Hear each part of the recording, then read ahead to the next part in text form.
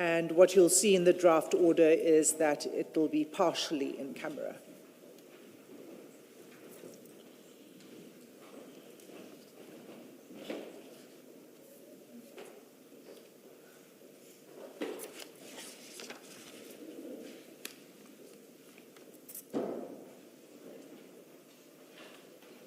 And the witness is due to appear on the 9th of June.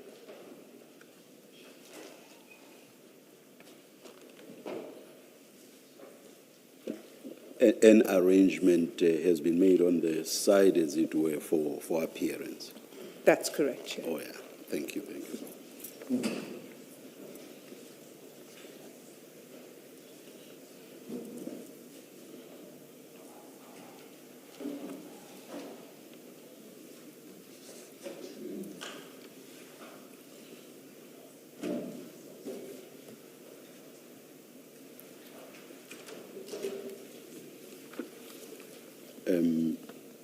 The first and second respondents are media houses, and who are the private individuals who are third and fourth respondents?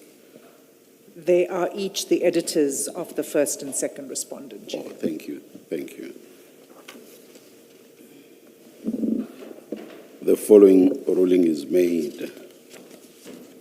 1, by agreement between the parties, the application by witness I for his evidence to be heard partially in camera on 9 June 2026 is granted. 2, the testimony of witness I will be heard publicly via audio link, and his face or visual features will be concealed. 3, members of the media and any persons granted access to the proceedings are prohibited from publishing, broadcasting, disseminating, or otherwise placing in the public domain any image, photograph, video footage, or other visual material that may reveal or tend to reveal the identity of witness I.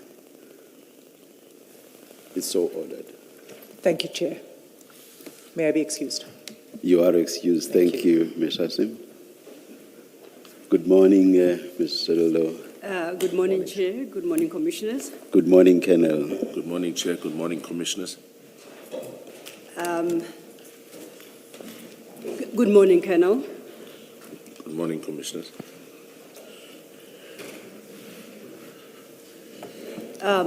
Before we start, there has been some rearrangement of your files.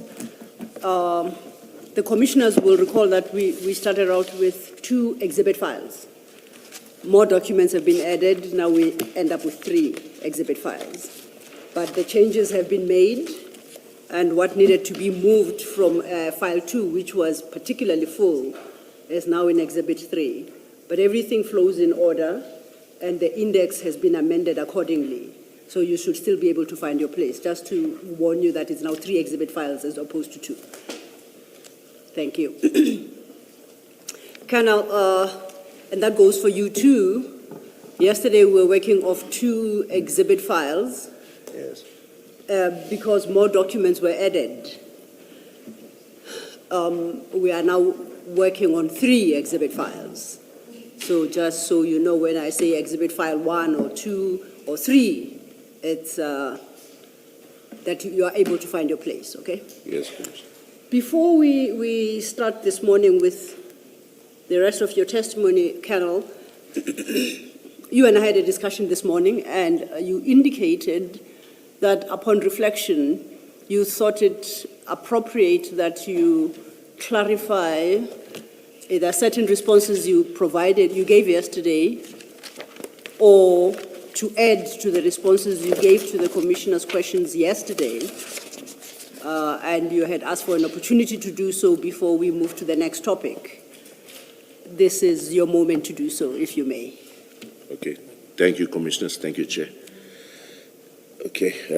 Commissioners, I noted yesterday Commissioner Baloy rightfully pointed out that Pangase's statement, together with mine, had the same names, the same designation of persons that were allegedly on the scene. And I don't think I did that answer justice.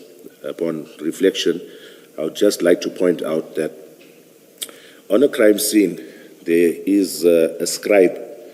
So in this case, the scribe was Warrant Officer Mkhwanazi, the one who was making notes. So what would happen is that when we are doing statements or now sitting down to discuss this matter, we would look at that scribe notes. So that would now have a list of who was there, the warehouse manager, her name, the relevant role players, the guys from Border Police, all of them. So hence, this is one document that would now be used by all of us with regards to compiling our statements. When we look at it, we say, okay, there's this warehouse manager, that's her name. There's the Border Police guy, that's his name. Then we saw a customs guy, this is his name. So, Commissioner, I just wanted to point out that would be the reason that it was exactly the same as Warrant Officer Mkhwanazi's. But also, just flowing from that, I would like to add that there was no deception intended. And it may look like that, and I'm going to try and justify why I say that. I was the investigating officer that did obtain statements from Governor and Mkhize. Had I had an intention of misleading or defeating or doing anything underhanded, that would have been reflected in those statements that I obtained from them. My statements that I obtained from these relevant members was indeed a true reflection of their observations on the scene. So I just thought it pertinent to point that out. Thank you, Commissioner. Thank you. There's one more, sorry. Please go ahead. Yes. Okay. Also, Commissioner Baloy, I think it's you again.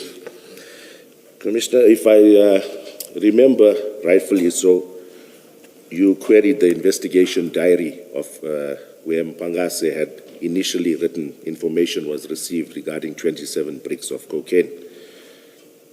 During the normal scheme of things, if this was an inquiry that was pre-registered, meaning it was not registered on the day, then it would have been a correct sequential, chronological,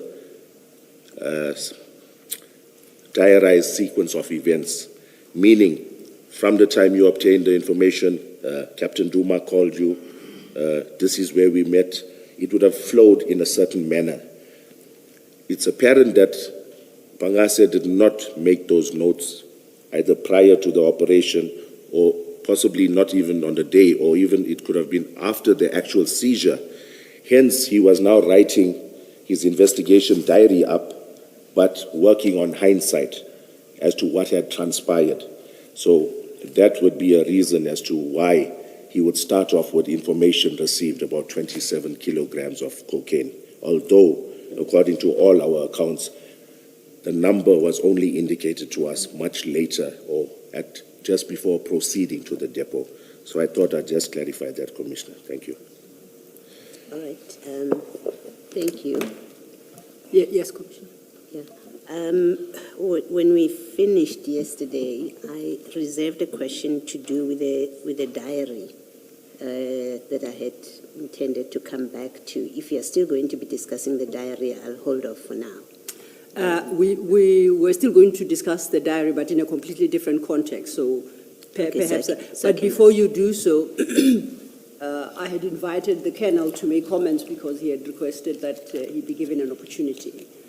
And thereafter, once he's done with his comments, then Commissioner, you can put your question if you may. Colonel, there is another issue you also brought to our attention regarding an information note you had prepared, right? And the fact that your statement, the statement that you have filed with the Commission is overly brief. And you would have wanted to highlight once again to the questions posed to you by the commissioners, the detail that you had in your original information note, as you call it, but somehow did not find its way into the statement.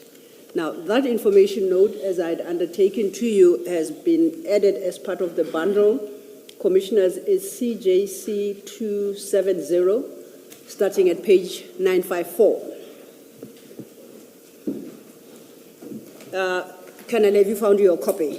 Yes, I've got it here, Commissioner. If you could just allow the commissioners to get there.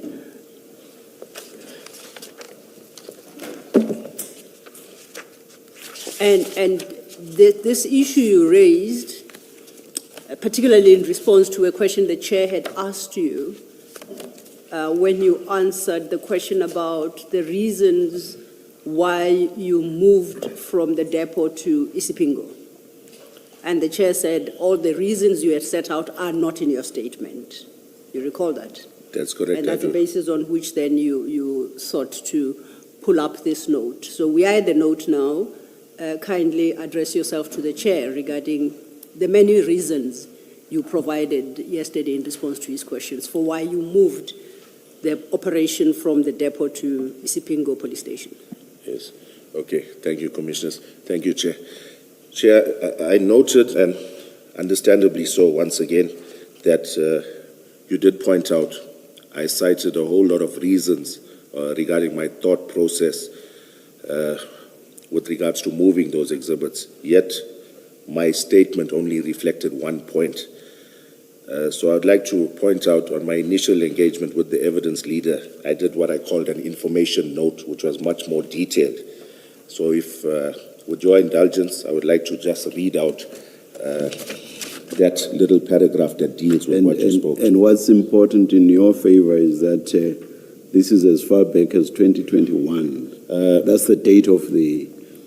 I'm saying Yes. in your favor. Yes, yes, Chair. Yes. Go ahead. Okay.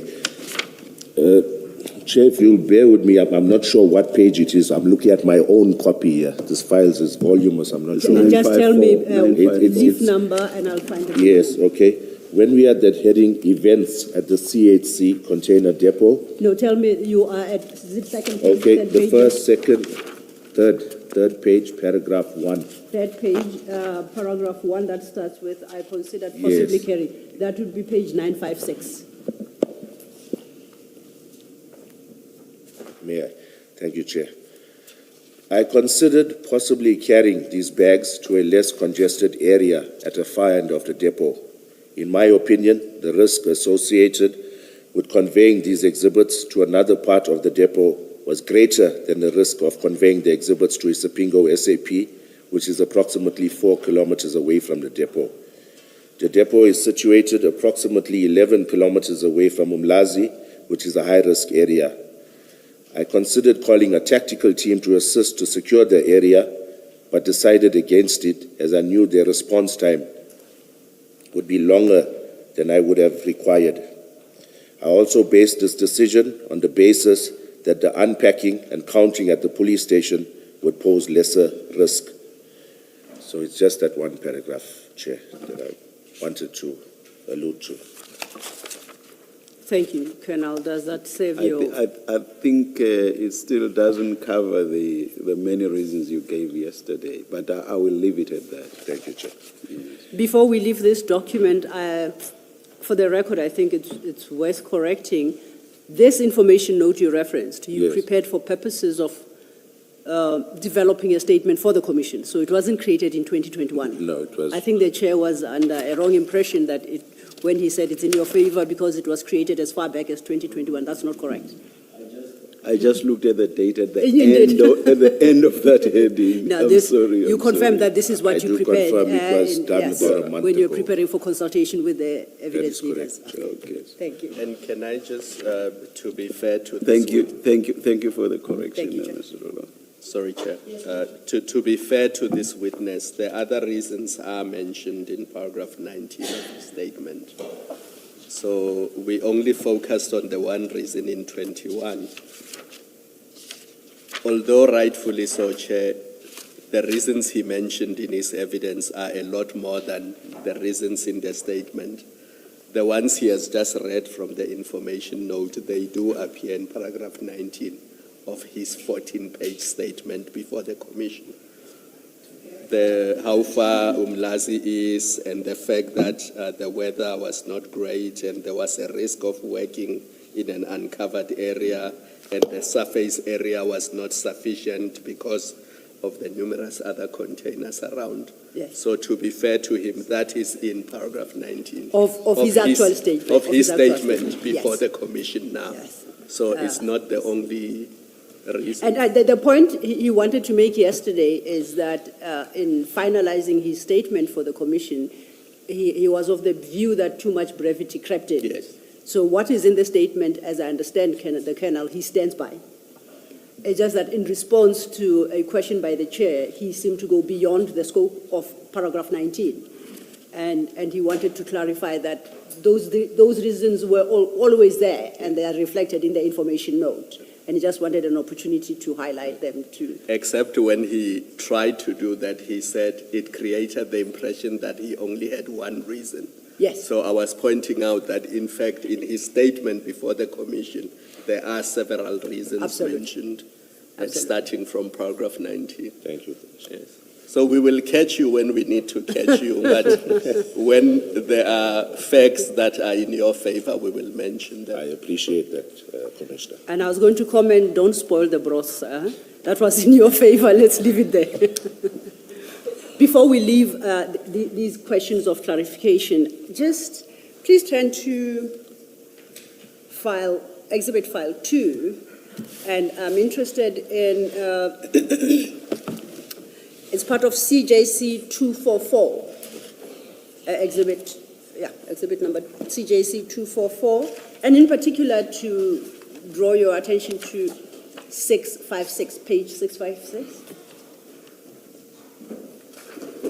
And this goes back to the issue you wanted to clarify to Commissioner Baloyi regarding the order of events, when you say in the investigation diary, it appeared that you were aware of the 27 kilograms and the container before you actually got to the depot. That's what you sought to clarify, Yes, right? yes, Commissioner. And your position is that you actually learned of that detail at the depot. Not at the depot, Commissioner. The 27 kilograms, the number was relayed to us at a briefing spot where we met Captain Duma, which was close by to the depot. Okay, but you had made your way towards the depot, away from the home and office. Yes, we were close to Yes. at a briefing spot, yes. So I draw your attention to page 656 because that is the statement of Warrant Officer Mpangase. And if you go to 658, Okay, just bear This- with me, Commissioner. Geraldine, please. Sorry. I can't see the file. 658. 52, she said. Yeah, 658. I'm looking for CJC 244, Exhibit File 2, particularly page 656.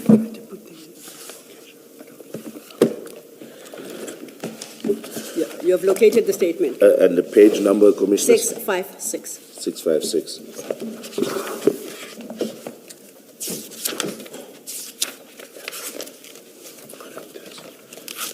And then I wanted you to turn to page 658, which is the conclusion of that statement. It appears to be dated 23rd November 2021. You see that? Yes, that's And I correct. say it appears to be because it's not most legible. Yes, Commissioner. Okay. Now, if we go back to the beginning of that statement at 656, paragraph 2, my challenge with your explanation to Commissioner Baloyi is the same quote-unquote error appears to have crept in the development of this statement in November 21 already. Because Warrant Officer Mpangase, paragraph 2 says, in the morning of the 22nd of June 21, I received information from crime intelligence that there was a container possibly containing approximately 27 kilograms of drugs, cocaine, which was kept at Isipingo CHC warehouse, destined to Johannesburg. The container number was BEAU 5, and the detail, you see that? Yes, I see that, Commissioner. At paragraph 3, then, Warrant Officer Mpangase continues, myself, Lieutenant Colonel Jacob, and Warrant Officer Sibia, now Captain, together with the crime intelligence member, proceeded to Isipingo to look for the alleged container. Yes. So are you suggesting that Warrant Officer Mpangase made the similar mistake in his own statement at the time? Commissioner, I'm unable to comment because it's not that detailed. It just tells you that he received information. There was a container possibly containing 27 kilograms of drug, which was kept at CHC warehouse destined for Johannesburg. We did receive that in the briefing. So he's not specific here, so I can't tell why he wrote it the way he wrote it, Commissioner, but I will still maintain the sequence of events as I did earlier. So I'm unsure, Commissioner, as to why he would.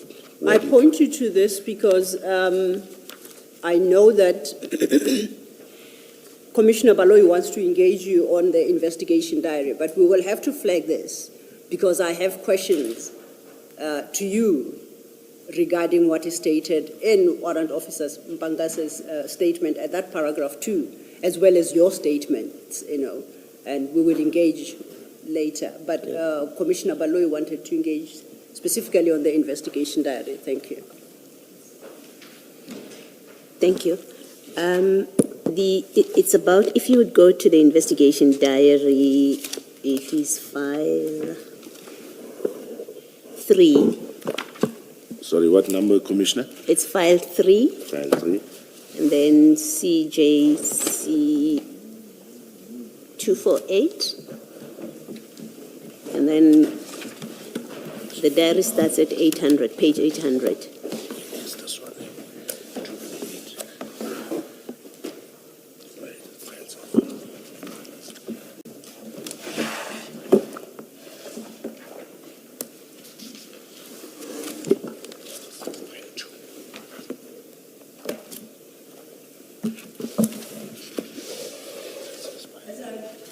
As I understand it, we are looking for CJC 268, the investigation diary,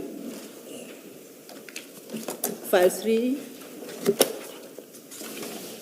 Page 800. Yes, I've got it, Commissioner. Thank you.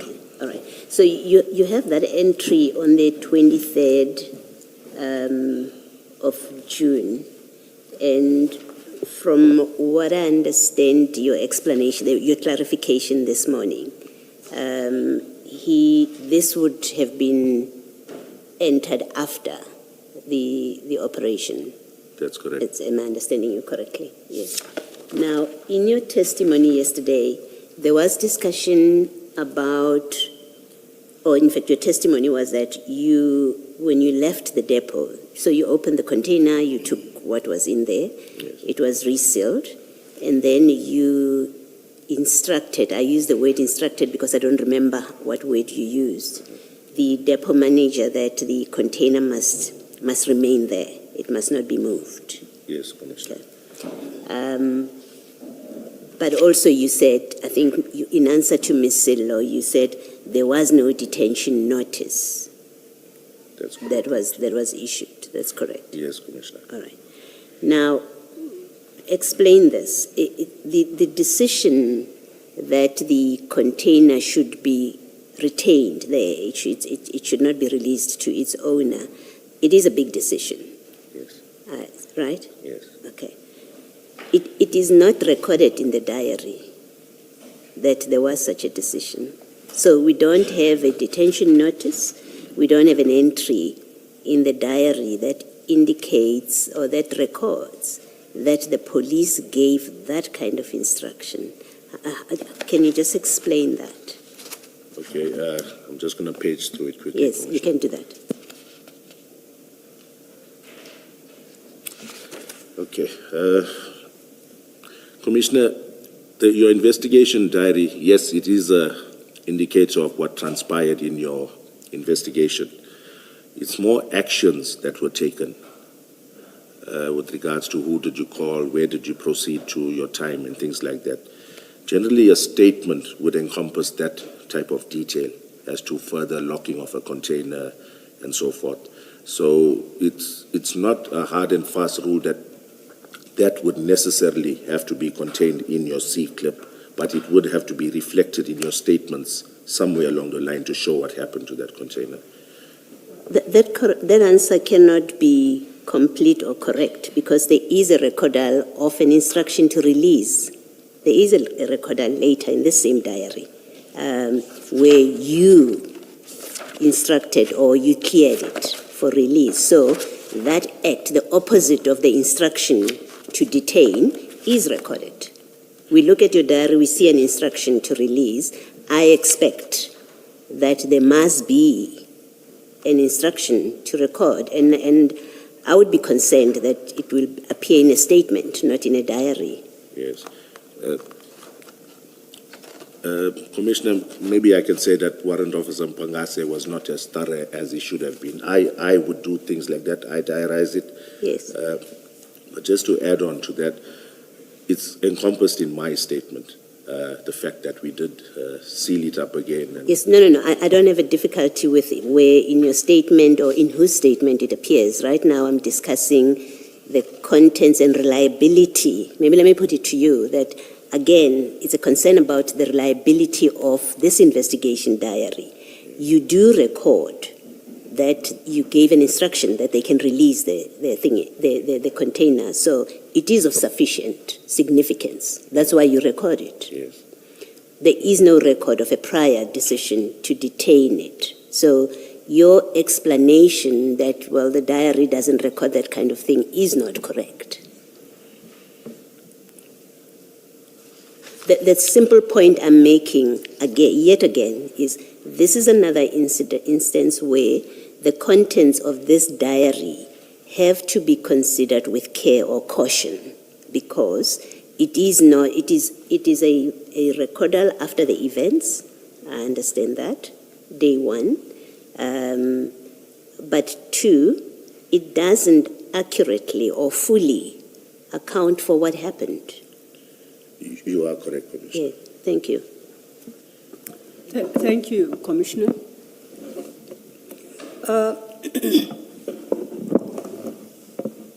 I think we're not moving off topic, but slightly. And now we're interrogating your reasons for deciding to move to Isipingo. And one of the reasons you stated, or two, related to risk and space. Correct? That's correct, Commissioner. Are you familiar with the CHC depot in terms of size and operations around there? It was my first visit there, Commissioner. And you complained that where the container had been placed was between two other containers, correct? That is correct, Commissioner. And making operations difficult. Is it safe to assume that even if the containers are placed side by side, the door of the container is facing you? That's correct, Commissioner. So anything you take out of there, you will bring towards yourself. That is correct, Commissioner. If you look at these ones lined up, it's a different matter, but the manner in which they are lined up. Yes, Commissioner. Okay. So technically, you don't really need the space.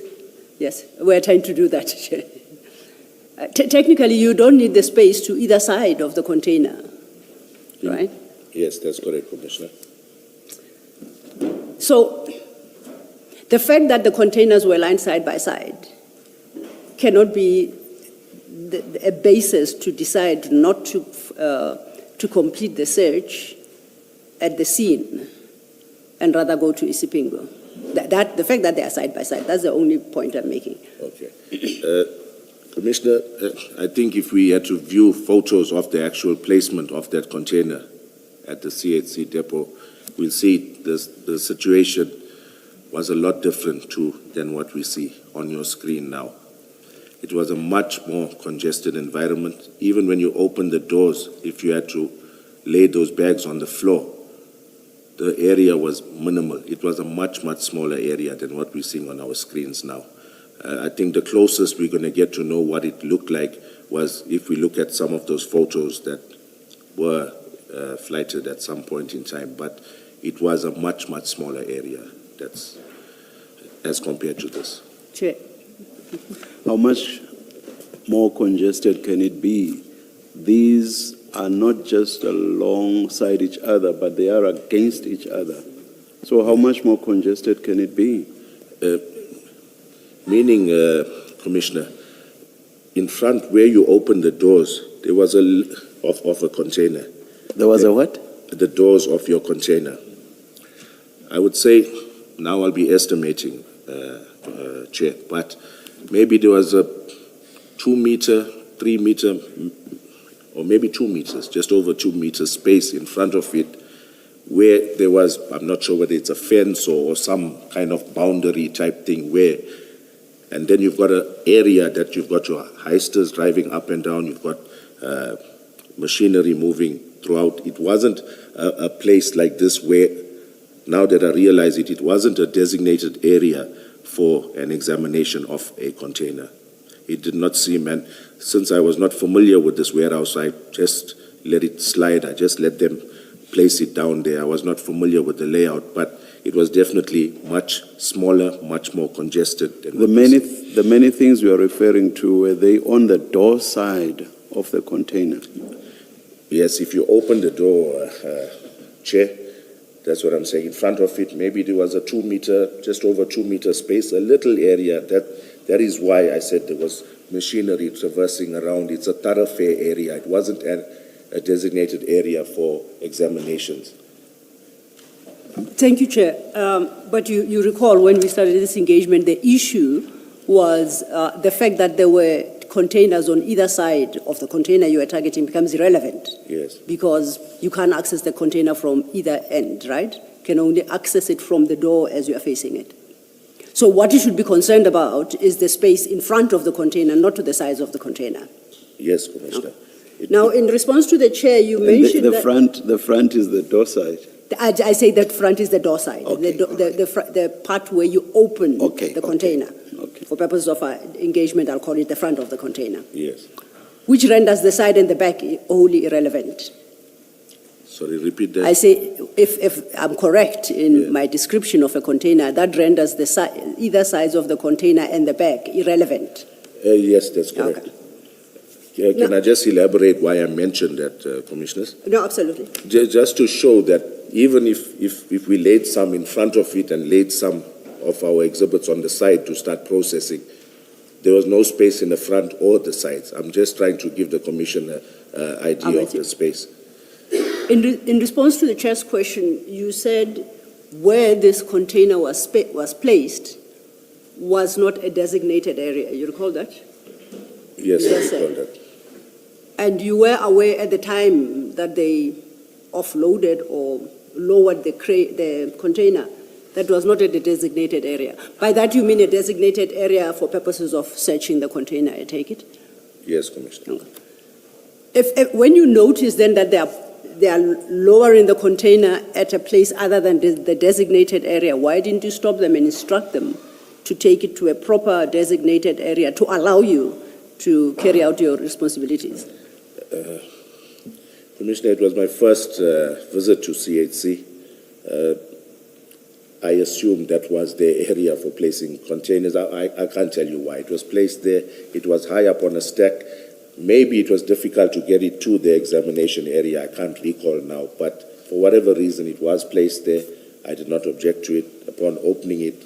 And especially more in light of the fact, Commissioner, that we weren't expecting a quantity like we did. So for me, when they placed it, I didn't think that we're going to have an issue now of space required for processing of exhibits.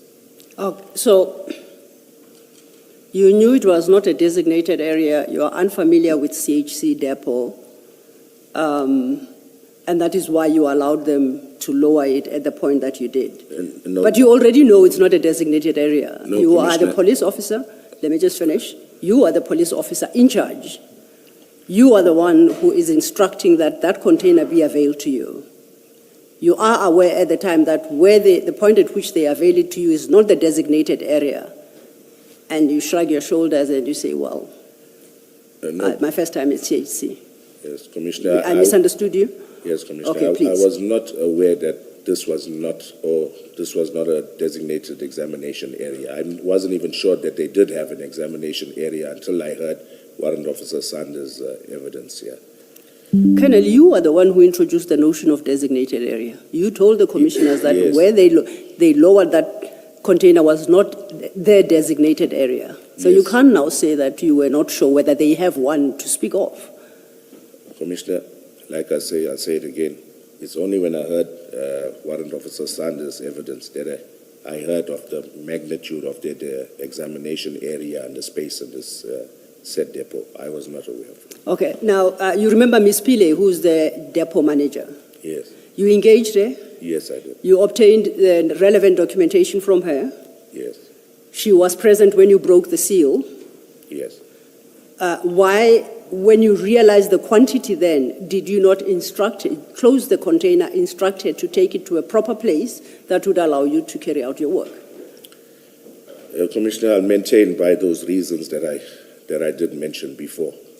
All of those thoughts that were running through my mind in terms of the safety of that area, the fact that Isipingo was 4 kilometers away, the fact that we had no exhibit bags or not adequate exhibit bags for it. That's the reason.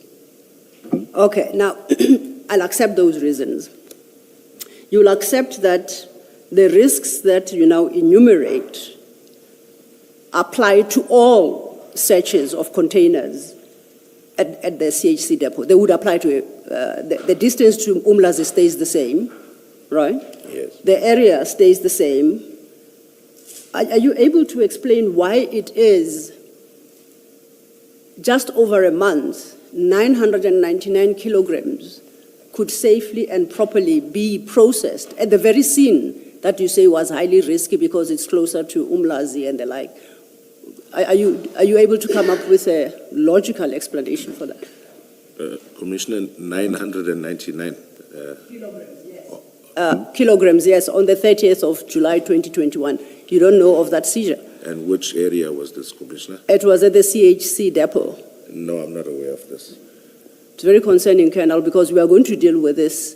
Considering the position you hold now as we speak, we are going to deal with that seizure, and I'm very concerned that you say you've never heard of it. You are the head of currently the unit commander of Durban COCIU, which comprises of National Priority Violent Crime Section, SANEB, and EPR, and you don't know about that seizure. Commissioner, the 999, as far as I recall, was not at the CHC depot, but I could be mistaken. Where was it? It was at some other shipping yard, because I did go to the scene. But as far as I recall, it was not at CHC. I'm not sure if the Commission can indulge me. Okay, I think I get your point. So you say I'm making the mistake in thinking that it was the same place. I'm not saying that. I'm saying I can't. No, I'm happy to take the mistake and be duly corrected. So if I misunderstood somebody's evidence, I'll accept that. But your point is that that particular seizure did not take place at CHC depot. Not that I can recall of. I'll cross-check on that and I'll come back to you. Before you Yes, Chair. move further away, I just want to make an observation about something you said, Mr. Lolo. Indeed, Chair. You said you accept the reasons. I just want to disabuse your mind, Colonel, Yes. of any possible misunderstandings.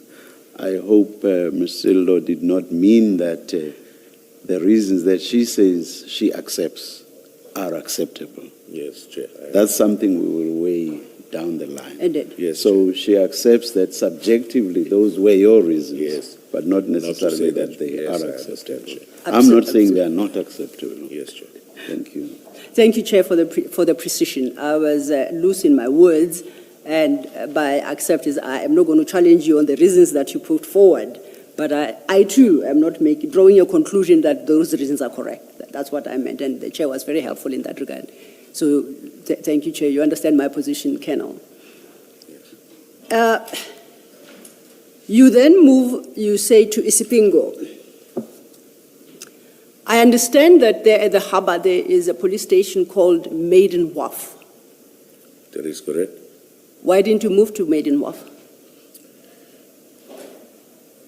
Maiden Wharf has their own exhibits to attend to, Commissioners. As with every police station.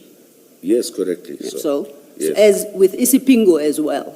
Yes. So, If I may expand on that, Commissioners, I know I'm at the ground level calling station commanders, phoning the various police stations for assistance. And as much as witnesses will come here and say that we should have tried the nearest station and all of that, I think I highlighted with my Umhlali, the Simbiti case, the difficulty with regards to securing storage locations. And if I had to elaborate on that, it's because these stations know that the lab takes a long while to house those exhibits, destroy it, analyze it, but no station wants to give away the SAP-13 space, let you use the entire or half of the exhibit room. Because remember, more especially stations like Maiden Wharf, which is close to our harbor, they are the stations that receive bulk exhibits that are seized at the harbor. So it could be that they did have storage place at that time, but the reason I did not engage with them was I know that they are going to need that storage place, then they're going to call me to ask me to take away my exhibits from there, like I've had previous experiences. That was my reluctance. That was the reason for my reluctance in engaging stations, because past experience has taught me certain stations will assist, others won't, others have their own SAP-13 needs to tend to. the picture you are painting is disturbing. It's like everybody owns a police station, and how do you work? You come across, or at least to me, as suggesting that you have to beg for space when you have done your job and you need secure space. You literally have to beg because somebody is going to reject your request. So in the end, you end up not even making the request. Yes. Is that how you operate? Yes, can I elaborate on that, Commissioners? Please do. It may not be a pretty picture to paint, but it is the truth. And if I had to tell the Commission, we've had instances. I'll give you an example. I think it was a year or just over a year back. My EPR group seized around 8 tons of copper in the Malvern policing precinct. Firstly, there's no space to keep 8 tons of copper. The stakeholders, meaning Transnet, Eskom, PRASA, don't want to safeguard those exhibits like they usually do. So we stuck with 8 tons of copper. The station cannot house it, that being Malvern Station. I personally had to acquire a container, a shipping container that we moved at our own making our own logistical arrangements. Get a container, call in favors, ask the station to house the said container there, lock up the exhibits in this container at Malvern Station. Within a year, every bit of that 8 ton of copper was stolen. There's various cases opened by the police station themselves for petty thieving, but 8 tons eventually was lost. That's one incident with Malvern Station. There was another incident at Isipingo Station, I think it was in 2024. The infrastructure task team had seized around 5 tons of copper. Isipingo could not house it. They then acquired a shipping container, placed it on the station premises in order to house these exhibits.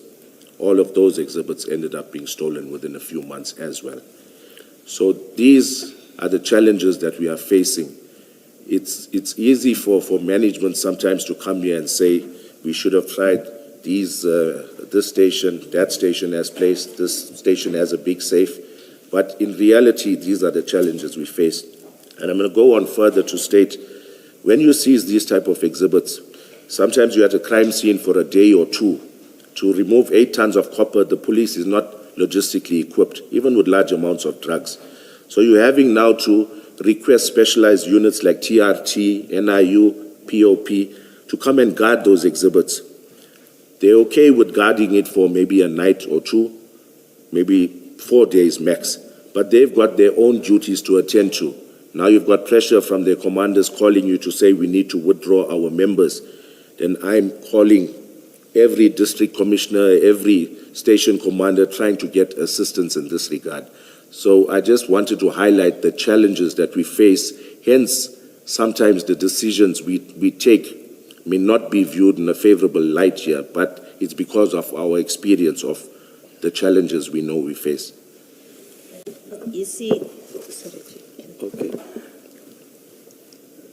That can never be justification for you not even asking whether storage space was available. You never asked. You never ever asked. All of the things you say can never be justification for not asking. They cannot be. You simply made an assumption that there was no storage. You assumed that there was no storage. Am I correct? You assumed. No, Chair. You assumed because you never asked. It's as simple as all that. Did you ask? Chair, if Did you ask? No, I did not ask. So you assumed. I knew it would become a problem in the future. You assumed that they could not store the suspected contain. Is that correct? That's correct. Why did you make such an assumption on so serious a matter? Chair, when I escalated it to the brigadier's level, Why did you escalated it because in paragraph 30, you already took this very strange view that you had, open quote, exhausted all avenues, close quote, for storage. Yes. And yet you didn't. You simply made an assumption. Is it factually correct that you had exhausted all avenues? Is that factually correct? it's not factually correct. So why did you say it to your superiors? Okay. And why do you continue to say it in your affidavit? Chair, Why did you say that? Chair, the reason I say it is because of the closest stations that were there were Brighton Beach. I'll tell them to you. They were Durban Central, Brighton Beach, Maiden Wharf.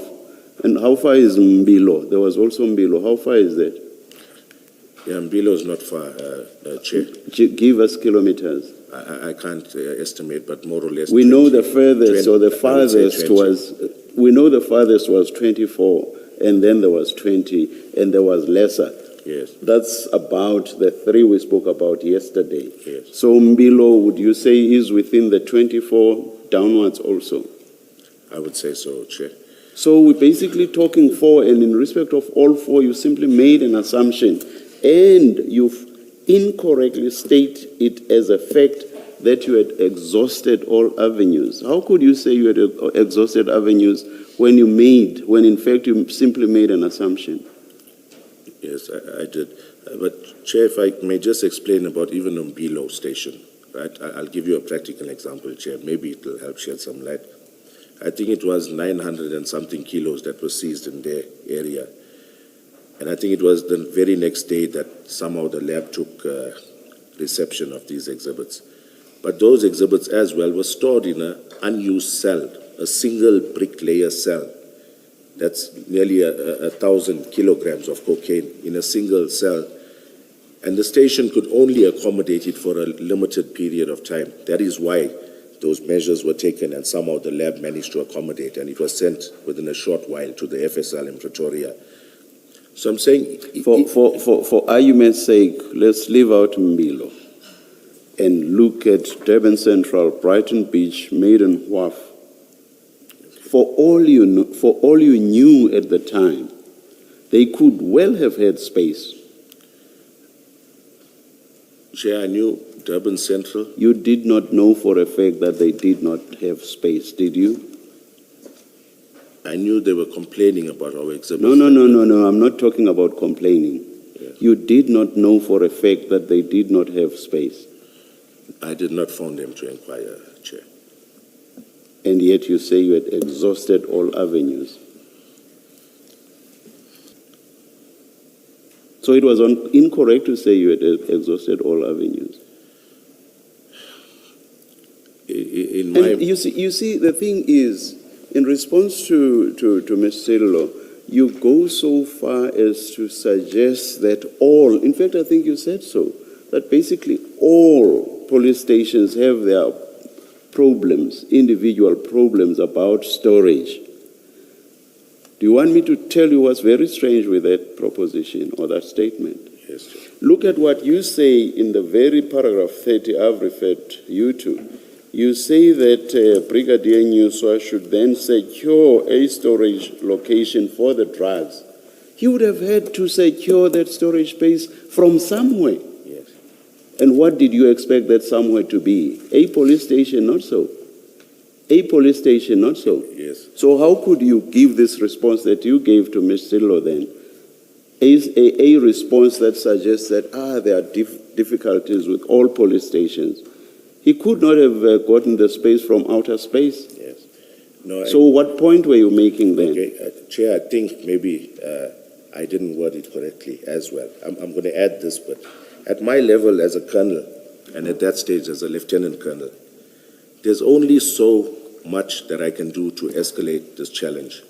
Obviously, any station commander or district commissioner won't hold my opinion in that high regard, or my request, won't take it as seriously as they would take it if they were engaged by, let's say, my brigadier, my provincial commander. But you would only get to that if you have seriously done the groundwork, or rather worked the groundwork that needed to be, or done the groundwork that needed to be done.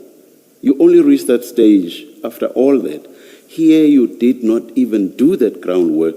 You worked on an assumption. You did not inquire whether space was available, at least at these 3 police stations. I will not mention their names again.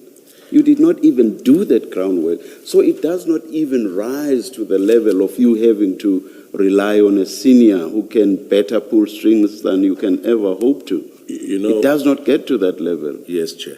And I think I'm going to say this honestly as well. Maybe I wanted my brigadier to bear that burden where he's being inundated with calls from that said station complaining that we need these exhibits to be removed. So you lied to him. You said you had exhausted all avenues. I didn't lie.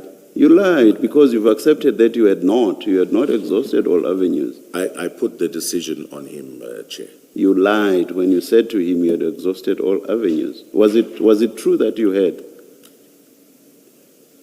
In my mind, Durban Central was out and Was it true, factually, that you had exhausted all avenues? You've already said you had not. Yes.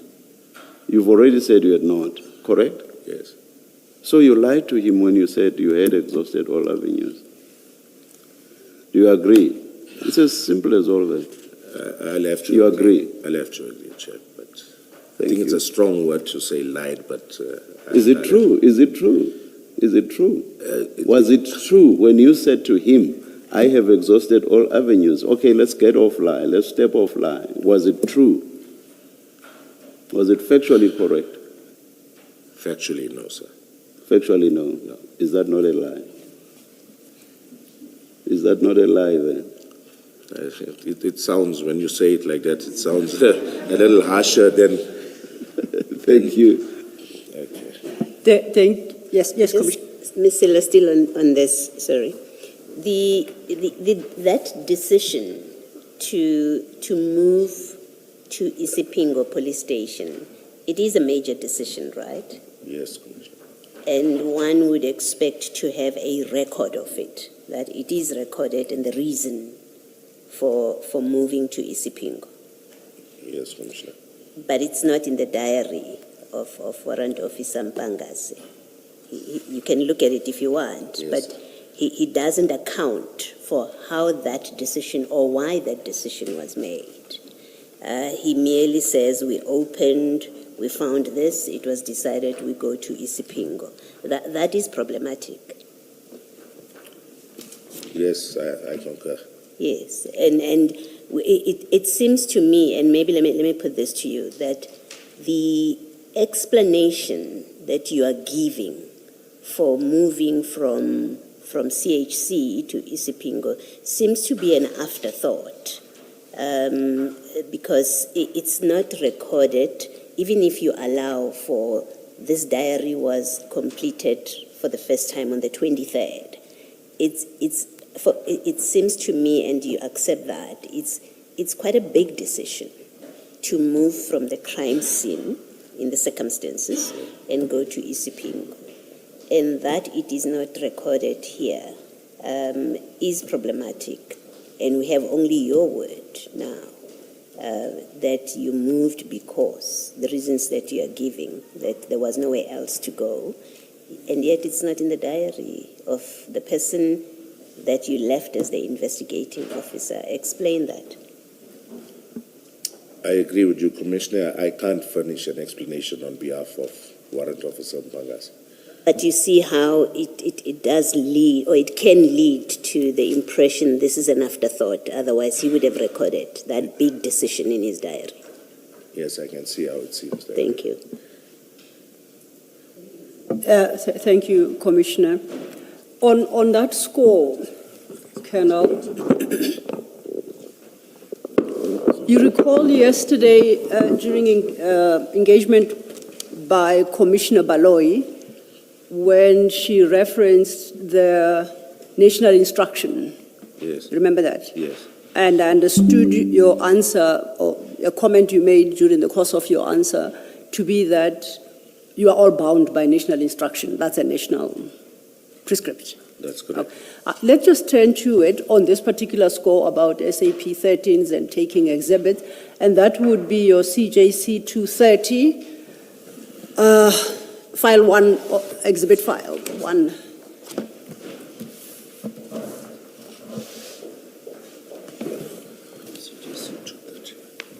That's a National Instruction 8 of 2017.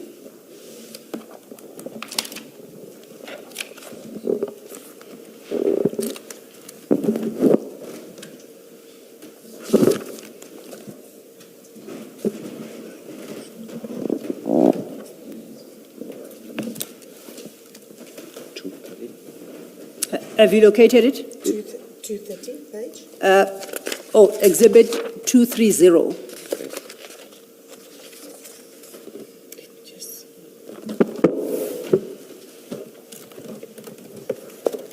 Yes, Commissioner. You have seen that document before. Yes, I have. It's the National Instruction 8 of 2017, Property and Exhibit Management. Yes, Commissioner. Is it fair to assume that at least the district or heads of various police stations have seen the document and are familiar with it? I would take that to be the most basic level of knowledge and understanding by those who lead.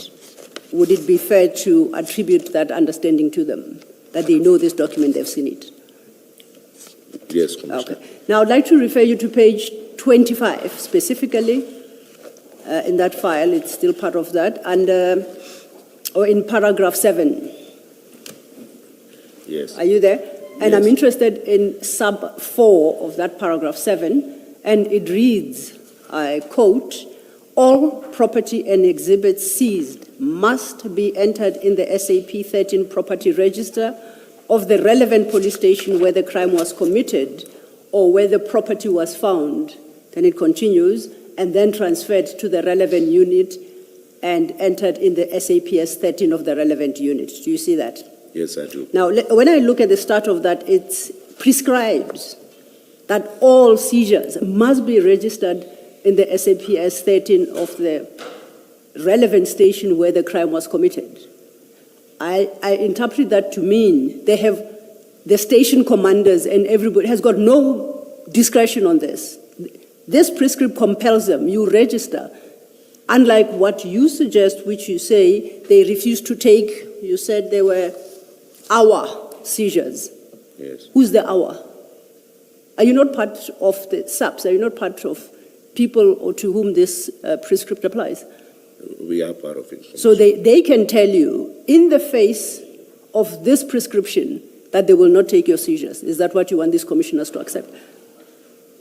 If I may give the example of Isipingo, the previous time for the seizure on the 5th of February 2020, they demanded those exhibits be removed the following day, and they could not, although the lab could not house it, Durban Central then housed it. But one would have thought that Isipingo, being the relevant station, would be compelled now to make some sort of arrangement to house those exhibits, seeing as it was seized in their policing area. Yes, but you know that doesn't help you, right? Because Isipingo took those drugs. It entered them into the SAP 13. It kept them overnight. and then it required that they be removed. So Isipingo actually complied with that prescription. Yes, but in our case, Commissioner, they didn't store it at all.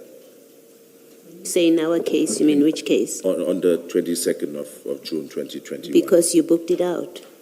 Because Mpangase booked it in and out immediately. I maintain, Commissioner, that Warrant Officer Perumal did not want to keep those exhibits. No, well, I think yesterday you sort of gave a more nuanced answer. You said, I may have confused a prior discussion with Perumal about whether they have storage or not. And I accept that, I have to accept that I don't have a recollection of discussing with him. So yesterday you revisited your much firmer earlier statement, where in your earlier statement you had said Perumal refused to accept the exhibits. And yesterday in your explanation, you softened your position and said, yeah, I know that I had previously had in another thing, we had that discussion where he had refused. This time I have to accept that maybe I didn't have the discussion with him. So now you're going back to elevate it to there was a discussion with Perumal and he refused to take the exhibits. Which one is it? Okay, Commissioner, if memory serves me correct, or from what I know, the reason I alluded to, or initially I said I was a bit confused and I'm not sure if I asked him explicitly, but I did clarify that my members on the scene had reminded me that Perumal explicitly refused to store those exhibits. And the reason I cited for it not being that clear in my head was possibly because of the previous year's incident that we had with Isipingo SAPS regarding that Mandrax tablets. But that's another thing that's not in the diary of Mpongase.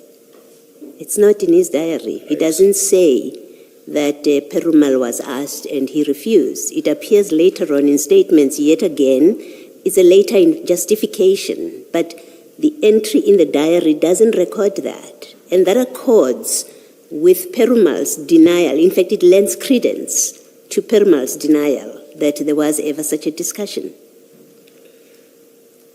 I hear you, I accept that, Commissioner, but I still maintain that Perumal was not accepting those exhibits.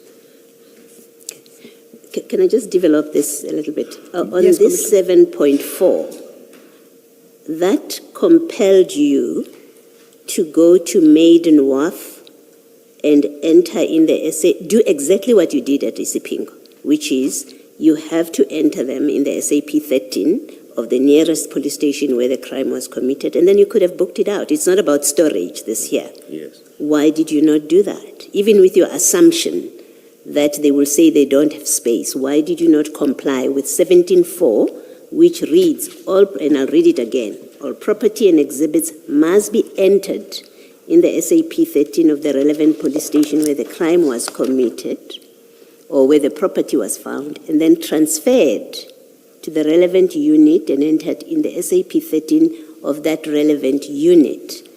The first part says you should have entered these things in the SAP 13 of Maiden Wharf, being the nearest police station, no? No, Commissioner. This CHC container depot fell within the Isipingo policing precinct. So they are the relevant station that... It's not the nearest. No, it's the relevant. It doesn't necessarily have to be the nearest. Police stations fall within a certain jurisdiction. Okay, I accept that. Thank you. If I may develop that, you recall we looked at the SOP, the ORS SOP yesterday, which identified CHC depot to be a licensed depot around the harbour, I won't say in the harbour, but that falls within the area of ORS Durban Harbour Police. So it's in that area. Yes. Okay. And it's in the area because it means that the harbour police have got access to that depot as any part of the harbour. Do you accept that? That's correct. And if, let's then turn and to test your answer, let's look at CJC 258 and bundle B, bundle 3.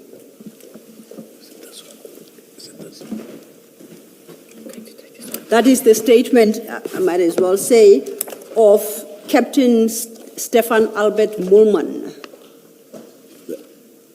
Sorry, Commissioner, CJC? CJC 258.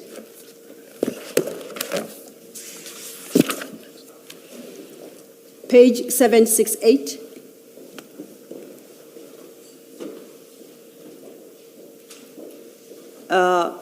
Have you located it, Colonel? Yes, Commissioner. This is the statement of Captain Stefan Albert Mulman. Do you know him? Yes, I'm familiar with him, Commissioner. If we go to paragraph 3, he states, from July 2014 to December 2024, I was the exhibit clerk serving in the SAPS 13 exhibit room at SAPS Maiden Wharf. And it says, my duties entail the receiving, safeguarding, and releasing of exhibits at the SAPS Maiden Wharf. All items seized at crime scenes or found, and here's the emphasis, within the Durban Harbour Police area must be handed in as exhibits at the Maiden Wharf Police Station. So in his understanding, where Durban Harbour Police have jurisdiction, everything seized there must go to them.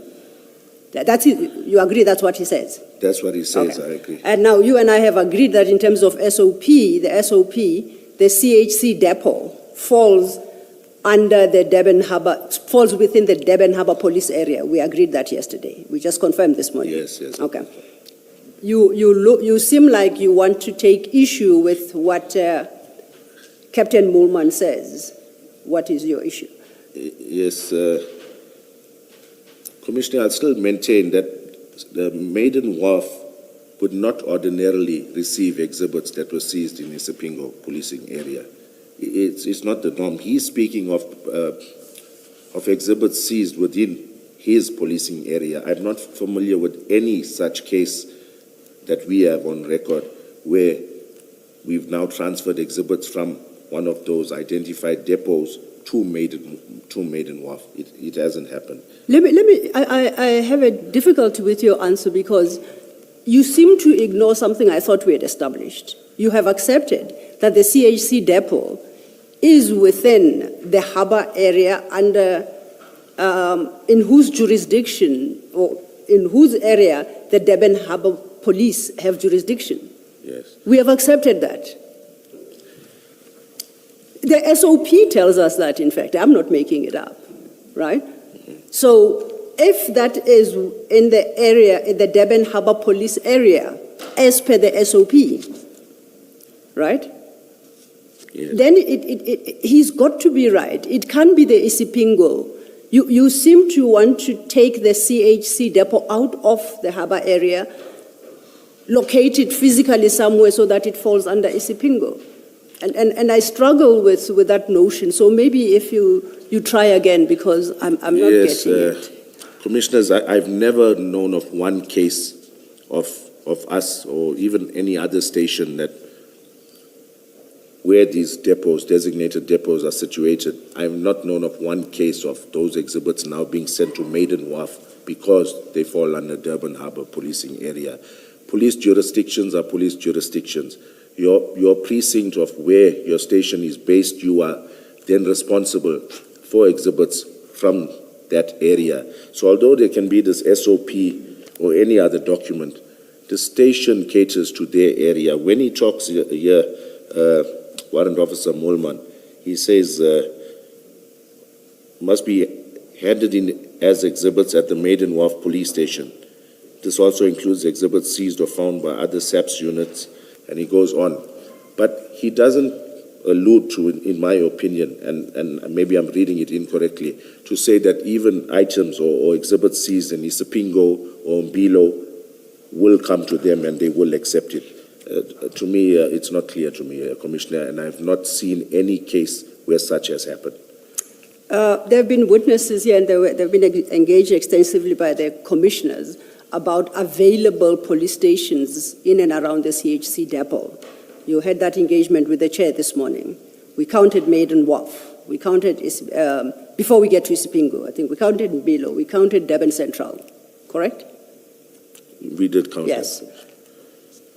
On your reasoning, then they must not come into play because we are not in their jurisdictions. They were discussed because they were available facilities within the general area before we go to Port Shepstone. Why then do they come into consideration if they're not applicable? I don't understand anymore, Colonel.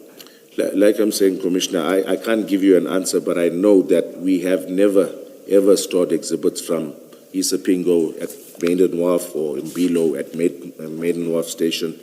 This statement, from what I'm reading, it doesn't tell me that. Then I'll go back to your paragraph 30, your statement. Now, your statement, and once again is the engagement you had with the chair. And your statement to the commission, you say, I then called Brigadier Nyuswa and told them that I had exhausted all avenues and that he should secure a storage location for the drugs.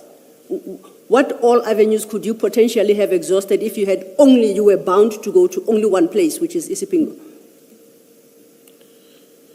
I've been reprimanded for it, Commissioner. But No, that was a different issue. I'm raising a completely different issue now. When you say you exhausted all avenues, why did you even try to exhaust avenues when you know you can't go there? When you know there are no avenues to exhaust in the very first place?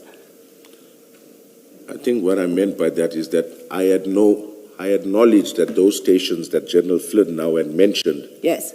were already carrying our exhibits for. Oh, okay. Yes. So those were the avenues you considered perhaps potentially available to you. Yes. You had exhausted them in a sense that, as the chair pointed out, it implies that you either inquired and confirmed that they don't have space, or you know that they did not have space. Which is... I did not inquire. I drew an You assumption. Okay, you drew an assumption. Now, staying with Maiden Wharf, we'll look at the others. Still on the same document, if you go over leaf, paragraph 4, I want us to start at 769. We're still with Captain Moolman's statement. Now, paragraph 4 lists records 6 seizures that were stored at SAPS Maiden Wharf from 8th May 2020, yes, 2020-05-08. That's the sixth one on page 769, until the 2nd of December 2024/1202. You see that? Do you see where I'm reading? I can't see the 2024, Commissioner. What line? It's at page 768, as I say. 768, yes. They are listed, apologies, they are listed 1 to 6, with 1 being the latest and 6 being the earliest. Do you see that? That's correct. Now let's look at the earliest, which is at your page 769, that item 6. It's 32 kilograms of cocaine received on the 8th of May 2020. You see that? Yes. The next is item 5, which is the 999 kg cocaine received on 30th July 2021. You see that? Yes. Unless I am misreading this, it would appear that between that seizure of 30th July 2021 and May 2020, all he had was 32 kg of cocaine. So your seizure actually occurred before the 30th July 2021 seizure. So your assumption was wholly wrong, because after 6 weeks after your seizure, he could accommodate 999 kilograms. Your assumption was wholly wrong. Now, please explain to the commissioners on what basis could you even make it? Okay. I'm going to try and explain it in this fashion, Commissioners. If you look at this 999 kilos that was seized on the 30th of July 2021, these drugs were kept at the station for a period of 3 months before they were taken to the lab on the 12th of November 2022. No, 2021, sorry. My apologies. It was taken to the lab on the 12th of November 2021. So, in effect, this 999 kilos would have still been at Maiden Wharf in their safe. And together with our 541 kilos, it would now mean that there's going to be 1.5 tons of our drug or of drugs at Maiden Wharf. Is there a challenge with that? Is there a problem?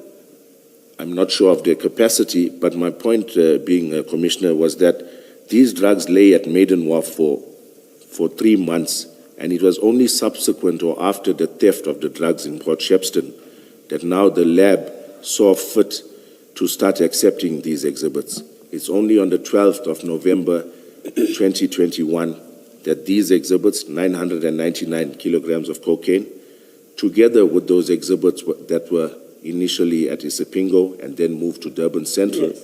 it was only at that stage now that this 999 was fetched on the 12th of November, together with the 547 kilograms of mandrax. And at that stage, the lab had taken them up. Yes. So my point being that the SAP 13 safes get clogged up. So we were going to have 999 kilograms of cocaine there with another 500 kilograms, so that's 1.5 ton.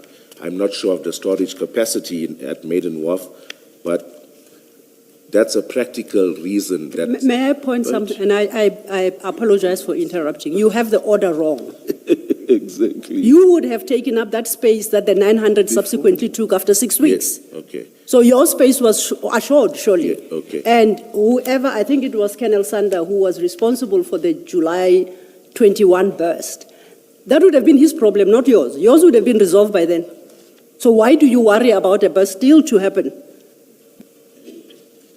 I can accept that, but I still maintain, Commissioner, that the station has to cater for their own area, policing area, and more especially Maiden Wharf is one of the stations that regularly receives large amounts of drugs and exhibits from the harbour. Just where's the logic in that?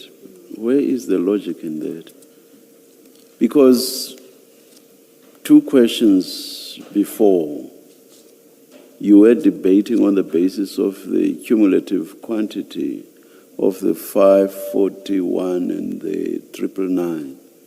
Now you are told that, but you would have gotten space before the 999. Yes. Now I don't understand. Okay, what Commissioner, you, yes, I got it backward, Chair. My apologies. But I'm trying to yes. understand the logic of what you said just now. Yes. Do you accept it's completely illogical? Okay, I got it mixed up in terms of which exhibits reach first, Chair. I concede. But that was clarified. Yes, still yes. clarified to you. Yes. Clarified it to you. Okay, but... And now you started giving some other explanation, the logic of which I simply do not understand. Okay, my point, I think, in essence, Chair, is that exhibits are continuously being entered at certain stations.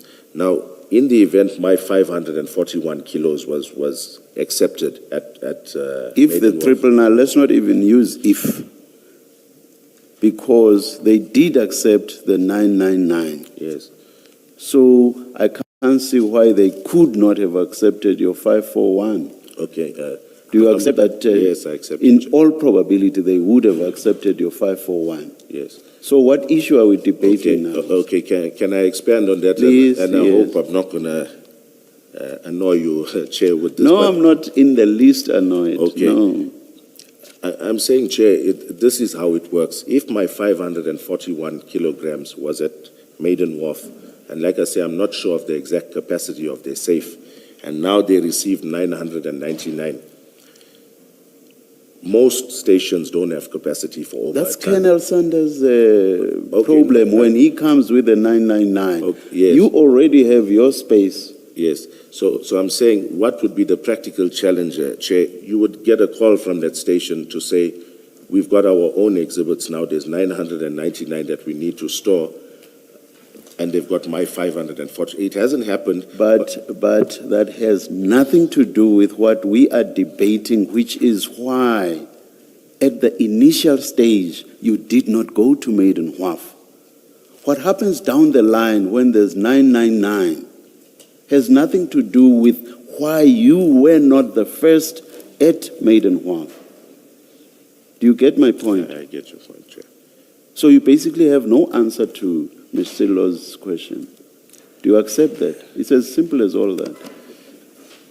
Do you accept that? I accept it, but can I give a practical example? Yes, okay, all right. No, go ahead and explain. You know, back to my Simbiti case, the one in the Mshlali policing area.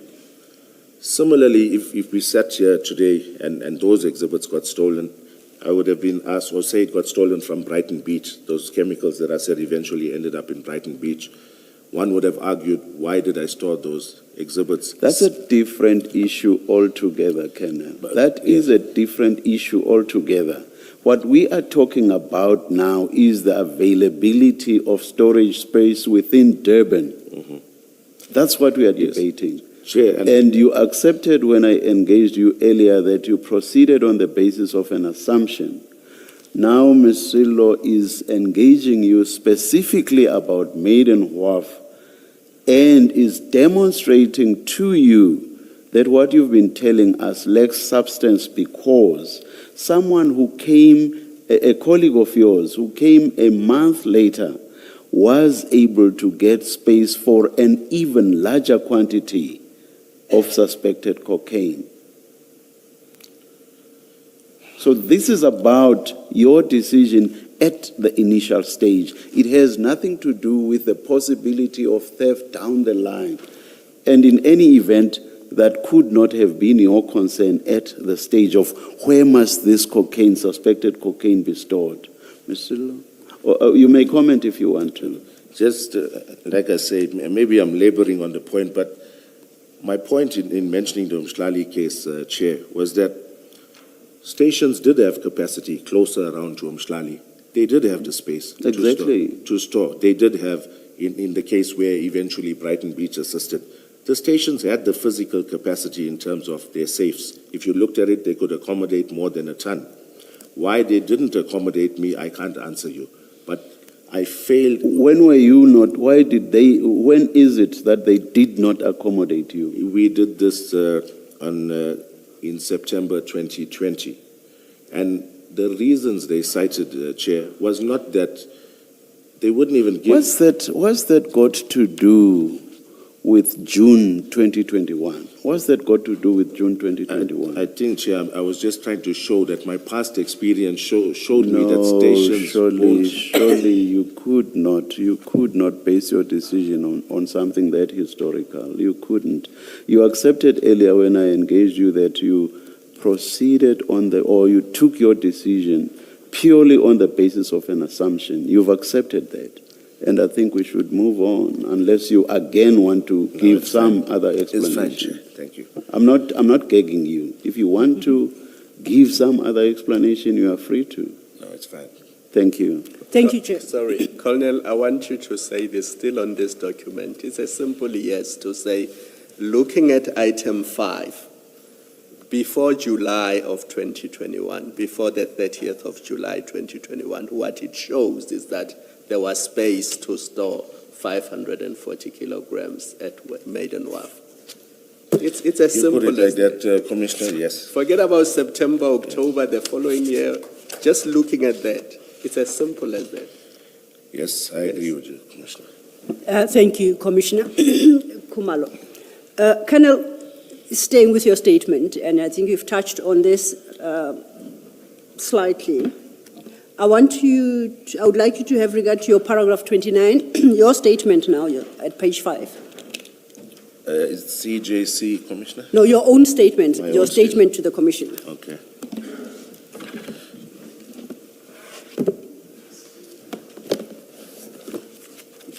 Do you have it? Yes. Okay. Page 5, paragraph 29. You state in that paragraph, and I'll just read it out quickly. I knew that 2 police stations that normally assisted with storage, viz. Durban Central SAP and Brighton Beach SAP, still had exhibits from our drug seizures conducted in February 2020 and September 2020, respectively. I'll stop there. You see that? Yes, yes. Now let's talk about the September 2020. Is that the Umhlali seizure that you spoke of? That's correct. Okay. What was seized there and what was the quantity? The exact quantities, I can't recall offhand. Estimate, in this case, Yes, we we're keep saying looking at 540 tons. kg. Yeah, We're but looking at maybe a ton of a precursor chemical. a ton. Mhm. Okay. And then the February 2020 seizure, what was that? That was the CHC depot. That was 547 kilograms of mandrax. Of mandrax. Yes. Okay. Do you know where these drugs are? Or at the time you were confronted with the 541, did you know where those drugs were? Did Yes, you know they were still at those respective police stations? that is correct. Okay. And it's on that basis that you say you then concluded, because the one was already holding a ton of chemicals and the other was holding 547 kilograms of mandrax, you concluded that they are not a viable option. Yes. Okay. I would like you to go to Exhibit 2, I think, yes, Exhibit 2. No, Exhibit File 2, that's the word I'm looking for. And to go to CJC 242.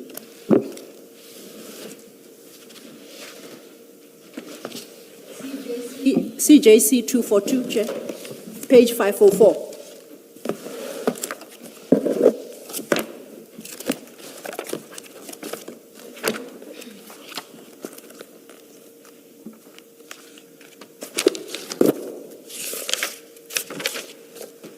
Got it. Have you located it? Yes.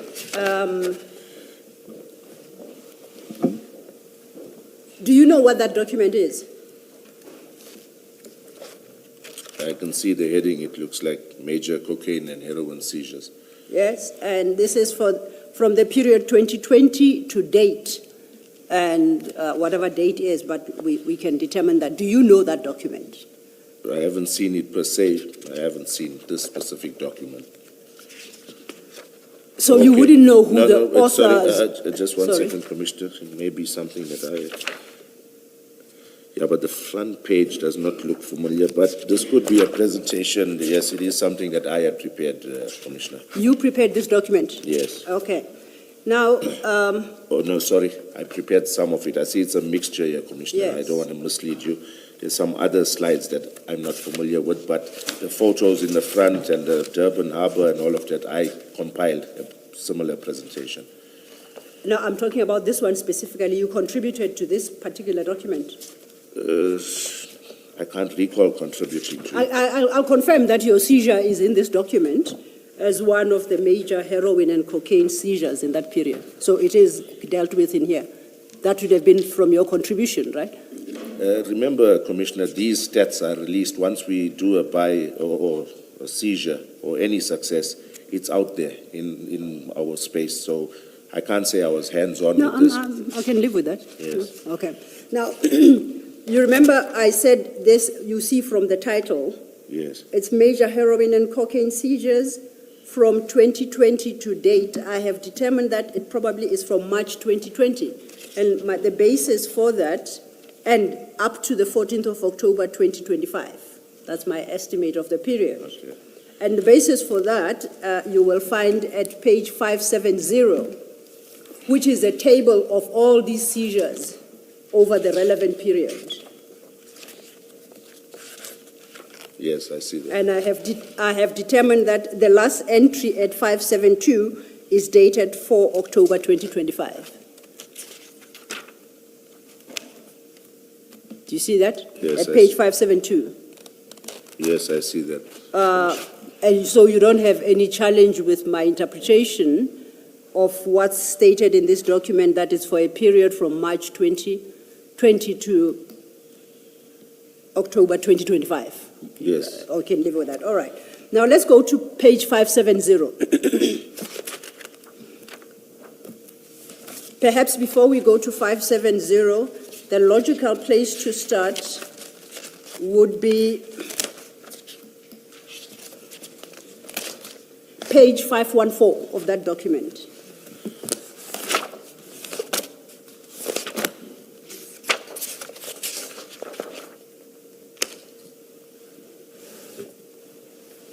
Got it? Okay, now that's your seizure at 514. That's correct. Okay. So we know that it happened on the 21st of June, 22nd June 2021. Correct. Now then, let's go to 570, which is the table of all these seizures. It's easier to work off that table. If you are there, I take it when this document tells me that it's about major heroin and cocaine seizures from a particular date from the DPCI KwaZulu-Natal Serious Organized Crime Unit, that's your office. That's where you correct. are based, right? Yes.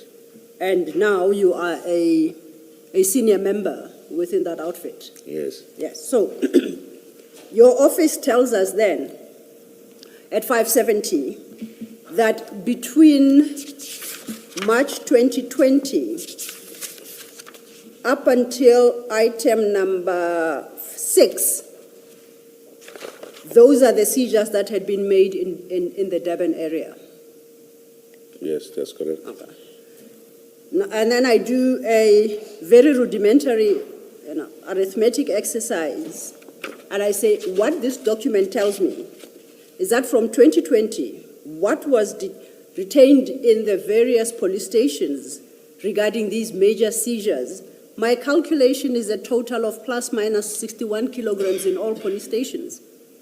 I must say, I exclude the 18,300 heroin capsules because I have no idea what they could potentially weigh, and item 2, and I also exclude part of item 4, which is 220,000 heroin capsules. You can give them any weight you want, but I dare say we don't even reach 100 kilograms by the time you have your seizure at item 6. Do you see that? Yes. And this I'm informed of by your office, Yes. of which you are a part. Yes. So it cannot be that there were storage problems. That's first. And secondly, please, in this document, find for me your seizures of February 2020, which you say is the 547 kilograms of Mandrax, and your September 2020 reference there, which you said was a ton, I think, of some. Yes. Please Yes. find it for me in this presentation. Yes, okay. Commissioner, it's serial number 4 on page 570. Yes? So we've got, this is misleading, right? Because it says heroin plus heroin capsules. I can confirm it was heroin capsules, Mandrax precursors. There's a whole lot more. This is incomplete, Commissioner. No, it can't be. So now you are telling us that an entire formal presentation by the DPCI is misleading. I'm saying that. And on what do you base? Please give us the facts to show that this is misleading and you have the right information. This looks like it may have been compiled by a colleague at my office without consultation. I can say categorically that this is incorrect. And I'll also point out another incorrect statement by yourself, Commissioner. Go to the evidence. No, I'm not a commissioner. You are elevating me, sir. The serial number 7, Maiden Wharf, 999 kilograms. That's the same 999, I think, that you had mistaken for the CHC depot. There's no 999 that was seized at CHC. So as the commander of the unit, I'm familiar with my cases. So I thought I'd point that out. No, it's Maiden Wharf, that 999 kg. You said it was CHC depot. I said it was CHC depot, but it was. We know it was registered at Maiden Wharf. We put it up there. But it was not at the CHC depot, Commissioner. And I did accept I may be wrong, but this document doesn't say anything about depot. Now, I'm just pointing out of your Oh, okay. incorrect statement. For what it's worth. It's about tea time now. If you maintain this document is incorrect, Chair is going I'm to just give saying us... point 4, Commissioner. I'm saying point 4 is incorrect. Okay, so you confine yourself to point 4. Yes. Then let's find the September 2020 seizure. It being a ton, that would be a major one. Yes, that's the I would same one I'm expect it to speaking be- of, point 4. Okay, then let's find the other one, the 547 kilograms Mandrax, February 2020. I was struggling to find both.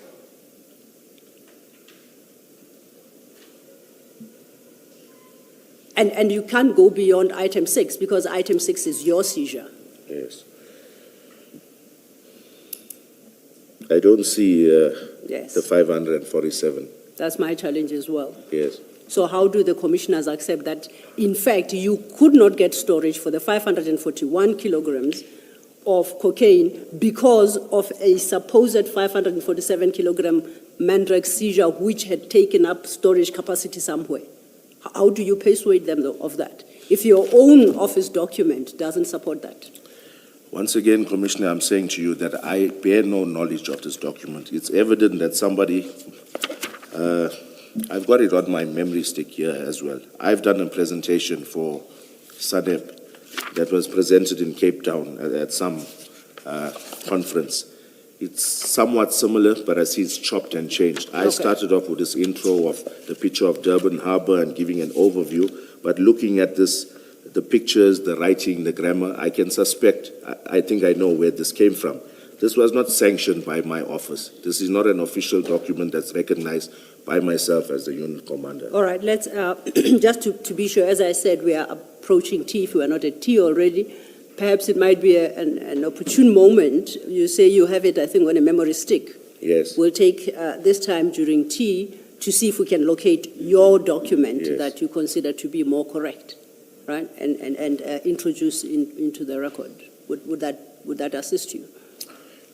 I don't know what you're looking to prove, Commissioner, so I'm not sure. I'm if it's looking on to prove that there was capacity in and around Durban for 541 kg heroin. You didn't have to go to Port Shepstone. That's what I'm trying to prove. I'm not disputing, Commissioner, that they would have been. Okay. So you did not talk to Brigadier Nyuswa to find alternative storage capacity because you had exhausted all avenues and there was no storage space in Durban. That is not the case. There was storage in and around Durban. You chose to go elsewhere, to Port Shepstone in this case, on the advice of Brigadier Nyuswa. Is that a fair summary? It's not a fair summary to say I chose with regards to Port Shepstone. It's a fair summary to say that I've told or informed Brigadier Nyuswa that I exhausted all avenues. Okay. That's what So I you did say. chose not to store this seizure anywhere in and around Durban. You chose that one. I did not choose to do so. If Brigadier Nyuswa had made a call to some senior No. district commissioner- Mine is slightly different. You chose that this seizure will not be stored in and around Durban. No, I did not. You must have. No, I did not. Chair, is this an appropriate time?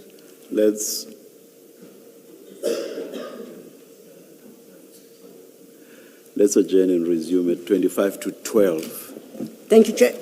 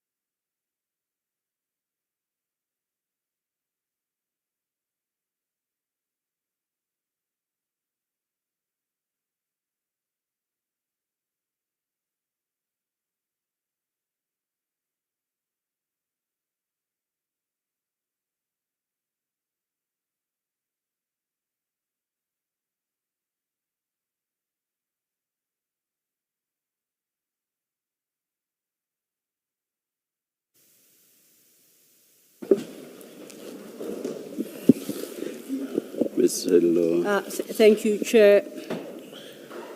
Before we move from this document, we had flighted CJC 242, that presentation. I think it's necessary I place on record. You will see on the face of that document it's got marking S2, Annexure S2. That document was provided to the Commission by General Sinona. It's Annexure S2 to General Sinona's January statement, for the record. Colonel, we discussed that this document that you take issue with was provided to the Commission by your General Sinona. Yes, Commissioner. You and I have spent the tea break trying to determine the extent of inaccuracies that you claim are contained in this document, and that you have another presentation.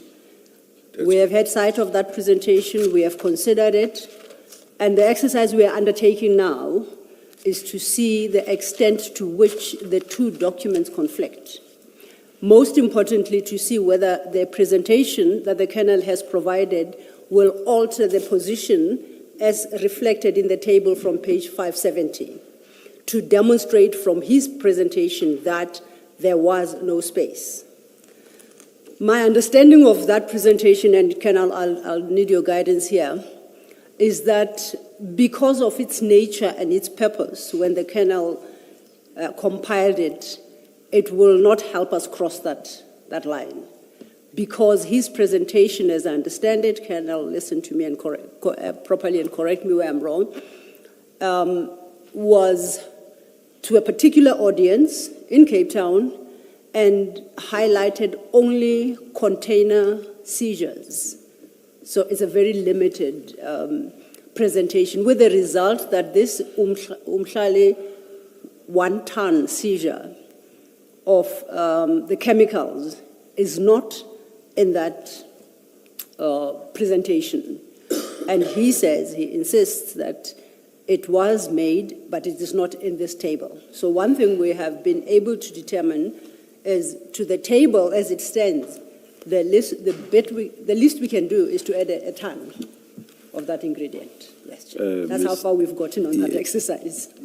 Ms. Hilo, I just wanted to say that unless the Colonel comes up with something else, whether now or at any other stage, I think the point has been made that from the fact that the 999 kg could be accommodated, it can never be suggested that there was no space.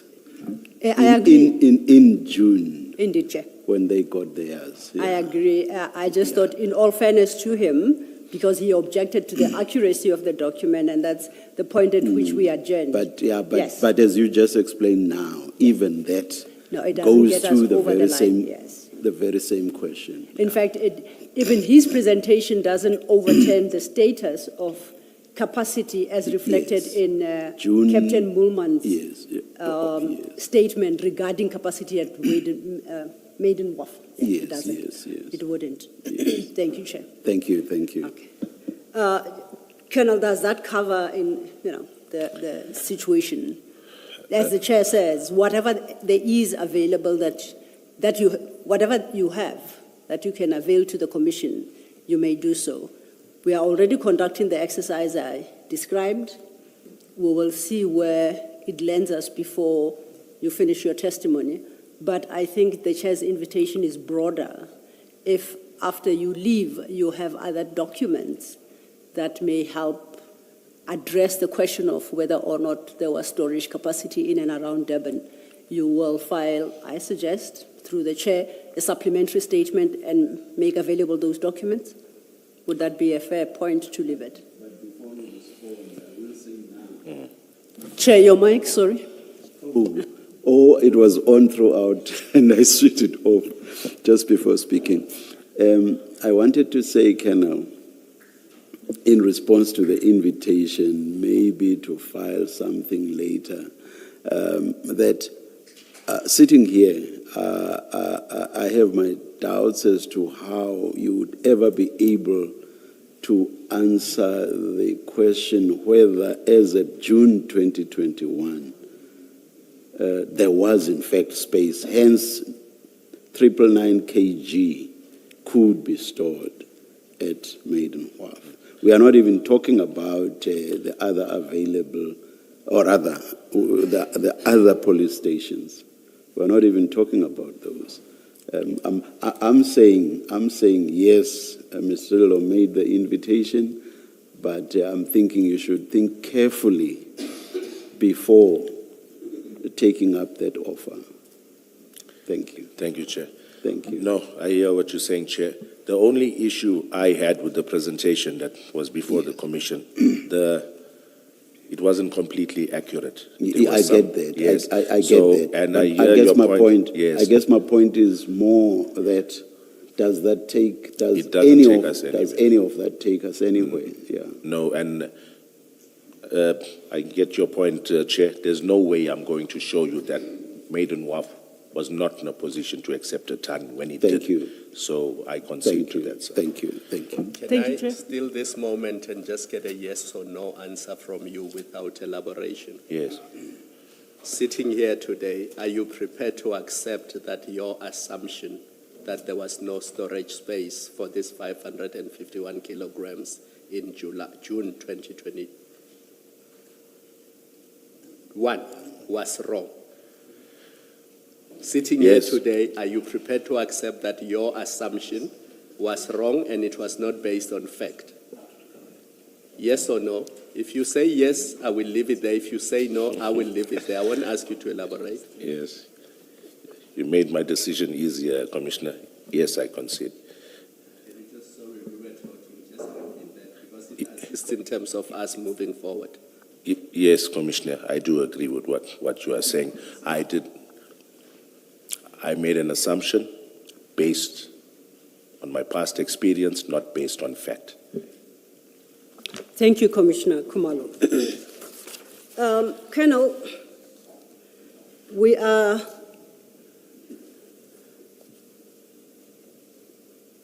somewhere between CHC Depot and Isipingo, but let's see where we land.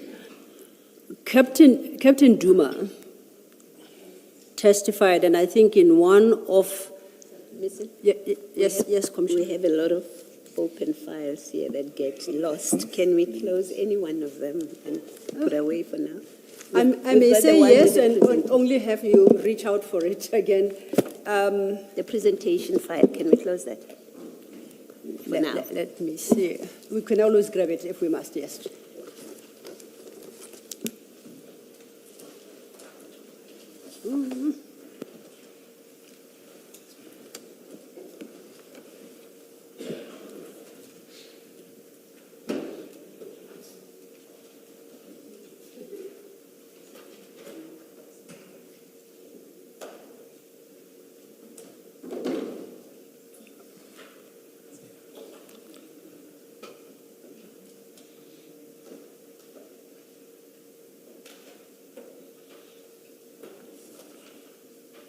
Thank you, Commissioner. Colonel, I was saying Captain Duma testified, and I think in one of your many statements that you made during the inquiry and subsequent investigation following the theft, you indicated that much as you had received a call from Captain Duma on the 22nd of June 2021, you actually had a conversation prior thereto, but it was not as specific as the engagement you had on the 22nd. So he had warned you, or at least shared with you, intelligence that there may be a shipment coming in with this kind of a cargo. You confirm that? I do confirm. So by the time he called you on the 22nd of June 2021, you had been expecting confirmation, if there was one to be had, of that shipment, and that would trigger the need for you to go investigate that container. Correct? Correct. I would expect, unless I'm expecting too much, that when you got the call on the 22nd, because you had been anticipating it, you'd at least have prepared some basics, which is evidence bags, gloves, and the like, in anticipation of that call when it eventually comes, so that you can act immediately. Is that a fair expectation on my part?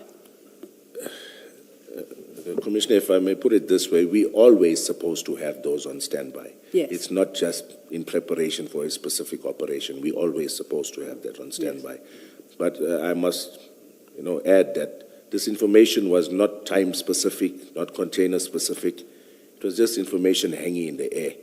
There's going to be a container coming with something. How much, we don't know. Which container, we don't know. So, yes, that's it. And understanding that you're on leave and therefore at home, and I take it that you wouldn't have spare equipment at home, but you might. But at least we know that on the day you called Brigadier Nyuswa, no, you called Warrant Officer Mpangase and asked him to inform Brigadier Nyuswa that you are booking back in. You recall? Yes, Commissioner. Why didn't you do it yourself? I can't give, maybe I thought the Brigadier was busy. I knew Pangase was going to speak to him personally or brief him about the situation. And I've never been turned down if ever requesting to work or to book on duty. So Okay. I was a bit complacent in that regard. And you knew that they would meet and talk because they're at the office, or? When he said he's going to brief the Brigadier, Yes. I understood that to be he was going to meet with him. I subsequently heard that it was a telephone call. So at the time you assumed they were going to meet? I assume so. Was it fair to assume at the office? Or would they meet at home or a coffee shop? No, at the office. At the office. Yes. So why didn't you ask then, because by then you had received Captain Duma's call, why didn't you ask Warrant Officer Mpangase to bring evidence bags, whatever he may lay his hands on? Commissioner, that's a given. Somebody with Pangase's experience, there would have not been a need for me to inform him of such.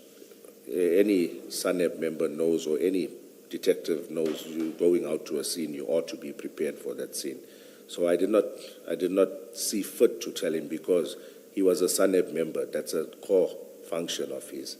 Yes. And when you met, you didn't ask him where are the evidence bags? I didn't ask him. Now, you said an officer of his level ought to know, you expect him to know.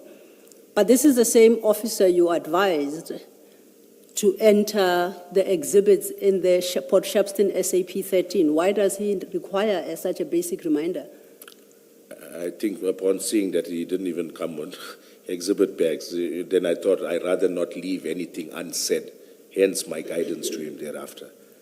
So it was his failure the previous day to bring evidence bags that led you to the conclusion that perhaps you placed too much trust in him about his level of knowledge and experience in these matters. Is that what you're saying? Not completely, but I'm saying I tried to make sure that despite our errors initially, that going forward there was no other hiccups, hence my calls to him. Now, when you opened the container, you realized the actual quantity, at least at face value. You had a number of bags, big bags. And that quantity in large part contributed to your decision to move to Isipingo, correct? That's correct. Why didn't you inquire from Maiden Wharf and ask them to give you, as a matter of urgency, evidence bags? At least very large evidence bags to bag these very bags before you even open them up. Okay. Once again, Commissioner, it was in the Isipingo policing area. Maiden Wharf is a bit of a further distance away from, so it's Isipingo area. I didn't ask. My initial thinking was when we get to Isipingo station, we will bag it there because Isipingo ought to have bags. It Okay. turns out that they did not. So you got to Isipingo then and you requested for the bags? That's correct. And you maintain that, is it Warrant Officer Perumal was the correct rank? Please help me. Yes, Warrant Officer Perumal. Yes. You insist that you requested storage space and he denied you storage space. Yes, I do. You are aware, we don't have to go there, that he's filed 2 statements where he categorically denies that you ever had any conversation about storage space and that all you ever wanted was the SAP 13 book, or whatever it's called, to make the entry regarding this seizure. I dispute that, Commissioner.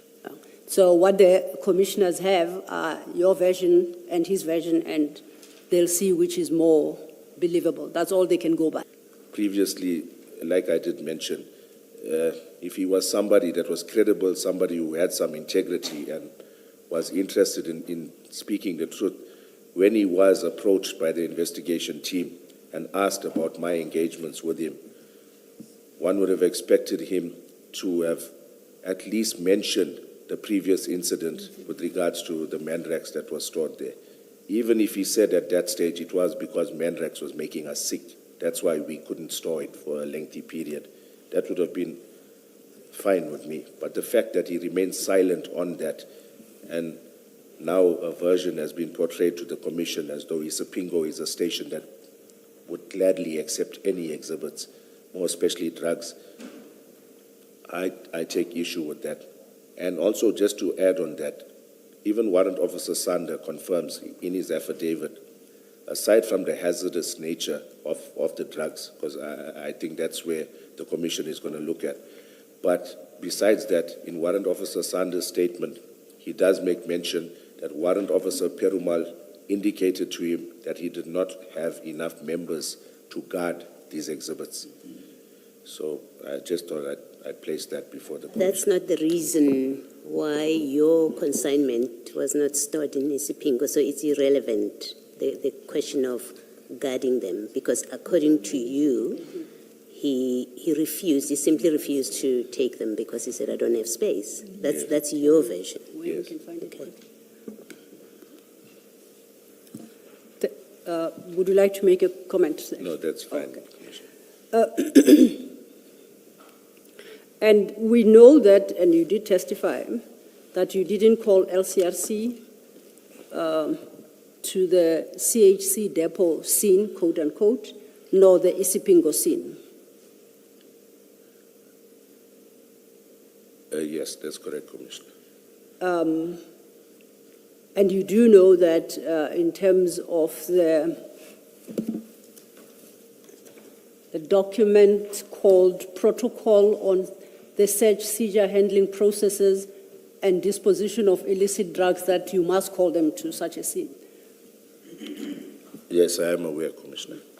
And you chose nonetheless not to call them? Yes, I did, Commissioner. And I think the reason you gave for that decision was that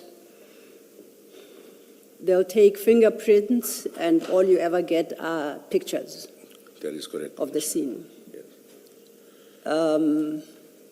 Is that something that happens with you only, or generally it's an issue with LCRC that you don't get the fingerprints back? Okay. Results, rather. Yes, Commissioner. Like I indicated previously, out of every single case of this nature that we've had, we've received nothing, as in zero, in terms of fingerprints and DNA. Yes. Yes. Now, sorry, when you said this yesterday, actually, I wanted to ask you whether is the suggestion then, or shouldn't the suggestion from how you have dealt with, how you explain your failure to call the LCRC, that the suggestion is there is no point in requiring that the LCRC should be present when you do seizures of this nature, and therefore that requirement in the procedure manual or wherever it is, in the protocol, should be done away with, because then it will avoid you having to justify why you did not call them, and it will provide protection to every police officer that they can say, I actually am not required to do that. Yes. I think, Commissioner, it will depend on scene to scene. Yes. From scene to scene. Yes. I can't make a blanket statement that Yes. we don't require LCRC. Once again, I'll say where you've got hidden compartments, hidden panels, secret compartments on the floor, wherever a suspect would have handled some sort of surface that you can uplift prints or DNA, that can now be objectively linked to that drugs and the suspect. So yes, in those cases, I would say it's, although we haven't had luck, there is that possibility. Well, somebody handled these bags and the packets that are inside, the bricks that are inside. So what you've just said undermines your explanation or your justification why we should make nothing of the fact that you didn't call the LCRCs because you thought, well, anyway, we never get results. Yes. It can be, you either suggest with your justification as suggesting there's no point in having this requirement for these kind of seizures where we are dealing with, I think you call them rip-on, rip-off. Yes. There's no point to having it. That's the logic, it seems to me, the logic from how you have thought about it. The logical thing must be, well, then there's no point in having this requirement. We might as well do away with it. Or, well, there is a point because there's always a chance that some fingerprints may be picked up that are very useful because somebody has handled those goods, and therefore it is a big deal when you do what you did, which is to contaminate those packages or to prevent the LCRC, deny them a chance completely, in fact, to uplift any matter, any material that may ultimately or possibly be linked eventually. You understand what I'm raising with you? Yes. Yes, I understand, Commissioner. And my simple answer is this. Yes, in theory, one would expect fingerprints, DNA on the packaging, the tape that surrounds the handle of the bags. There's also some tape that surrounds the canvas bag itself. Then you've got plastic wrappings on a kilo brick as well. One would expect those to have prints or DNA. Yes, very well. But we've received nothing. In theory, yes, it's good. So I'm not sure whether they're handling it in a certain manner that's the reason we aren't getting anything. But that's practically my experience. Yeah, but what I'm putting to you is it can never be a satisfactory explanation, your justification for them not being at the scene. It can be a satisfactory explanation that, well, we never get anything anyway out of them. It's not a satisfactory explanation because there's always the chance. Yes, there is. Even if it's a small chance, there's always a chance that they may pick up something. You accept that? I do accept it. Thank you. Thank you, Commissioner. And when you say you only get back, you never get results from DNA and fingerprints, what you mean is that you don't get results regarding a positive hit. They don't send you back the fingerprints they took. There's nothing you can do with them. The report they can only send is that we uplifted X number of prints or a different type of DNA. We tested it, and this is the result that we got. We can match this fingerprint to something that's already in the database. Is that the kind of report you would receive, or you expect? Or are you expecting them to give you the actual copies of the prints they uplifted? Whichever would have sufficed, Commissioner, meaning, yes, sometimes you get prints being uplifted or DNA that you can't really match to a suspect. Remember, Yes. It's only if your suspect has been charged before that his prints are on the system, even DNA. Yes. The same applies to that. So I'm saying, never mind even linking those prints to somebody who's on the system or linking DNA to somebody who's on the system. We've received nothing, meaning they weren't able to uplift any DNA or any fingerprints upon their processing of these crime scenes. Now, you don't know whether they would have been able to uplift any in this instance. No, I don't know, Commissioner. You do know that when there was that 999 kg seizure, LCRC attended to the scene Yes, and discharged its duty to uplift any DNA and fingerprints. yes, I'm aware, Commissioner. So then we must accept that that was an exercise in futility, because whoever was responsible for that scene will not be hearing further from LCRC. I don't want to be as bold as to say it's an exercise in futility. There may be that 1 in 100 cases that we do get, so... How do you land on 100? Why not 1 in 3? I'm just thumb-sucking, Commissioner. Okay. So just a thumbs up on your part. Is it possible that, and you remember that presentation we dealt with provided to the Commission by General Sinona on seizures from these seagoing vessels, that the port of Santos, Brazil, appears to be one of the key sources of these drugs? Do you accept that? That's correct. Do you accept that once that container hits the harbor in Johannesburg, in Durban, we wish we had a harbor. That container is sealed, and it's assumed that it was sealed at point of origin. That's correct. You wouldn't have a difficulty in accepting that if LCRC uplifts any prints, they will not be able to match to anyone in our database because these are people out in Brazil. That's correct.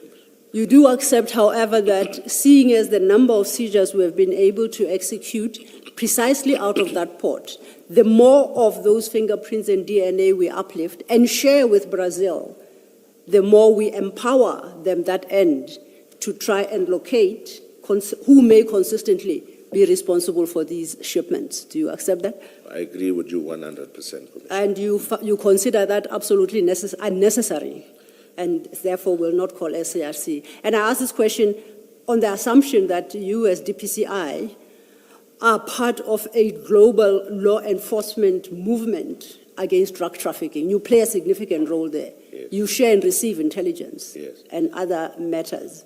But somehow you choose to undermine such a key one simply because you, Colonel Jacob, don't get back results from LCRC. Is that a fair take on my part? If I may explain, Commissioner, what we do when we make a seizure of this nature, we do a report that then goes to Interpol. Then there's a purple notice that's issued, meaning we send them the method of concealment, the logo on the drugs, everything regarding the modus operandi, the description. So with regards to trying to identify the suspects on the other side and try to profile them, we are doing but investigations are ongoing in that regard. If I may even elaborate on a recent one, we found a tracking device on a brick of cocaine where we made a seizure in a reefer, one of those freezer containers. So there we found a SIM card, obviously that a tracking device works with. So we sent it to our SANEB head office. We've shared that information with Interpol, with international law enforcement agencies. So that's about as far as it goes. What we do have at our disposal, we do communicate with them. But that being said, I've never shared DNA or fingerprints, but I won't say it's an exercise in futility. There may be that one odd case that comes up. So I can say going forward, I won't neglect them in future, but I think my past experience played a major role in me not calling them out. Can I just ask a question, or maybe make a statement to you? If the requirements and the national prescripts or national instruction is that LCRC must be there and it is a requirement, then it's not your call to make based on previous disappointment that because they disappointed me in the past, I'm going to decide not to call them to a major seizure of drugs. You simply do not have that power. If the prescripts say LCRC must be at the scene and they must take photos and fingerprints, whether they mess it up or not, you don't have the power to say, I won't call them. Yes, Commissioner. Thank you, Commissioner. Commissioner, may I add something? No, hopefully I'm not going to get in trouble. Of those 10 cases that General Flynn did analyze, it was mine together with 2 others that LCRC were not called out. And I believe there was justifications from the investigating officers. But that being said, I hear what you're saying. We can't have a blatant disregard for national instructions. They are there for a reason. Because it's binding on you. Yes, yes. So that discretionary or the discretion that we exercise at these scenes, I think we no longer can call it any discretion that we're exercising. We should not, and we won't be doing that. But I just try to let the Commission know there are those times that the IO makes those calls. Sometimes it's for a valid reason, but it lends itself to abuse where maybe members or corrupt members have underhanded or ulterior motives and may not call out LCRC for improper reasons. Especially when things go wrong, like in this case, because we then go back and we say, did you follow? Yes, yes, The national instruction to the letter, and quite clearly you did not. yes.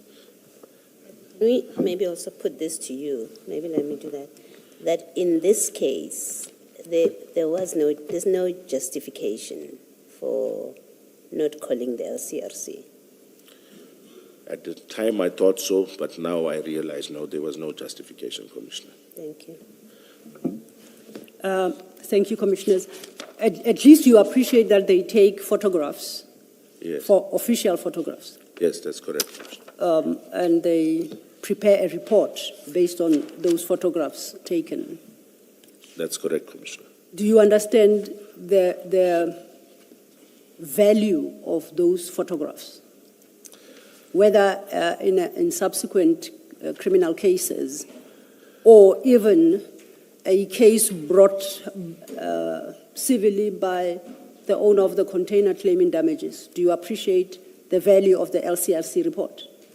Yes, I do, Commissioner.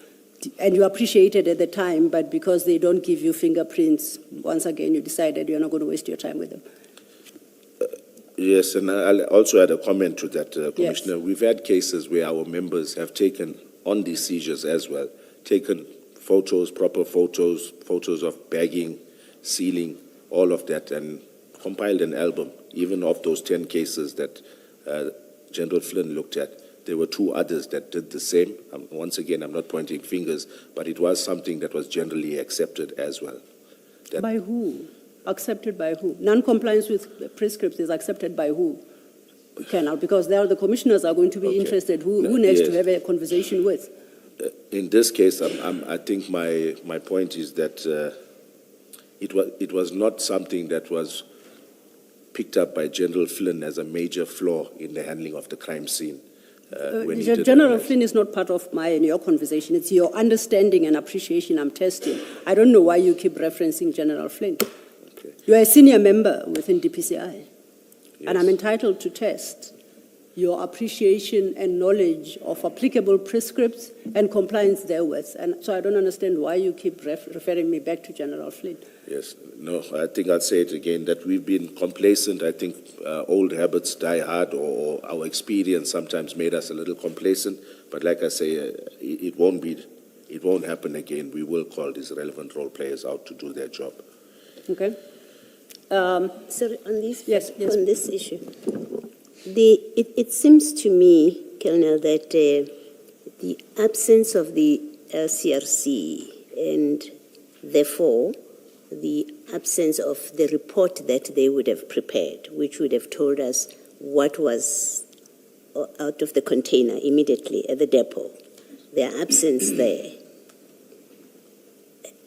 in fact, has the consequence that we have your word, and when I say your word, I mean the other police officers as well, only their words about what was found in fact there.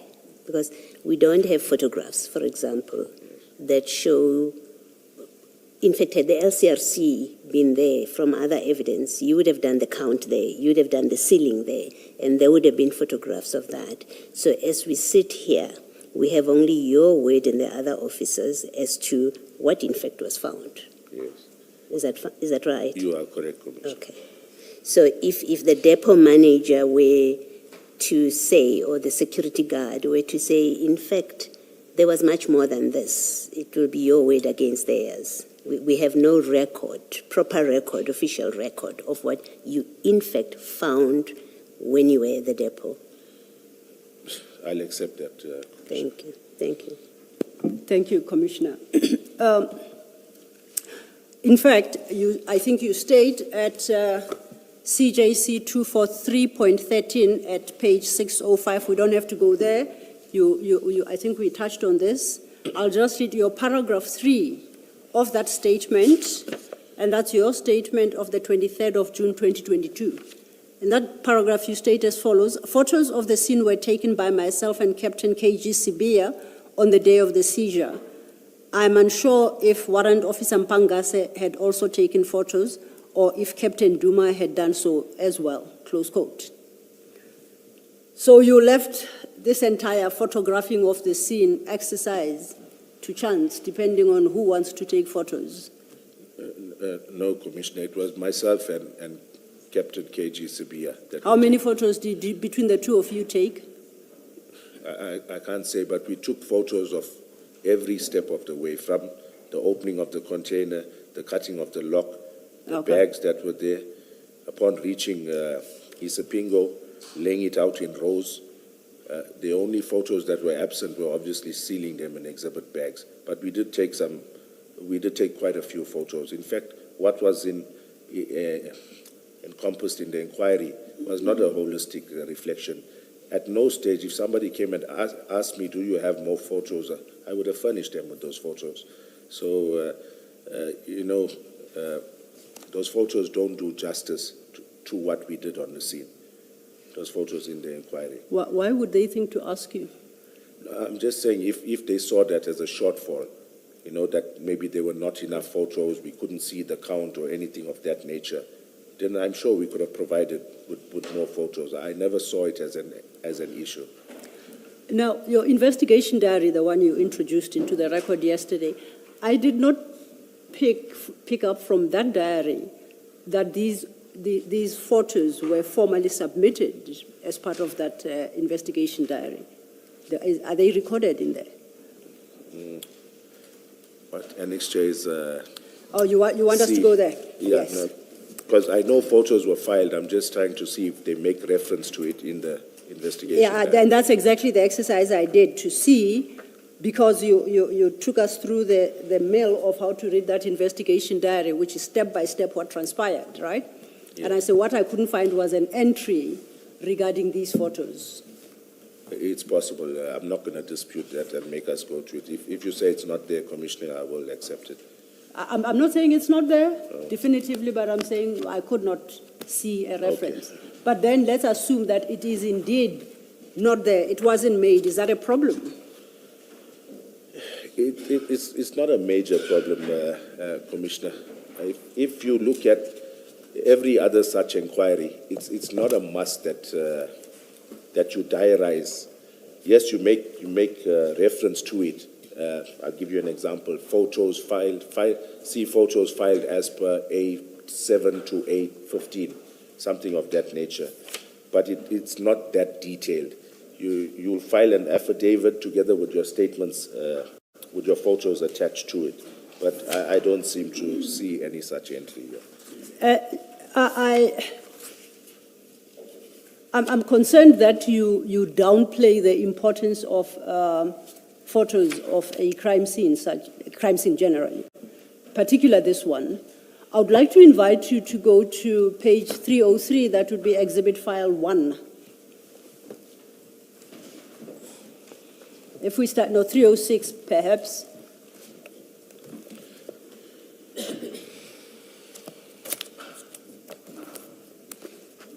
At 306, that's CJC 3235.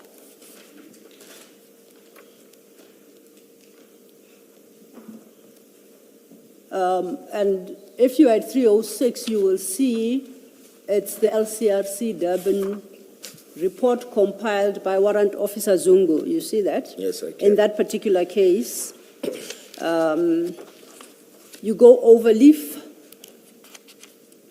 It then speaks to the photographs taken. It looks very formal.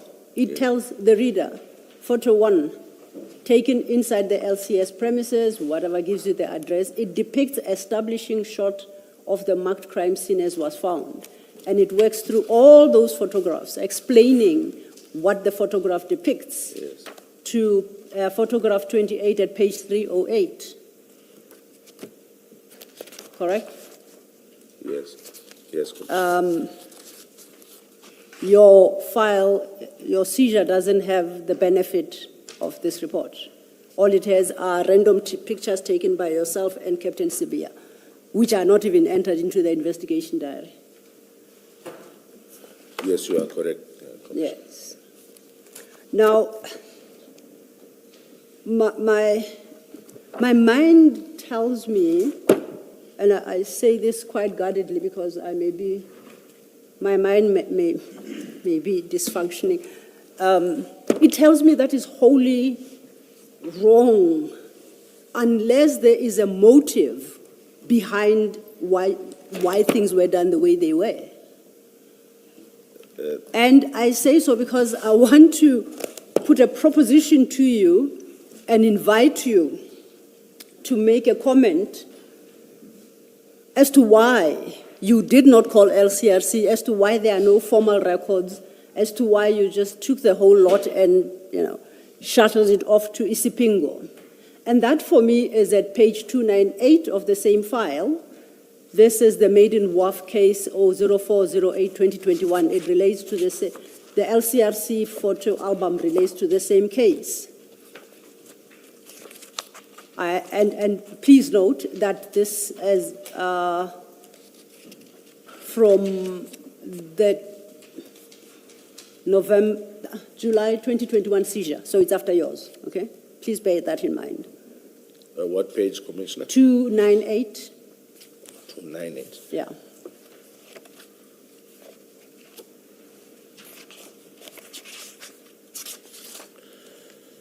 And in this particular case, this is by Warrant Officer Sanda, who handled this seizure.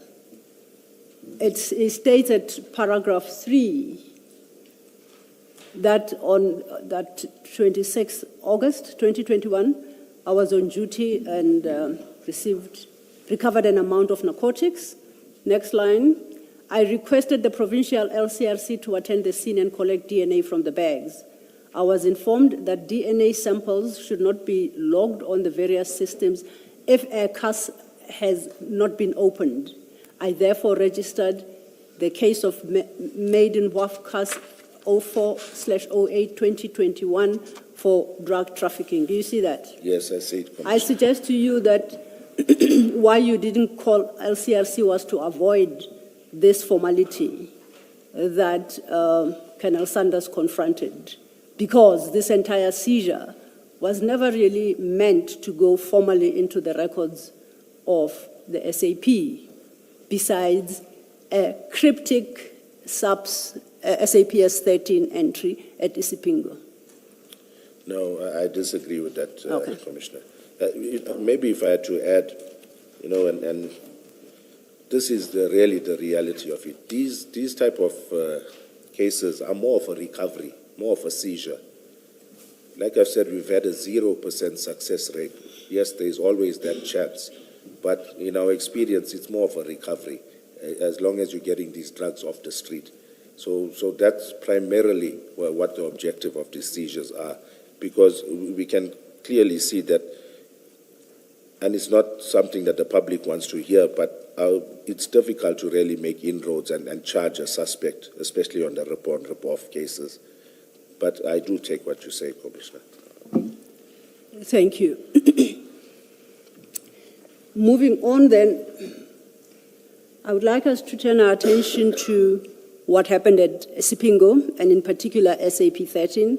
Yesterday, when we dealt with your statement, you indicated that at the time that SAPS 13 form or logbook was being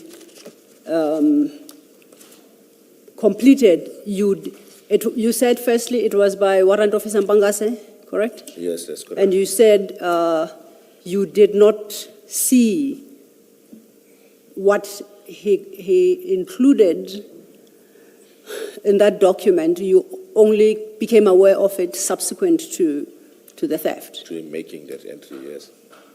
Yeah, okay. You said to him making the entry. At which point did you become aware of the content of that? I said when I saw it on the commission, but it ought to have been filed in the inquiry. But obviously I didn't really interrogate or analyze it that carefully. No, my question was, when did you become aware of that? While watching the commission, Oh, from this commission? yes. Oh, you're going to hire as a DPCI at this rate, you see that? I'm going to, it's CJC 193. And I would like to get your comment on that entry.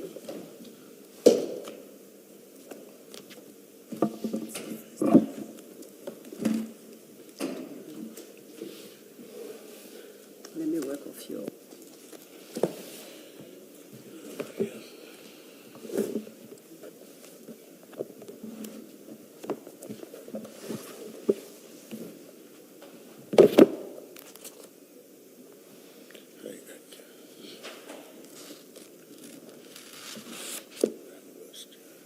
Sorry, which file number? I'm not sure of my referencing. You showed it there.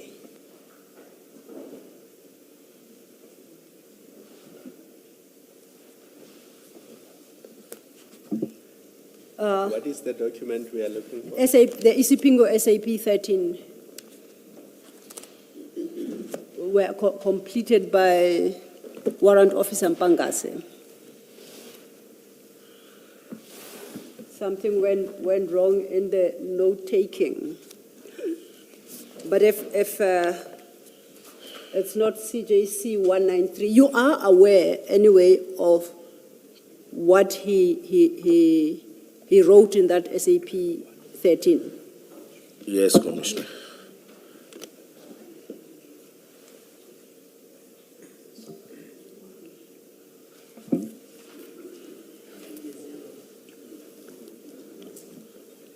While we... I'm looking at the file we were on just now. The very first CJC there is 195. I see. Which should mean that the one you are referring to is the one just before that. But actually, then two before that, but... The difficulty is that this one is one. Yes. So the one you are referring to is definitely not zero. Indeed, Chair. That is the chair. In fact, it should be 193, but it will mean that the file starts with 195, not 193 and 194. Yes. Do you want to perhaps skip that issue, move on I'll to skip another it one, while we locate and then it. you can redirect us? That's fine, Yeah. Chair. If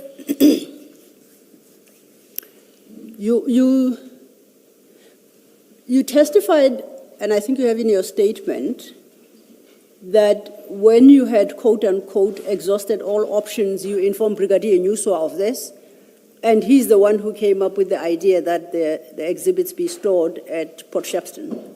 That is correct, Commissioner. Did you know Port Shepstone was not a police station, but offices? Yes, I was aware of that. Can you tell the commissioners what you made of that advice and whether you thought it would comply with applicable prescripts to permit the storage of these drugs in such a facility? Commissioner, I didn't know that they stored drugs at Port Shepstone. And when the Brigadier did suggest Port Shepstone to me, or not suggest, did tell me that the drug should go to Port Shepstone, he also, I'm not sure whether in the same breath, but did remind me, do you recall, we stored Port Shepstone exhibits there previously, meaning Port Shepstone serious organized crime exhibits. And I couldn't recall, but I just said, when he said that, I said, oh, okay, or something like yes. But I wasn't aware that that was a viable option at that stage. It was then put to me by the brigadier. Yeah, now we are talking to a seasoned colonel within the DPCI. Did you consider the suggested storage facility to be appropriate for these purposes? When he did describe that it's a vault or a strong room, to me that was adequate. I didn't look further. I didn't think anything about their security issues. I had no knowledge of them having previous attempted break-ins or anything of that nature. But was the security of the seizure not of paramount importance to you? Yes, it was. So you must have thought of that when you are advised to store it in an office that is not meant 24 hours. It's an office. Yes. So it was paramount. It was uppermost in your mind, but you didn't think of it when you now were being so advised. This is an instruction coming from my brigadier. It's a Sorry, vault. It's a you strong called room. it an instruction. It's an instruction. I followed an instruction that I Okay. deemed lawful, Commissioner. What view did you hold of that instruction? At this stage, at that stage, I saw nothing unlawful about that instruction. Commissioner Coleman? Sorry to interrupt you. Annexure GYJ2 in the same file that has his statement. I see that. The statement bundle. Yes, Yes, it's a statement bundle. Takes us to our SAP, yes. SAP 13 The entry. Isipingo one. Isipingo, that's correct. Well, I'll come back to it, thank you. I was saying, you said technically Brigadier Nyuso was instructing you, not advising you. Yes. You are aware of the legal requirements for storage of exhibits of this nature. Did you appreciate that his instruction might be inconsistent with those prescripts? I didn't consider that, Commissioner. I wasn't sure whether guards were going to be posted there, whether it was an interim measure at that stage. So I didn't protest. I didn't ask any further questions. It's your seizure. Shouldn't you be assured that wherever it is stored, it remains safe at all times? Or you don't bother yourself with such detail? No, this is my immediate commander, Commissioner. One would expect him to have those considerations also in mind. So I need not express it to him. It's a given. All of us know nobody wants drugs to get stolen. So coming from him, he's the one that instructed me that it must go to Port Shepstone. I didn't see at that time anything wrong with that location. Like I say, I knew nothing of its history. So I complied with that instruction, or I then relayed that instruction to Warrant Officer Mpangase to ensure compliance. Precisely because you knew nothing of the facility, was it not incumbent upon you to at least satisfy yourself that confronted with the challenge that you have, which is that you have exhausted all options in and around Durban, that whatever suggestion you get at least can assure you of the safety of these exhibits? Because otherwise, what you are saying suggests that if Brigadier Nyuso had suggested storage at the Durban Convention Center because they have a storeroom room or some hotel by the beachfront, you would have just simply accepted it. You are not a junior member of the police force, surely, Colonel. You exercise your mind over these matters. You engage with the issues. And you have to satisfy yourself before you go back on to being on leave. Yes. And now, my understanding of your testimony, and I suggest that's how you're coming across to the commissioners, that this one time you left it all to Brigadier Nyuso. Commissioner, when he did indicate to me that, do you remember we've kept Port Shepstone exhibits there previously? So to me, I was satisfied. If exhibits were kept there previously, I would have expected that facility to be one that complies with all of the specifications that a storage location should have. But I didn't do any due diligence from my side, I must admit, Commissioner. This was the biggest seizure you had ever been involved in. It was big, at 541. Correct. We are not talking about a 10 kg seizure. This is huge. Yes. And I'm concerned about the dismissive attitude you appear to have towards these drugs. Firstly, the risk of losing the only evidence you have, but secondly, the fact that they'll end up on the streets. Those matters don't cross your mind at all, simply because Brigadier Nyuswa say go store them in one of our offices. Once again. Can I please think about that, all right? Yes. Thanks. Yes, Commissioner, once again, I'll say when he made that statement, do you recall we kept exhibits from Port Shepstone there? And for me, that was good enough. The fact that it had been used before, there were no incidents. I know he's speaking of keeping it in a vault. I'm not aware of any security issues. He's my senior. Due to all of those, the fact that he had arranged a tracking team, an armed escort of tactical members to escort it to Port Shepstone, in my mind, he was taking, or I assumed, that he was taking the necessary precautions to safeguard those exhibits, because now it was left in his hand. I'm here at Durban. I'm based in Durban. He has now made this decision to move it out from Durban. At no stage did I indicate to him that Durban itself is not a viable option. You had exhausted all avenues, remember? When I say, yes, when I say exhausted all avenues, Commissioner, in no way did I mean it must be moved out of Durban. Okay. When I say I've exhausted all avenues, and I think we got to that, I don't want to get into that again, but I'm saying in no way was I insinuating that now it must be taken to some far out location that we've never stored exhibits at before. So that's my answer. Then I hear what you are saying, but I just want to test if I understand you correctly. The moment Brigadier Nyuswa, who's your senior, instructed you to move them to Port Shepstone, he assumed full responsibility for those drugs. That is correct. They were no longer now notwithstanding that this is your case. You seized them, so you gave up all responsibility because your senior had so directed you. Am I understanding you correctly? That's all I need to test. No, it's not gave up responsibility, Okay. Commissioner. You shared responsibility with him. Where do we land? No, I won't share the responsibility, Okay. Commissioner. It was an instruction from him that I deemed lawful, and I complied with it. Yeah, so about responsibility, who bears the responsibility for all that 541 kg of cocaine?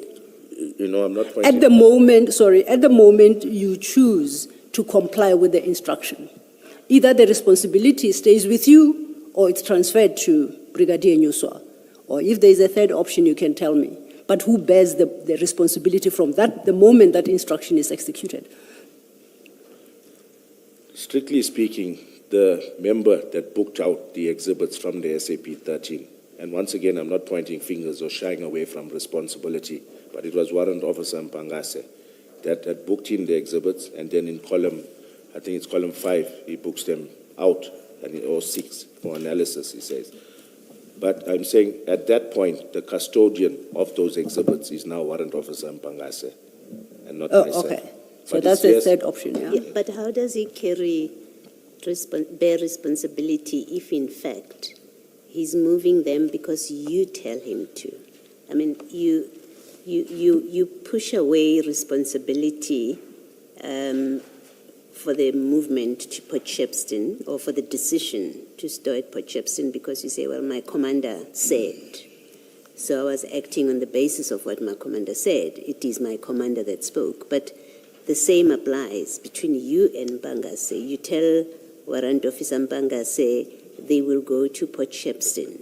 He acts on the basis of what you tell him. Why do you apply a different standard to him and say, well, the one who booked it out is responsible, when in fact he booked it out because you said so?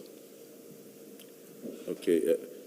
The Commissioner's question, Commissioner, to me, the way I understood it was who bears responsibility for those exhibits? And I'll say it again, once again, strictly speaking, whenever you book exhibits in and then book them out, whichever way, when you book exhibits out, it's your responsibility. Yes, I would have made the executive decisions or be the one to liaise with the brigadier to bridge that gap. But strictly speaking, the custodians of those exhibits was Warrant Officer Mpangase. But I'm not shying away from the fact that, yes, I did relay the instruction that the brigadier did give me. I relayed it to him upon handing over the scene to him to say the brigadier has now instructed these drugs need to go to Port Shepstone. The brigadier has now arranged our tracking team to do an armed escort to Port Shepstone office. So just for clarity, that was my engagement. Maybe then, if it was a different question that you were answering, let me reframe my question. Warrant Officer Mpangase will be correct. Forget how I phrase it, it's a question. It's meant to be a question. Warrant Officer Mpangase will be correct to say, I moved these drugs to Port Shepstone on the instruction of Colonel Jacob. There would be nothing wrong with him saying that. I think a correct way to say it, and this is the way I relayed it to him, was that the brigadier has instructed that these exhibits go to Port Shepstone. Yes, but I'm now relaying an instruction from my commander. I'm his commander. Can be seen in that way. You gave an instruction to Warrant Officer Mpangase based on the instruction to you by Nuswa. So there's 3 people involved. Brigadier Nuswa did not give Warrant Officer Mpangase an instruction. He never spoke to him. Yes. He gave you an instruction. Yes. He said they will go to Port Shepstone because you said we have nowhere else to go. You then said to Warrant Officer Mpangase, these will go to Port Shepstone. All I'm putting to you is Warrant Officer Mpangase can't rely on Nuswa's instruction because he never spoke to him. For all I care, you could have been untruthful to Mpangase. All he knows is you, his senior, tell him these will go to Port Shepstone. So he would be right to come here if he came here and say, well, I was told by my immediate superior on the scene that these go to Port Shepstone. He would be correct. I think 90% correct, Commissioner, but I think Warrant Officer Pangas would say that Colonel Jacob informed me that the brigadier has issued an instruction. Okay.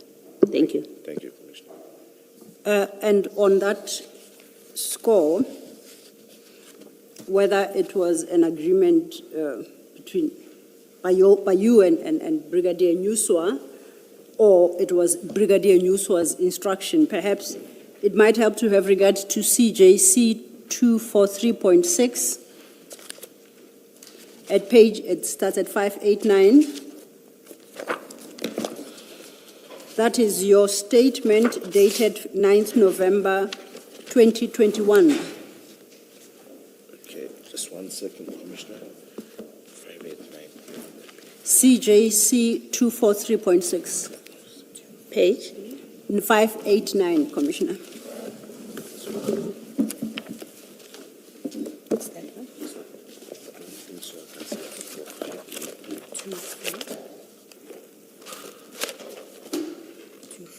Page 589.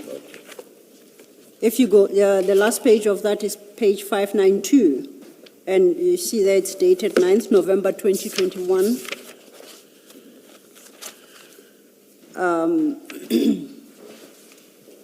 And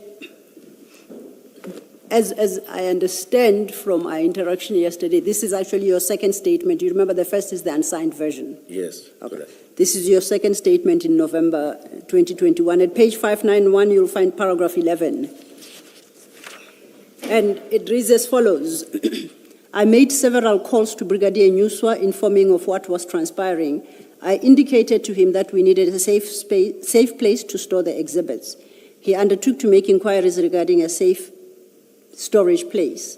Eventually, the brigadier indicated that the NPVC members, together with the tracking team, would assist to convey the exhibits for storage at Port Shepstone Serious Organized Crime Unit. We were instructed to await for those members for an armed escort. And then, after a while, some people arrived. Is that your expression of the instruction that you received? That's the closest I get to an instruction in your statement. Yes, Commissioner.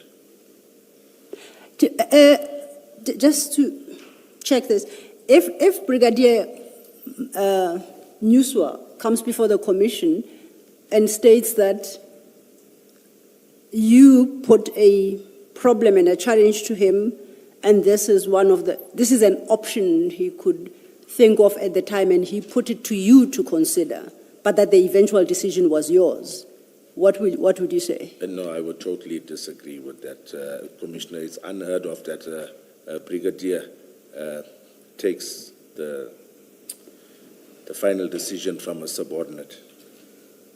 I disagree with that. And you maintain that it was a direct instruction you could not disobey? It was a direct instruction. Okay. Just to finish off on one issue, as I understand your testimony, the container arrived, it had a specific seal number, was locked with a specific seal number, correct? Correct. And we've come across that number often enough, H1905754. That is the seal that you broke at CHC depot. I'm looking at your statement, the undated statement, your very first statement at 574. It's not an issue, that seal number. It appears everywhere. So I just want to understand the order of things. You broke that seal. Yes. At CHC depot. Correct. You emptied the container of the drugs. You took out the bags. The bags, correct. Was it sealed thereafter? Yes, it was. By who? My statement will state that. I think I put it somewhere in my statement. Okay, You said by an employee of the depot? Yes, if memory serves me correct. I'll read another statement of yours at 6:50 dated 26 September 2022 at paragraph 3. Last line you say, "It is for this reason that I deducted that one of the staff at the warehouse resealed the container with seal number ALUVIN, capital B 1034675. You give that detail in your statement, and you say you deduce that one of the staff members had resealed it. Is that your position? So you don't know who resealed it? No. Why do I say deduced? Okay, then let's go to your page 650. That's your statement Yes. of the 26th of September. Yes, Do you have it? I do. Okay. Now, just read into the record the last sentence at paragraph 3. It is for this reason, that I deduced that one of the staff at the warehouse resealed the container with the seal number, and I go on to give a seal number. I think that word deduced does not really fit in there. If you read the line preceding to that, Commissioner, please, or a sentence or two before that, where it starts, the DPCI members on the scene did not have any seals with us. Upon inquiring from members on the scene, no member could take responsibility for resealing the container. It is for this reason that I don't know, deduced is not the right word, that one of the staff at the warehouse resealed the container. But it was resealed in our presence, and I think the reason this was done this way, the seal belonged to the warehouse staff themselves. You know, we were not, border police had no seal. Sometimes customs has seals, but this was a seal kept by the warehouse themselves. So we thought, since they're going to be the custodians, let them seal it. We had that on record. They put it in a place where there's cameras. So that's what transpired there, Commissioner. You started by denying when I read that. You said you deduced that the staff No, sealed. deduced is not the right No, word. but it's the word that I'm looking at. I'm not making it up. Yeah, but I'm trying to think, what would I mean by saying... It's one thing to want to correct it. It's another to suggest that I'm making the word up. Yeah, but Commissioner, I don't know what seems to be the point of this, so that I can address your question. No, it's all right. You vehemently took issue with what I read, but now you have read it for yourself, and you see it says that you are explaining that you didn't mean deduced. Yes. You probably intended to use another word. Yes. So I think we are fine. My question really is different. This is the seal after your, okay, I'll call it the seal of the 22nd of June, 2021. Yes. Okay? Are we together? Colonel, are we? Yes, yes, Okay. Commissioner, yes. Now, I am familiar through these documents of those two numbers.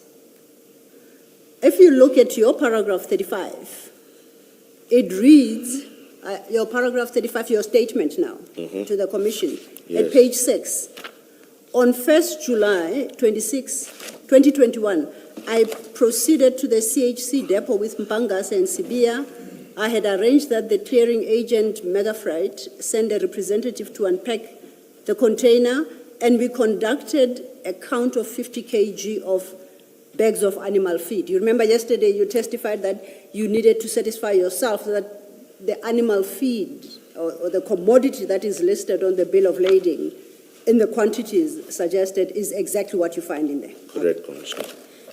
That exercise of the 1st of July ought to have required you to have broken the seal of the 22nd of June. That is correct. Was the container resealed thereafter? And if so, by who?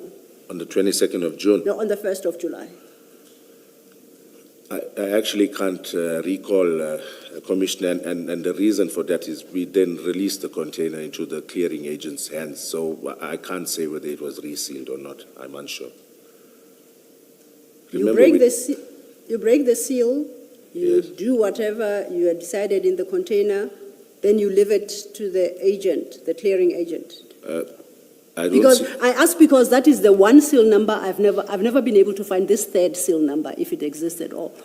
So it would suggest that the container, after you opened it on the 1st July 2021 for the purposes stated, was never resealed.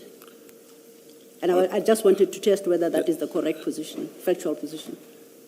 Okay, just so I get clarity, Commissioner, we're saying that when we did conduct the operation on the 22nd of June 2021, Yes. the original seal was broken, a new seal was put in place to ensure that that container was locked. Indeed. On the 1st of July, upon coming back to do an unpack of that container, obviously that seal would have been broken to allow us access to the container. And thereafter, the container itself, after the unpack, was handed over to the clearing agent from Mega Freight. So there's no need for the police now to have any interaction with that container. So the clearing agent then takes full responsibility of the unsealed container at that point. That is correct. And that is the reason why I can't find reference is to the correct. third seal. Okay. Yes. Okay. You do say in your diary entry that it was resealed on the 1st of July. Okay, I At can't page even... 804, you just don't give us a picture or a number of that seal. Okay. Okay, my apologies, Commissioner. I didn't... it's a long time ago. But my point, I think, in essence, is that we have no further interest in this container. So whether I resealed it or not, I've now officially handed it over to the clearing agent. But what do you mean you have no interest? Whether you seal it or not is irrelevant. I mean, our understanding of the evidence and procedures is you seal it to return it where you found it, basically. At the end of whatever the police do, they lock it up so that they're able to say, this is how we left it. That's why you take pictures of everything that you do. That's why you have a record of what was done, and then you close it up. And then beyond that, if anything is found to be amiss in there, you are able to say, here's our record of what we did and what we found, and when we locked it up, and here's the seal number. So what you're saying now goes contrary completely to those procedures. It means the police can arrive, and in fact, that's what it suggests here. You got there, opened it, did whatever you did, and you just leave it in the hands of the clearing agent, who could turn around and say, stuff was missing. No, obviously he would have to confirm our inspection or our unpack of that container. And like I said, there were 5,395 bags. We would have made him sign some sort of something to confirm our unpack. I can't recall offhand, but I'm saying we would safeguard ourselves to ensure that he doesn't come back and say bags are missing or so. The issue I'm taking with you is you saying we've done what we needed to do. It doesn't matter that we didn't seal it. Because remember, your evidence earlier was you were accepting that you did not seal it, or you may not have sealed it. And then you seek to justify that by saying it's actually of no consequence, and that it may not have been sealed. And I'm taking issue with that but it is of consequence. It is worrying that you're sitting there and you're saying it's of no consequence. Commissioner, I'll say the fact that he's the clearing agent, he was satisfied with the unpack with all of the occurrences. So in my mind, there was no need, but it seems like we did seal it. But I hear what you're saying. Is there no requirement that you should seal it? Because, you see, we have to distinguish your ways of doing things from the procedures, the protocols that are required of police officers when they do operations like this. We have to distinguish those. So if you say that's your way of doing it, and according to you it was of no consequence, it's a different subject for criticism, however we choose to criticize it. If you say the protocol doesn't require that I seal it back because it's of no consequence, we look at the protocol and confirm that indeed you're correct to say that, and maybe even comment finally whether that protocol needs to be amended or not. So I want to understand why you say what you say, that it doesn't matter. Is it because the protocol says it doesn't matter? Commissioner, as far as I'm aware, when you break the seal, yes, the photos issue and all of that, there needs to be proper reference or documentation of photos taken. Also, before unpack of a container, meaning you've taken out the contraband, you've got the legitimate commodity there, that's a given that you seal that container, before any unpack or anything else happens to that container. As for when the clearing agent is there and you do a final unpack and realize that all is in order, I'm not aware of any obligation in terms of the protocol on us. Can I ask you the question differently? If the first time you went there, on the 22nd, you opened and you found no contraband, are you saying you could simply have walked away without sealing that? No. So it doesn't matter that the clearing agent is there. What matters is what are SAP's protocols. Yes. Right? That's really what matters. This was a police operation on the 1st of July. It was. When you went and opened there, at least we must assume for now that you were conducting a police operation on the 1st of July. You got there, you instructed that container be opened in the exercise of police function. That's why it's in your diary, right? There are rules about what you do. You record what you have done. You take pictures of what you found there. And then you close up and you record the serial number. That's what I'm suggesting to you, that you record and you take pictures, including pictures on a number of the seal that you have used to reseal the container, whether or not the agent is there. Yes, I think I agree with you going Thank forward you. and ensure that. Thank you, Commissioner.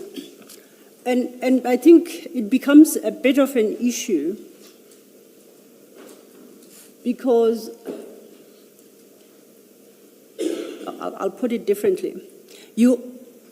Warrant Officer Mpangase opened the inquiry file, correct? Yes, correct. And one of the very first documents in there is a statement provided by you, the unsigned statement. Yes, correct. And Warrant Officer Mpangase was the investigating officer for all of the 7 days before you came back, and you took the inquiry file back. Correct. We couldn't find in that inquiry file a statement. Your statement is there, but it doesn't appear that you took a statement from Warrant Officer Mpangase and Warrant Officer Sibia for purposes of the inquiry. Why is that? And there is no entry in the investigation diary that either of the statements was obtained from the two. You seem to have collected statements from almost everybody except those two. Why is that? There's no particular reason, Commissioner. Generally, when you're preparing for court, when something is going to court, you would want many witnesses to corroborate certain facts, because obviously you want to prove your case in court. Here, this is an inquiry that's headed for filing, and like I say, it's deemed more of a recovery and a seizure than a full-blown investigation, seeing as there's no foreseeable prospect of any arrest. So I think that's the only simple answer I can give you, that I didn't bother to take witness statements who's basically going to say what I'm going to say, you know. So it should have been done, but I think I omitted. I didn't see that as something on my priority list. I took statements from all the other entities, the other role players, but had need be or should the need have arisen for me to take a statement, I would have. We know that at Sipingo police station, when Warrant Officer Mpangase booked in the exhibits, he also booked in a DPCI inquiry number, right? Correct. And I take it, and I think somewhere it stated that he opened that inquiry docket. I was not sure, but... Is that not the effect? sorry. Is that not the effect? I can't say if he opened it or he called somebody at the office to open it. You know, Okay. In a sense that you didn't open it because you were back on leave. Yes. Okay. But we know it came into being on the 22nd of June, 2021. Correct. I'm trying to be most fair and say that was by Warrant Officer Mpangase. I'm not going to suggest somebody did it behind his back. No, Commissioner, Okay. maybe I need to enlighten you on the You process. keep elevating my position. To enlighten you on how this process works. Yes, please. To register an inquiry, there's designated persons at the office, the person that does your CAS, your crime administration Okay. system. So they've got the power to register that inquiry. It's not every member that goes to a system that can register an inquiry. I'm with you. So lots of times if you're on the field, you'll phone that member at the office to register an inquiry so that you can have a reference number for Okay. your investigation. And we know that our SAP 13 tells us that, because that's an entry by Warrant Officer Mpangase, at least he's the one who did it. Yes. And from that moment, you did indicate that he was the investigating officer until you took over on the 29th of June. Why is the A1 statement, the first statement in that inquiry file, not his? Because at the point you opened that inquiry file, Yes. he was the investigating officer. Why doesn't it kick off with his statement and awaits your statement after you have assumed responsibility for the inquiry? I can't think of a reason, but you know the simple answer, Commissioner, is that some members don't like writing statements. I'm somebody that enjoys writing and drafts, so maybe that's got something to do with it. He should have filed a statement, but like I'm saying, in these cases, generally just an A1 will suffice because there's no need for so many corroboration or so many witnesses to corroborate what transpired because you're not going to court. So it's generally not done where three people say the same thing. It's only, we take statements normally in these cases from the different role players just to give a complete overview of what transpired. Okay. So as an investigating officer, Warrant Officer Mpangase, he's the investigating officer from the 22nd. He opens that inquiry file, and absolutely nothing happens in that file until you come back after the 29th of June and then you subsequently file your undated statement. Is that the correct position? You know, Commissioner, that statement that's undated and not signed, it's not like me. So I'm thinking maybe while I was on leave, I did a statement and emailed it to him. I'm not sure, but there wouldn't be a logical reason why I wouldn't sign my statement. So I probably sent it to him. Maybe he printed it and put it there, and I just neglected when I did get the inquiry file to ensure that it was signed and commissioned. You are trying to give him some activity in the week that he was an investigating officer. It's rather a stretch, Colonel. Sorry, just on this, absolutely nothing happening until you come back from leave.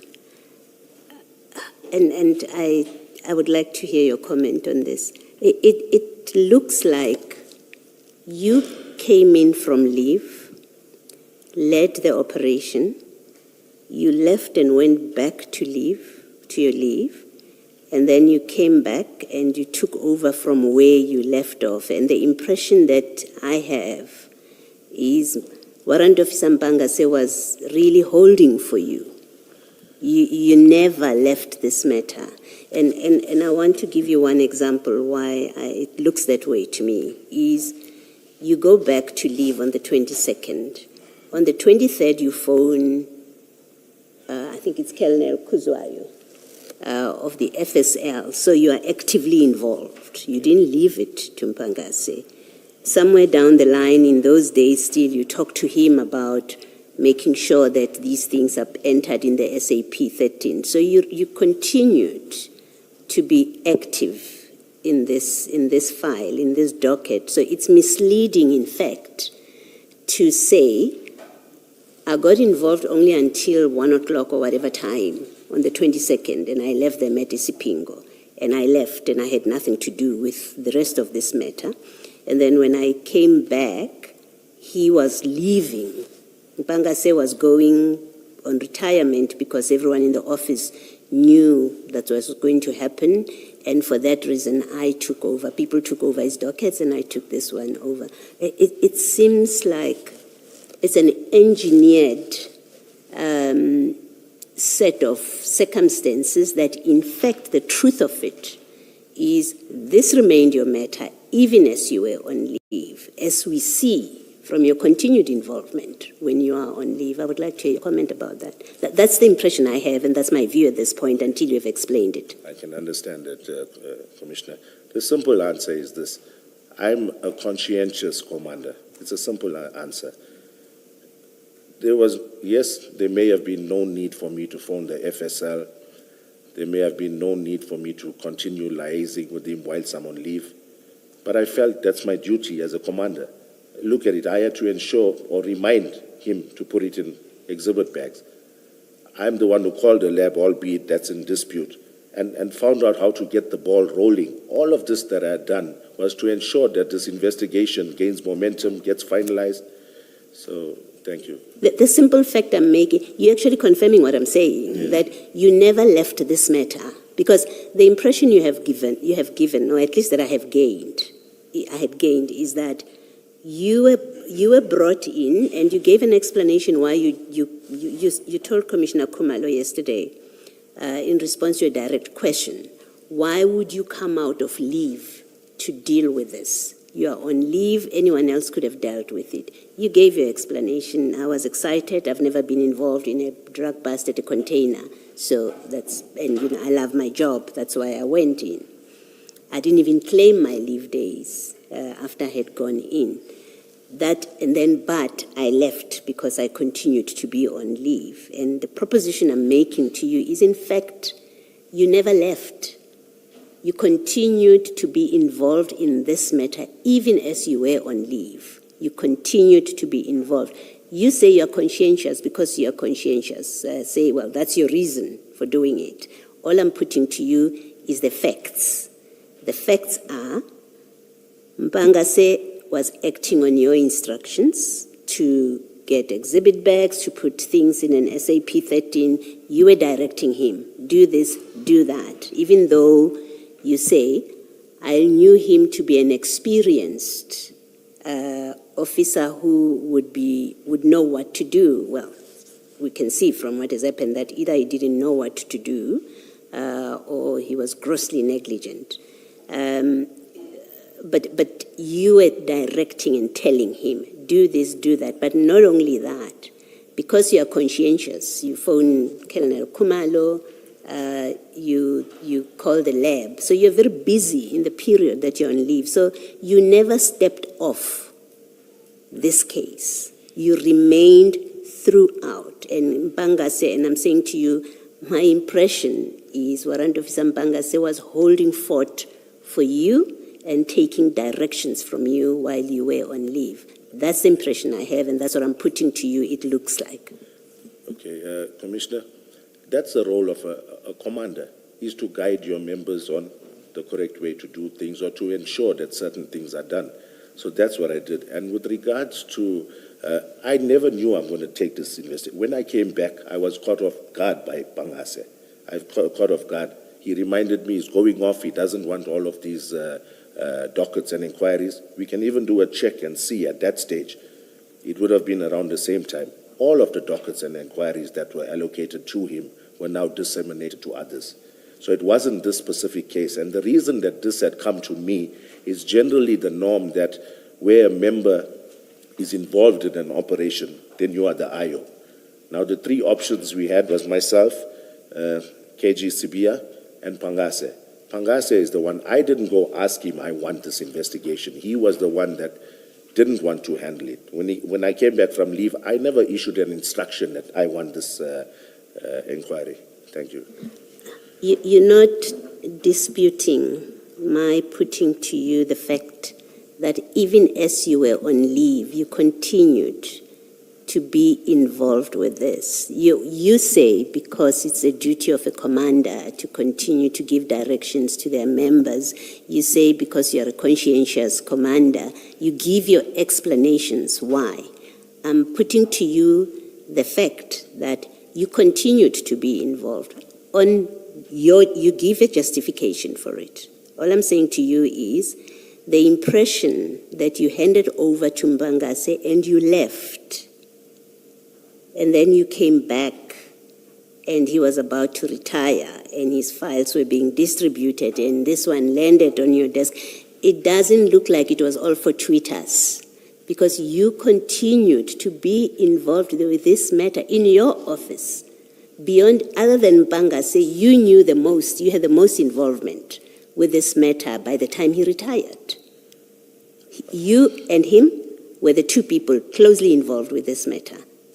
Fact, right? That is a fact. Thank you. Commissioner... You can comment if you want to. I think I was actively involved in the 2 days subsequent, or even the day of the operation, and possibly the next day, where I made those calls. Up until the 29th of June, when I returned to work, I had no further engagement or played any part. I told him what needed to be done, and that was it. It's only when I came back. So out of my leave days, it was the 1 day of the operation and 1 day after that I was actively involved. But other than that, I enjoyed my vacation leave, came back on the 29th, and now I find the situation that they're redistributing it, and this comes to me because I was actively involved in it. Thank you. Chair, might this be an appropriate time for enlarged judgment? Thank you. Let's adjourn and resume at 2:10. Thank you, Chair.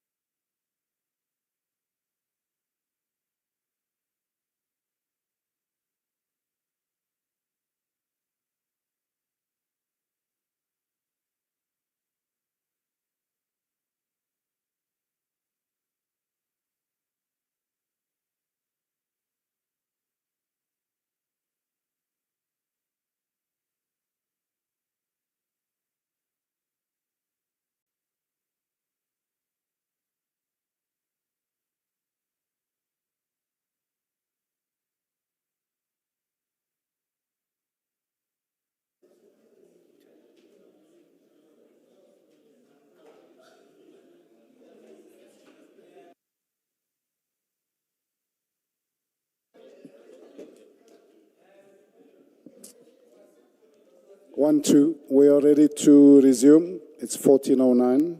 Please switch off your cell phones. Keep them quiet. Thank you.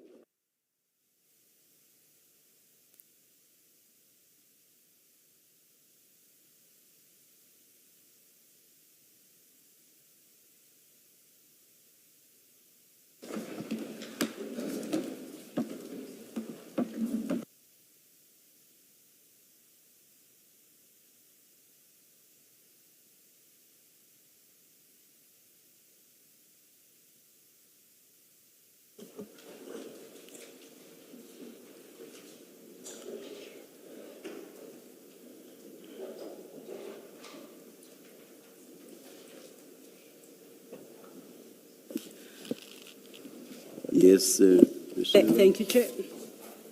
Afternoon, Colonel. Afternoon, Colonel, Commissioner. I think before we broke, or shortly before that, we're discussing the Isipingo SAPS 13. You have testified about that you did not see when Warrant Officer Mpangase was making these actual entries. Correct, Confirm. Commissioner. What I'm interested in is if you go to the next page, in column 5, you knew at that time that the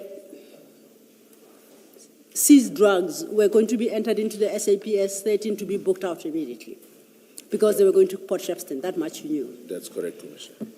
I know Warrant Officer Mpangase is no longer with the force. Is that correct? Yes, that's correct. I just want, as a head of a unit, your comment on an entry he made here, under 5.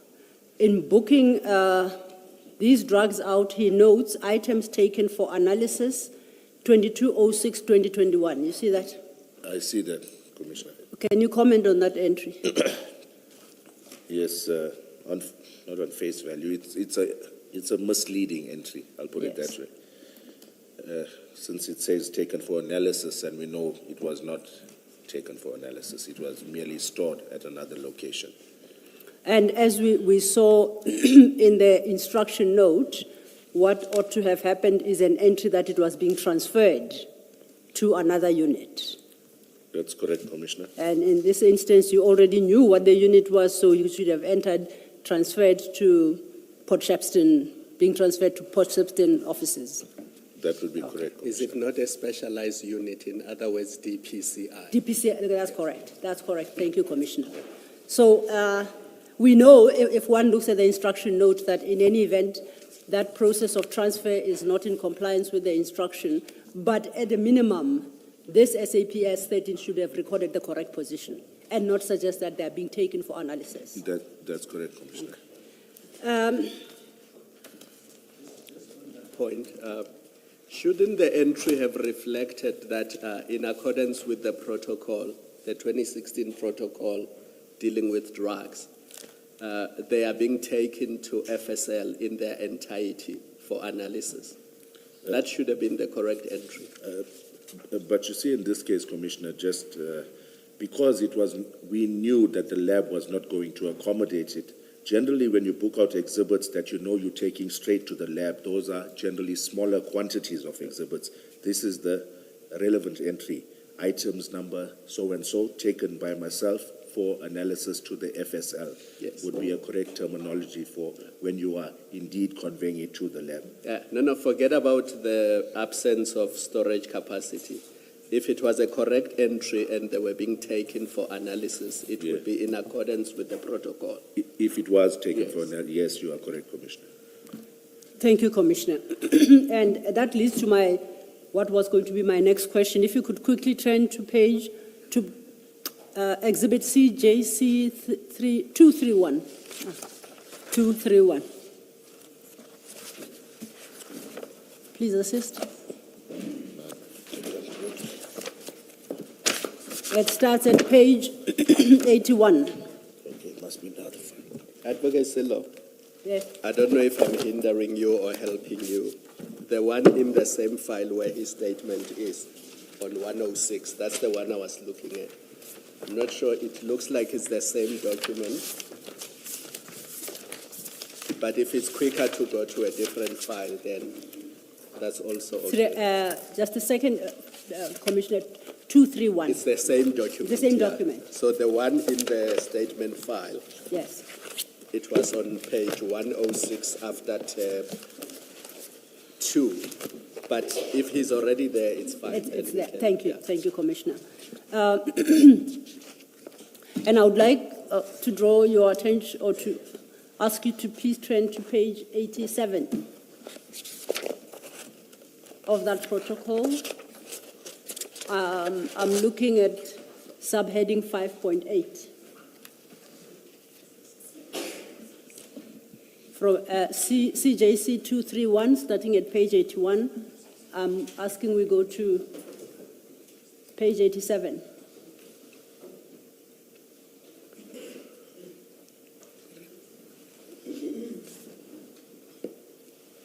You've located it, I've Colonel. got it, Commissioner.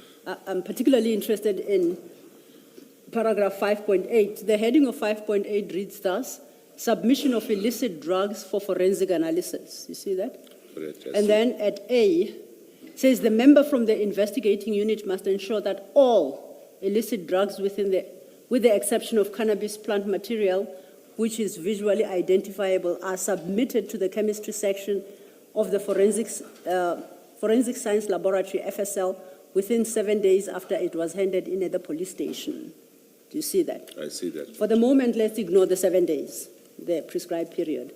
I'm interested in the requirement that for forensic analysis, all illicit drugs, with the exception of cannabis, must be submitted to FSL. Do you see that? I see that, Commissioner. You've always understood that to be the legal position. I'm aware of that, Commissioner.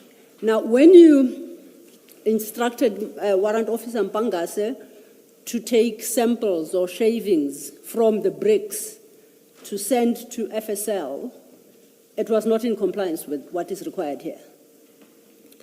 I think it's debatable, Commissioner, and maybe I can clarify. As long as your debate is within the confines of 5.8 sub A, Yes, then I'm happy to accept it. yes. It says the member from the investigating unit must ensure that all illicit drugs, and it says exception of cannabis and plant material, are submitted to the FSL within 7 days. I said, let's not talk about the prescribed period. I accept there are challenges with that. Oh, It is what must be delivered yes, it's that I want to engage you on. yes. And here, the prescript says all what you have must be submitted to FSL for forensic analysis. Now, I want to understand, when you instructed Warrant Officer Mpangase to take samples, I'll call them shavings, you said taking a bit from about 5 bricks. Yes. That doesn't seem to comply with this, Prescript, yes. Okay. yes. Thank you, Commissioner. Okay. I understand you said let's forget about the 7 days Yes. issue, right?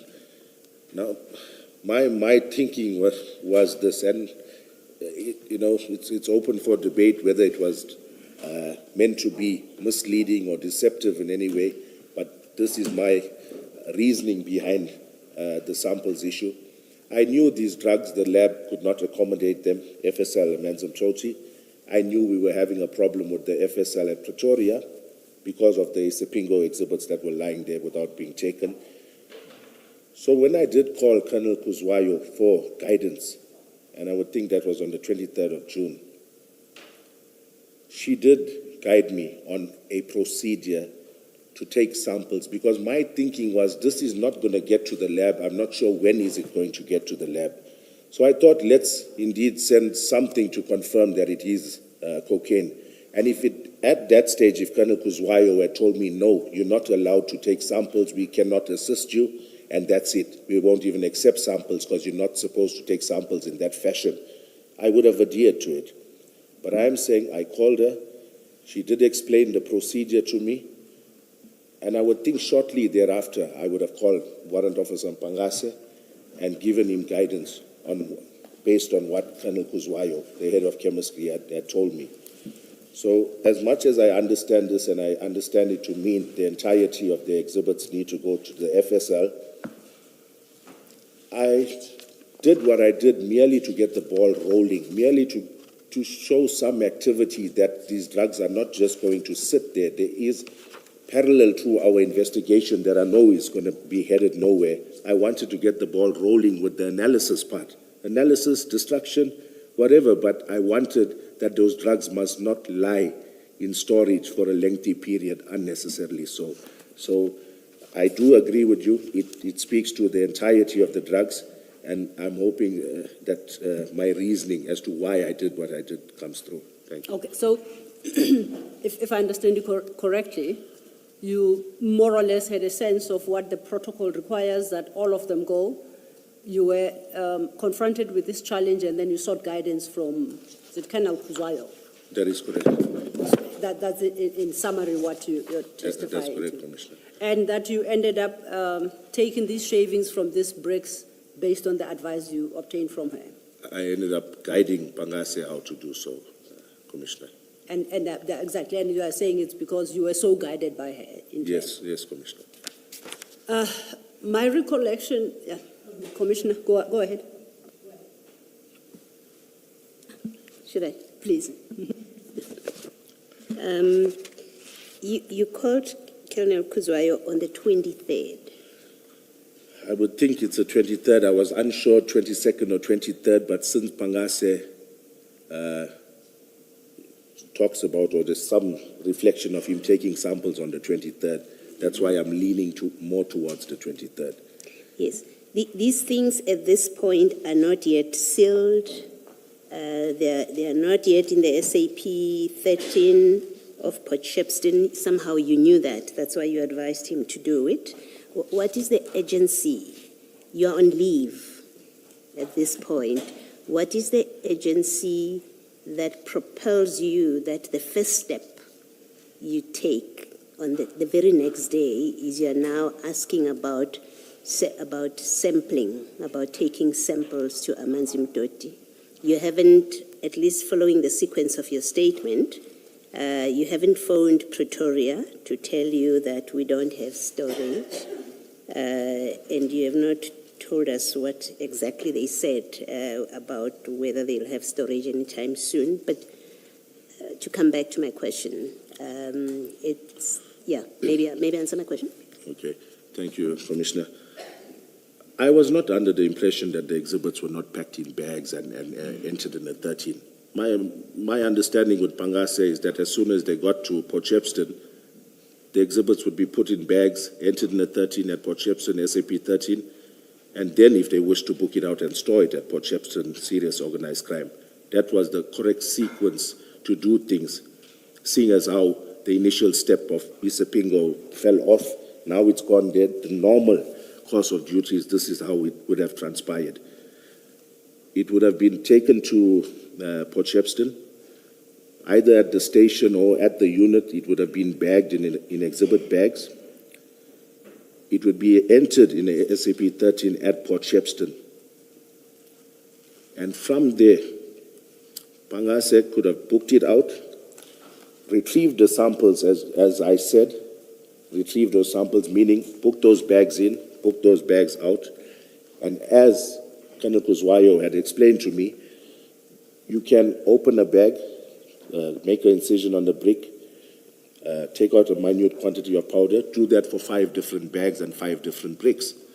And then when you seal those torn exhibit bags or the brick, you seal the brick with tape again, a little bit of tape so it doesn't leak. You put the old exhibit bag together with this brick that you've now tampered with into a new exhibit bag. You seal that, and then you re-enter that, because now the chain has been a little bit lost. He ought to have re-entered that and also entered that one exhibit bag that now contains 5 smaller exhibit bags. That should have been entered in the SAP 13 as well, because now when I took it to the lab, I was not mindful that there's no record of it anywhere in any SAP 13. So that would have been the logical sequence of events, and hence I'm saying I guided him in that regard, thinking that all of this would have been done But when I speak to him, then I hear from him that he hasn't even entered it in SAP 13, he hasn't put it in bags as yet, and that was contrary to my understanding with him on the 22nd of June.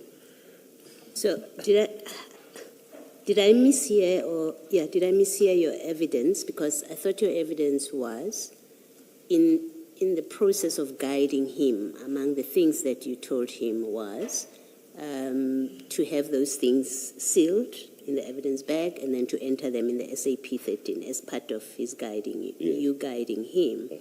But from what you're saying now, it sounds like he's the one that told you, I haven't done this and that, and then you said, do it, go ahead and do it. Can you just clarify what in fact happened? When I did call him and tell him about the samples issue, but at that stage, I thought on the 22nd they would have done the bags issue and the SAP 13 and Port Shepstone, like I said. So this next step, to me, was the next best thing. A presumptive test doesn't hold up in court, and if the next best thing was to get it analyzed, just to show that indeed what we do have there is cocaine, because nobody would have known what it was had it just been lying there. So there was no malicious or there was no intent otherwise than just getting the ball rolling. And I thought these other prerequisites that come before you actually take a sample or send anything to the lab, meaning the booking in the SAP 13, the exhibit bags issue, booking it back out, taking those samples, booking that broken or the new exhibit bag in, booking that sample in. I thought by that time when I'm giving him advice on how to take samples, the exhibits would have been entered in Port Shepstone 13, they'd been in bags, but it wasn't the case. That's why it turned out to be so upside down that there's no even record of the exhibit bag that I took to the FSL. And my instructions was to him to take it to the FSL, not for me. Okay, I think with that last part, you have answered what was going to be my next question. You didn't give him advice to take the samples to the FSL. You instructed him. Yes. That's how you've expressed it there. Okay. So you're still on leave and you give instructions to an investigating officer. How is that? You're on leave. You have no record. You have no record anywhere as you are on leave that indicates you are on duty and you are giving instructions such as this. This is a big instruction. As it happens in this commission, it has become a matter of controversy whether that happened, whether you spoke to Kuzwayo or not, and did she give you guidance. But you're on leave, so obviously it's not recorded as you being on duty, and here you are giving instructions. Explain that. It's not advice, it's an instruction. Yes. Commissioner, we don't consider at any time I'm on leave, it's a weekend, I'm not working, it's after hours. Being on leave in our job, it accounts for, yes, it means you're not actively on duty, but it's not something that's set in stone that you're on leave now, you cut off all ties with your duties. You still have to, because I know I'm going back to the office, I'm going to have to, at some point, deal with whatever's happening. So I may as well ensure the process is running smoothly, even in my absence. And like I said, Commissioner, it was, I think, just for that first 2 days, that 23rd or 22nd, 23rd, I don't think 24th I've had any engagements, I'm not sure. But, yes. No. Don't worry about the 24th and the rest of the days. I'm more interested in what capacity when it comes to you are off, you're either on duty or you're not, even if it's for that limited purpose of giving instructions. And I'm interested to, I was merely demonstrating or seeking to demonstrate the point I made to you much earlier, that you actually continued to be involved actively in this matter. Your involvement did not end at Isipingo police station. It carried on. You say for just one day, well, you are the witness, will probably have to go with that it was just for one more day. And then you take up where you left off on the 29th, and as Ms. Silo showed you earlier, or put to you earlier, that in the intervening period, until you come back, Mpanga said as investigating officer doesn't seem to do anything. to do with this matter, including bagging these things, including putting them into the register. He doesn't seem to be doing any of that. All of it is done on your instruction. That's all I was pointing out to you, that, well, there's further evidence that you continue to be involved with this. Okay. No, Commissioner, I think the only answer I can give to that, you get some conscientious workers that you know, as much as he's a seasoned detective, you know certain members you need to just give them a little push. Do you accept that his handling of this doesn't reflect a seasoned officer who is used to dealing, he may well be, but this conduct to do with this operation doesn't reflect a seasoned police officer? Yes, I can Do you accept concede that? that. Yes, Commissioner. Okay. Thank you. So just to add to that, the only thing Bangase really did was to follow your instructions.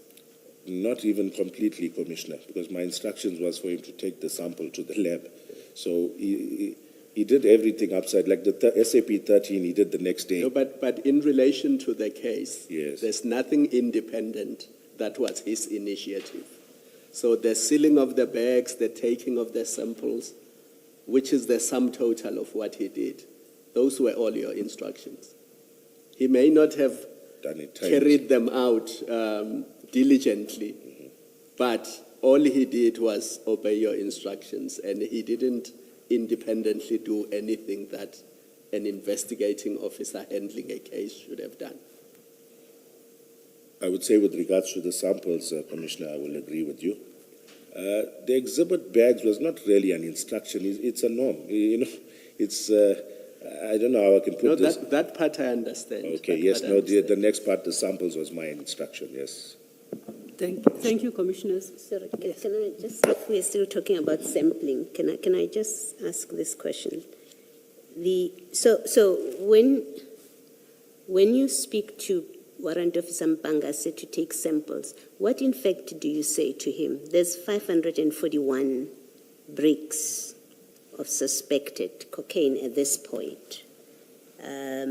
You don't know for sure. That's why you want it to go for analysis. What in fact do you say to him he should do?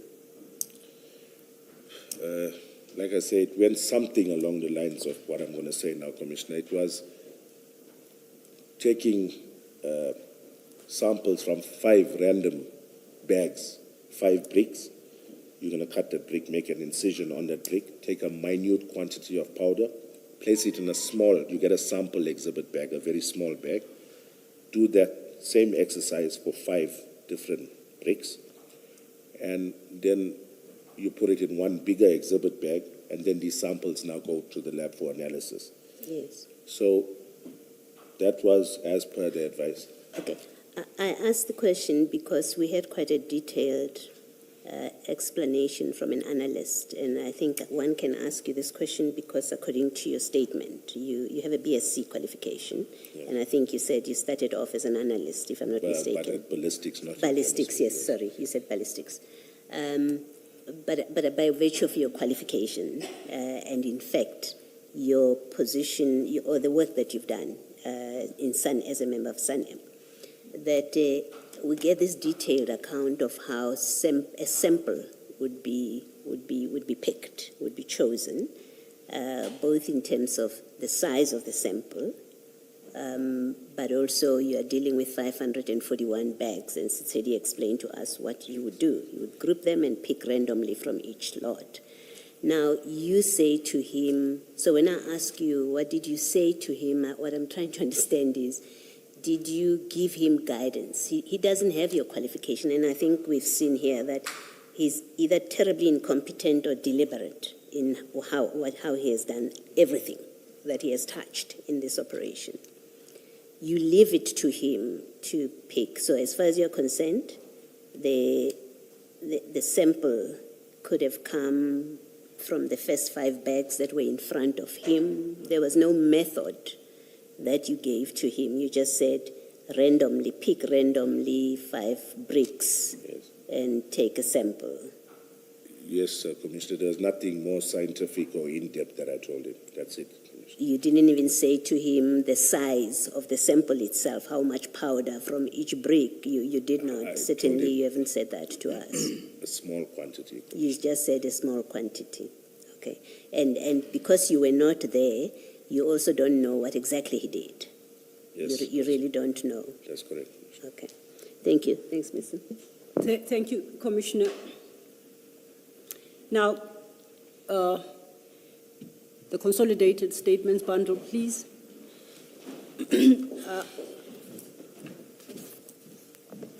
While she's looking for that,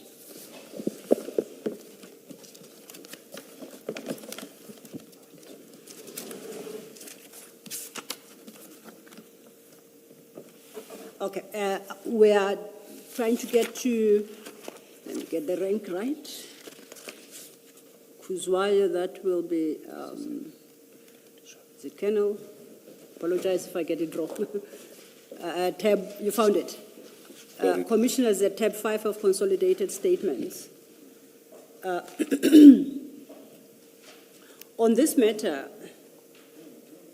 you say, we have spoken now about your request for sampling, request for guidance in order to analyze and then being advised to provide samples. You recall that? We Yes. just had that conversation. Yes, yes, Commissioner. At your paragraph 44, your statement, you then speak of the engagement you had with Warrant Officer Sitsedi of 27 October 2021. You remember that? That's correct, Commissioner. And where he then says, at your 45, according to you, he explained that he required 7 to 10 bricks of cocaine to weigh so that the analysis report could reference the average weight. That's correct. Okay, now that's how you remember the events. Now we've opened Mr. Teddy's, for lack of a better salutation, Ms. Kuzwayo's statement. Sorry to do this to you. Are you moving to October now? I thought we were still dealing with the 23rd of June. I was going to deal with them both. If you have something on 23rd, please do go ahead. No, I'd rather leave it to you. If you haven't dealt with what I want to deal with, then I'll come back to it. Okay. And Commissioner Kumalo has just reminded me I didn't deal with something, but because I've started this question, may I just complete it? I'll also double back to the 23rd. Please go to page 5 of Ms. Kuzwayo's statement from paragraph 15. Are you there, Colonel? I'm there, Commissioner. If we could just quickly read, she says, where the crime scene is a non-clean lab scene, FSL is responsible for performing analysis on the exhibits. You agree with that? I agree, Commissioner. FSL does not attend the crime scene or the police station where the drugs are stored for safekeeping to collect samples, nor does FSL receive samples collected from DPCI or other investigating teams for analysis. Yes, I see. Would you that. like to comment on that? I would like to comment, Please Commissioner. go ahead.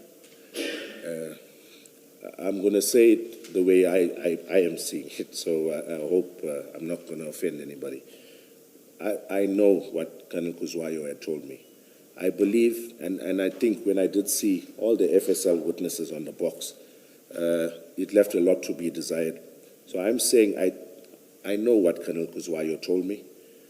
I believe that thereafter she realized she made an error, that we are not supposed to take these samples, and maybe Colonel Songa reminded her, I'm not sure. But I'm saying to this commission, there would be no plausible reason, no reason whatsoever, even if I was planning on stealing drugs in a few months' time, there would be no reason for me to ask a member to take samples for analysis out of my own accord. There's no upside to it. It's not done, so it's going to raise eyebrows. So the only reason I did what I did was because of my call to Colonel Kuzwayo and her advice to me. Here's the upside. If it's worth stealing, then you need to know what quality is this product. Is it really cocaine? Yes. Because what's the point of stealing soap You know, Yes. that's why analysis is important. If you know that it's cocaine and you know the quality, then it's worth stealing. Okay, can I respond to that, Commissioner? Firstly, during the normal course of duties, our lab does not give us any indication in terms of purity, in terms of anything distinguishing on cocaine. When they put it through their machines, all they're checking for is cocaine, the active ingredient in this. So Let me remind you, you said it's possible they can do that if you ask them. if you do ask, Yes. yes, but in the normal course of duties, Commissioner, it's just going to tell you it's cocaine. But I'm going to give you advice on how to really check if it's a good quality, and if I was that way inclined, I'm going to tell you how it should have been done. Even if you take a small quantity of that powder and get a person on the street, a cocaine user, to test it, he's going to tell you whether it's a one-way. Then you get maybe somebody else who knows how to cook. They'll tell you whether it's two-way, you know. So other than the lab, there's quicker methods to have known the quality of that cocaine. So there would have been no need to send it to the lab for the lab, unless upon special request I'm asking them to check purity or anything of that nature, which wasn't done. And remember, the allegation is that you wanted to handpick the analyst. No. Okay. Now, if you handpick the analyst, it means, and they said we don't allow that because then it means investigators can unduly influence the analyst. Yes. So that's where this whole thing comes okay, in. I see. Because I was also a bit confused, Commissioner. But when I look at it, the reason I asked I spoke to Seth Shetty because we know him. I've been working with him for years, so this newfound fear is... Can I do this? I was just giving you context Okay, and you understand I'm it, because I digressing. don't My want you to apologies. get ahead of questions that are still coming. Yeah. Noted, Thank sir. you. Thanks, Commissioner. And there's a response you gave to a question, and I thought we might use the next 30 seconds. You might as well educate us. What's one-way and two-way cocaine? If we are dealing with drugs, we might as well be slightly knowledgeable about Okay. it. The one way is cocaine that's just purely for sniffing. Cocaine addicts that sniff cocaine, the powder. Two ways is cocaine that's also good for cooking into crack cocaine. And not obviously, your yield in terms of the amount of crack cocaine that you can cook with 1 kilogram of cocaine. When you've got two-way cocaine, you get a higher yield. It's better for the rock or crack cocaine addicts. They get a better high. So that's two-way. You can cook it and it can be used for sniffing. It's much more expensive commodity than one-way cocaine. Okay. Thank you. I'll resist the temptation of saying I feel empowered. I hope you still have your protocol on the search, seizure, and handling of drugs. Ought to be some, yeah. right. Is it Yes. still? I need you to turn to page 89. I understand that your engagement with FSL on the 27th of October was to seek an expedited destruction of the... Whichever, just something to take those exhibits, whether Yes. it be this, yes, Yes. Commissioner. So I now at 89 read 5.12, which stipulates that the detective commander must provide a written initial disposal instruction of the illicit drug at column 5 of the SAPS 13 register on page 6 of the case docket. Is there any written initial disposal instruction in this matter? How would the destruction that you desired happen without Yes. complying even with the very first step? No, yes, I'm fully aware of this, Commissioner. Yes. I think the warrant officer said, Shady, the way he put it to the commission, it's not very clear as to what I was doing and how I intended to do it. When I did ask about disposal, destruction, that's just merely me finding out, is it possible? Can it be done? Then the next step, if they tell me, yes, we can dispose or we can destroy, every drug investigator knows about a SAP 83A. You cannot destroy without that. So my interaction with him was merely finding out, is it possible? And when he did give me advice, that's when he did point out, no, I'm not the analyst here, there's some other analyst. And I didn't even force the issue to find out who's the analyst, because My engagement was with him. I had no interest in who the analyst was. My interest was merely to get these drugs off our hands, either to be disposed of, to be analyzed, but to be taken away from our custody. When you say you asked him, is it possible, what were you asking him is possible to do? Expedite. Yes. To expedite what? Okay, Commissioner, like I think I spoke a little about it initially, but every case follows the same life cycle. You've got exhibits, they need to be analyzed. The lab needs to give you a Section 212 analysis report confirming that it is drugs. If you've got a case that's going to court, then you don't complete the SAP 83A once you've got an analysis report. Then you let them keep those exhibits until the trial has completed, because the defense may ask to see those drugs. But once a trial is completed, then you complete this SAP 83A for them to destroy. You give them the result of your trial, all of that, and you ask them to destroy. That's a SAP 83A. That's in a normal course of things. But in inquiries, when there's an inquiry, more especially of this rip-off nature, yes, as a formality, we're asking them for an analysis report so that we can tick that box that, yes, we've sent it for analysis. But if your exhibits have not gone for analysis and you've got them lying, or even if they've gone for analysis, but they haven't analyzed them yet, and then you realize, okay, my case is going nowhere, there's no suspect, then you can also complete that SAP 83A at that stage and hand it to the lab to ask them to destroy those exhibits. So that's how that procedure works. So when I was finding out about expediting analysis, destruction, disposal, whatever, basically I was trying to get the ball rolling that, can I get an analysis report from you guys? Okay, now that I've got my analysis report, let me file it in my inquiry. Then I'm going to give you all that 83A. Although the normal course of things, they would have already had custody of my exhibits. So this is a little bit of a tricky thing because I'm sitting with all of those exhibits in Port Shepstone. So it's a little bit of an anomaly, but still, whenever you want exhibits destroyed, you need an 83A. So when I say expedite, I mean expedite your analysis report, or if you tell me, no, we can destroy this place in Pretoria or bring it to us, we'll send it to Pretoria or to the Western Cape, I would have done so. So that was every engagement with me and the FSL was with a view of getting the ball rolling to analyze, destroy, dispose, whatever, but to get rid of those drugs. The expediting or expedition that you were talking about was what? Of the analysis or of the destruction? Whichever they were willing to do. No, you had a discussion with Sitsedi. Yes. I want to know what discussion you had with Sitsedi. Yes, I asked him. Firstly, because it was sent for analysis, that's why I inquired, can we expedite the analysis report? Okay, all right. Then another part of my conversation would have been, do you have place? Can we bring it here for destruction? And they didn't have place. Okay. So that's what my engagement with Setsedi was all about. There was no sinister motive. There was no reason for me to even know.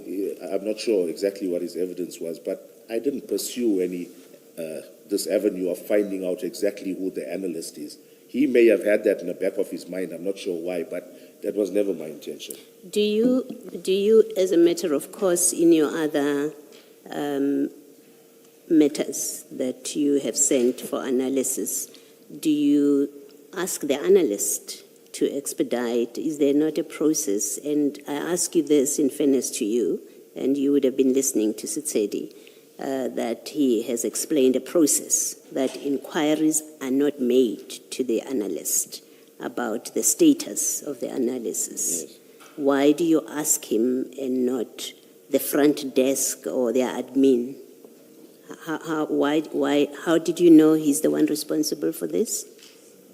He was not the one responsible. So how could he give you an answer if you knew that he's not responsible for this analysis and he's not admin, so he can't give you the answer? Why is it him that you ask to expedite, whether they can expedite rather? Okay. Warrant Officer Setsedi, I've known him, I think, since he joined the lab. We've worked on so many CAD lab scenes where it was even over 24 hours. We've been through the trenches together. We've got that relationship, or we had that relationship, where he's the one, like I said, manning the FSL call or standby phone.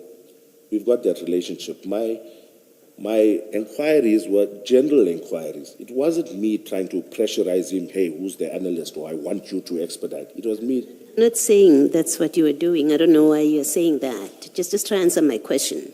My question to you is simply this. He's Ken Lab. Your sample has nothing to do with Ken Lab. Why do you pick him? You don't know that he's your analyst in this particular matter. He has described to us a process where if the police want to find out the status of the analysis of their samples, there's a process. They don't go to an analyst. And he gave us what sounds like good reason why you wouldn't go to an analyst, or you wouldn't even know. You go to admin, you're asked to produce, I think, a receipt which has a number, and something is looked up in the system, and you get told what happens. You have experience in these things. This is not your first referral to the FSL. Why you speak to him doesn't make sense and requires an explanation. It's not a general question. It's specific to a sample. You're not asking how does it work normally. You say, I have a sample in your lab. That's why you're talking to him. I have a sample in your lab. I need it to be expedited. That's what you say. So my question is, why are you speaking to this person who has absolutely nothing to do with your sample? Because he's not the allocated analyst. No one has told you he's the allocated analyst. 2, he's Ken Lab. Your sample is not a Ken Lab sample. Why are you speaking to him about this, about both the expediting and the destruction? It was merely seeking advice from him, wanting to hear, how do I get this thing fast-tracked? It wasn't specific that I wanted him to handle it or wanted him to divulge anything. It was just merely general inquiries with a member of the FSL that I'm familiar with, I've worked with for years. In fact, most of my engagements when it came to the FSL was either with Colonel Songa or with Sechedi. So he was our go-to person. Even if you look at my phone records, he's the one I call most of the time. So for me, it was just somebody that I knew at the lab, and I asked him. There wasn't really any intention behind it. It was just merely seeking guidance. How do I get this thing fast-tracked? How do I get rid of it? Can I, speaking for myself, I personally don't have issue with you sending samples to FSL, because even if they didn't know in June that it was samples, certainly by the 27th of October they knew it was samples. And they never said to you, because you gave us samples, there's nothing we can do with this, take them back. My issue with you has to do with the timeline. You being there, and by the way, between you and Setsedi, there's not much difference in terms of versions. He says he had worked with you in a seizure in Simbiti, and that was quite recent. He says that. Then he says you were there to see Captain Kubeka. Mm-hmm. And while you were there, you wanted advice from him. So he says that in his statement. Yes. And then he says, this is the nature of your inquiry. He lists it in 4 parts. You asked for advice on how to destroy exhibits. You asked if destroying exhibits would affect the case. And then you had a discussion about the record of the total mass of exhibits. And then the last one was, who can analyze your case of the analysis of the samples that were brought. So I don't have a problem with that, because although your versions differ slightly, you seem to say the same thing, you're saying it differently. My problem is, he says you told him that there were people who wanted to break into Port Shepstone to steal the drugs. Mm-hmm. And that was your reason for wanting the drugs to be destroyed. Okay. Now, how could you have known that there were people who wanted to come and steal the drugs at Port Shepstone? Yes. Thank you, Commissioner. Upon my meeting with them, this one lately that Warrant Officer Sechedi alluded to, Commissioners, Colonel Songa was recording the conversation. So I'm sure she still has it. She was recording the conversation. So what I want to say is, Let's help out. She says you deleted what you sent to her. no, I'm saying that's not what- Actually, she said you have disappearing messages She's and whatever got you said. disappearing. And what, Yeah. she's got your number, Yes. but she doesn't have anything because the stuff has disappeared because No. apparently on your side you've done something. Commissioner, I'm so glad you even asked that, Commissioner. Colonel, I don't No, want oh, to... sorry, I'm digressing. I want you to think about two things. Yes. So my concern, as I said, was how did you know that there were people who were going to break into Port Shepstone to steal the drugs? Now, that's the first question. If you want to go into the No, other no, colonel I'll and then handle the yours, other Commissioner. issue, that should be the second issue, you can answer it. Yes. But deal first with Yes. your discussion with Setsedi that the real reason why you wanted this exhibits destroyed. Because you didn't ask for that in September or in August. It was in October. Yes. And then a week later, 10 days later, the drugs are stolen. Yes. That's my biggest worry, that on the 27th, you say to him there are people who want to break into the Port Shepstone facility to steal drugs. Yes. On the 8th of November, that actually happens. Yes. Okay. Commissioner, it's laughable when I tell you the right story, but it's impacted my life so badly that I don't find it funny, but others did laugh. I went there after Brigadier Newswa had told me there's an attempted break-in at Port Shepstone. When I saw Warrant Officer Setsedi, I relayed the exact same thing to him. Brigadier Newswa told me there's an attempted break-in at Port Shepstone. That's why I'm asking you about getting rid of these drugs. There was an attempted break-in. I'm just going to play devil's advocate here, Commissioner. How stupid would I be to go and tell a member of FSL, knowing I'm planning to steal drugs in a week's time, that people are planning to break in there? How would I possibly know that? You know, so I'm saying this, Commissioner, and I know it's a bit far-fetched, but this is the only reason I can think of. It's far-fetched, but I want you to just hear me out, Commissioner. Warrant Officer Setsedi, when Lieutenant Colonel Sibia and I had arrived there to the FSL, just to meet with them, he is the one who told me that they were approached by this head office guys, and he made it known to me. He said so that they put him under pressure. They asked him, hey, where are my drugs? We want our drugs. He told me that. He said they put him under pressure. They asked him, where are our drugs? We want our drugs. So as we talk here, I said, but, and then you recall we had this conversation, and I made it clear, and I know she was recording. I said, firstly, I'm not here to sway you or to change whatever statement you've given. I just want an understanding, because according to my statements and my notes and what I know, this is my discussion with you. But if you Colonel, say... let me be rude and interrupt you. I don't usually do this. You are discussing other issues now, and you've left my question.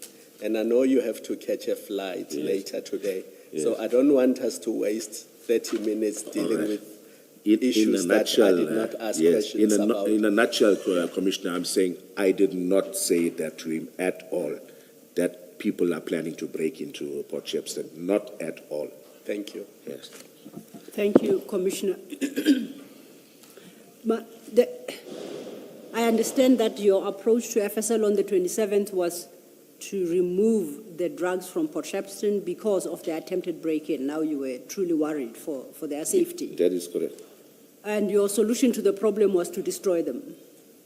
Yes. Yes. And this was 3.5 months since their seizure. And the basis for that decision is that you were not finding any suspects. It's 3.5 months, 4 months, reasonable to investigate and conclude on an operation of this nature and this magnitude? I'll answer that in two parts. Please. These cases normally are even filed before that period. It's even a shorter period. Okay. But So at which point do you stop looking for implicated persons or suspects associated with these drugs? Or you don't even bother anymore because it's rip-off? No, the investigation was headed nowhere, but statements were taken. Whatever investigation could be done had been done. In So 3 there was months. nothing further that we could do to find a suspect or to link a suspect to this case. In that case, why did you not ask your commander to do the necessary administrative processes for a destruction? Okay. Why did you not? Good question, Commissioner. They can't destroy until they have your exhibit.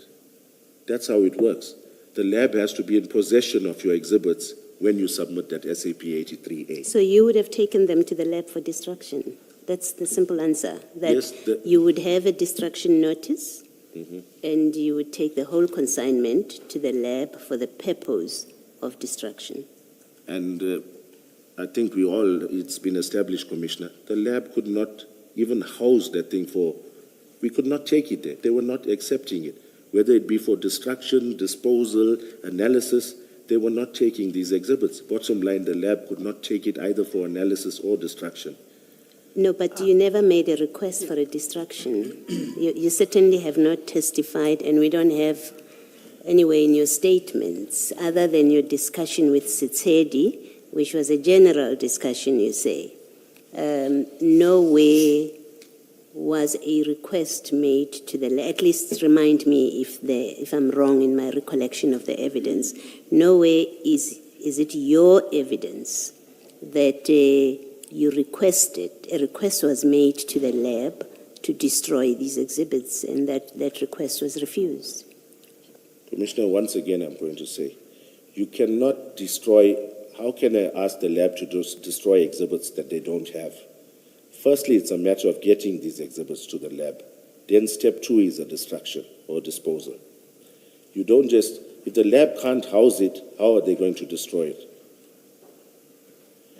Your answer then suggests that the only destiny for these drugs was they were going to be stolen, because this lab was not going to have them because they don't have space.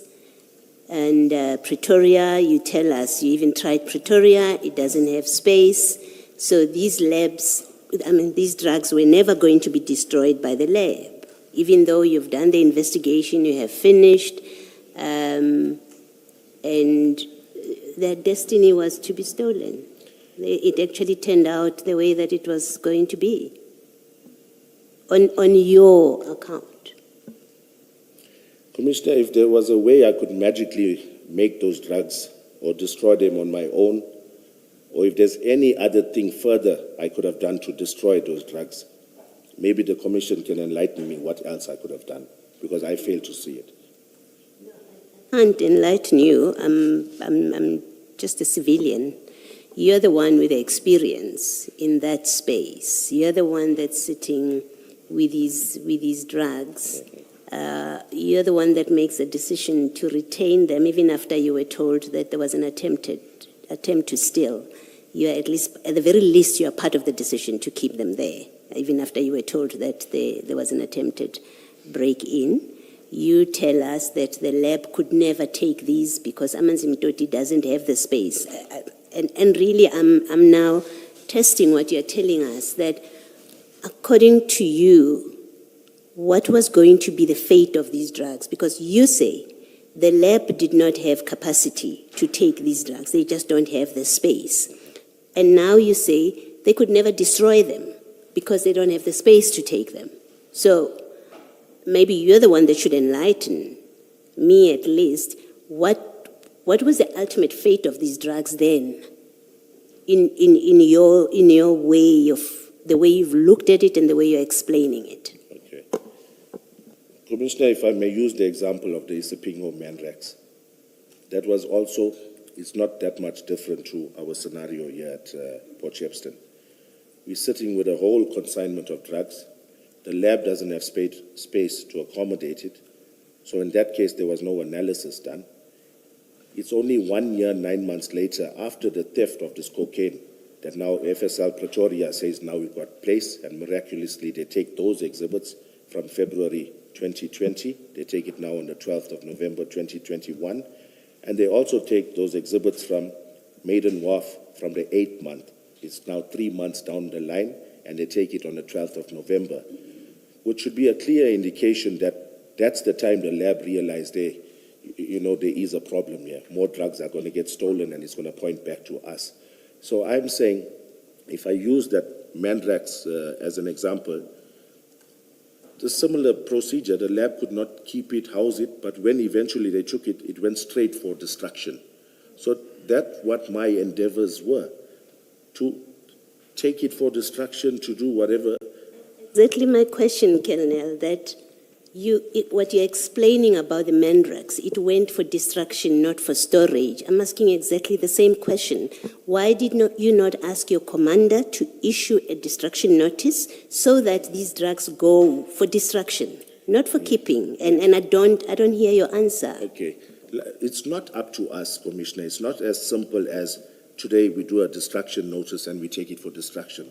The lab has certain periods or intervals that they take drugs for destruction to a certain, I won't disclose the location, but there's an incinerator there. So it's not as simple as I just complete a 83A and tell them to dispose and they say, okay, bring it up today. That's why I used the Mandrax example, Commissioner.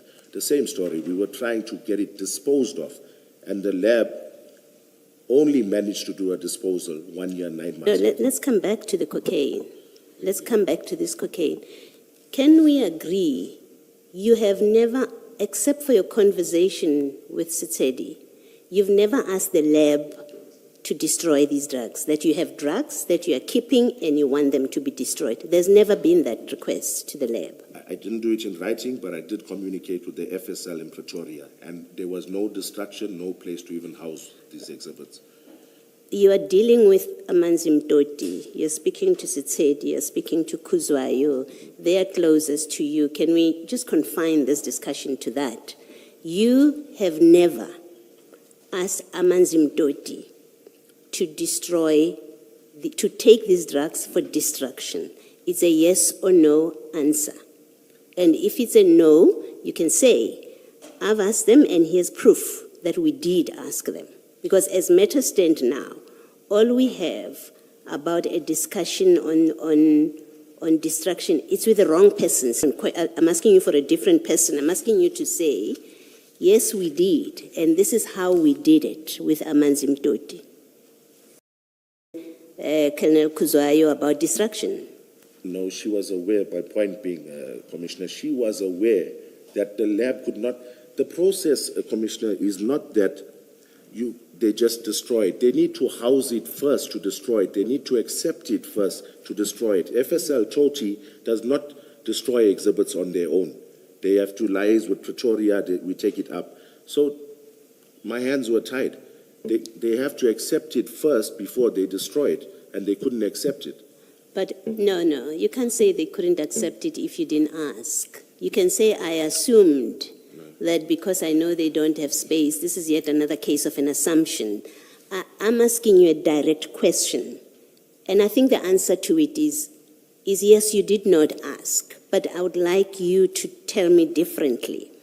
My question to you is, apart from your discussion with Setsedi, did you ask for a destruction of these exhibits that you are holding in Port Shepstone? Was such a request made to FSL Amanzi Mtoti? I didn't do any formal written request, but with my engagements with Colonel Kuzwayo, she was aware of our How many engagements did you have with Colonel Kuzwayo and when? You're going to have to be specific because right now we have only the 23rd, and it would be very curious, I think, to everybody that already on the 23rd you were talking destruction. So I want to suggest that you were not discussing destruction on that day. Otherwise, you have a lot of explaining to do why the day after the seizure you are talking about destruction. So your engagement with Kuzwayo must have been on other occasions. You haven't, at least I don't remember reading your statement, coming upon many discussions with Kuzwayo about destruction. Okay, I don't know the exact dates or times, and like I say, I did try for my cell phone records, but I would have asked her maybe in a month or two down the line. And she was aware, like I say, and it was telephonic communications. It wasn't something formalized where we send them emails. It was all done over the phone. But that's not how you ask for distractions, right? You've explained to us that a notice is prepared by your commander, a distraction notice is signed off by your commander, and then that gets served on the FSL. Yes, but once again, Commissioner, I'm saying completing that SAP 83A does not guarantee you are getting to destroy your... Yes, I'm not saying it guarantees, but at the very least what it would do, it would have given us a record that a request was made to FSL to destroy, and this is how they responded. They said they are not in a position to do this right now because they don't have capacity. It would give us that. Right now, we have your informal, you yourself call it informal. You have your alleged informal telephone discussion, undated telephone discussion with Colonel Khumalo that I asked whether they can do this. And by the way, you've also said it's your commander, it's not you, it's actually your unit commander who's got the power, whether they call you unit commander, to do that. So it's not your discussion to have. So whatever discussion you had with Colonel Khuzwayo, it doesn't count. I'm asking you about doing it by the book. The book says you do a notice or a release form, whatever that form is called. It is what is given to FSL. You didn't do that, right? No, I'd still maintain, Commissioner, it doesn't work that way. The SAP 83A, only when the lab has possession of your exhibits, that's when they accept an 83A. That's why I say to you, then these drugs, on your version, were destined to be stolen. Their fate was to be stolen because that lab doesn't have capacity for this quantity. And yet you are talking to them. You are asking informally, Khuzwayo, when will you destroy it? When you know they don't have capacity, according to you. You know they don't have capacity. But you keep, which doesn't make sense, that you know they don't have capacity. That's what you tell us. You know they don't have capacity, but you keep asking her, when are you going? Can you destroy, or however you framed it? You keep doing that. It doesn't add up, I'm sorry. It doesn't. You can comment if you want to. No, I'll reserve my comment, Commissioner. Thank you, Mr. Thank you, Commissioner. Just a quick one on that score. How many laboratories, FSL laboratories, are there countrywide? I think I'm aware of I think one. there's three that I know Cape Town. of. Yes. So you say there's 3?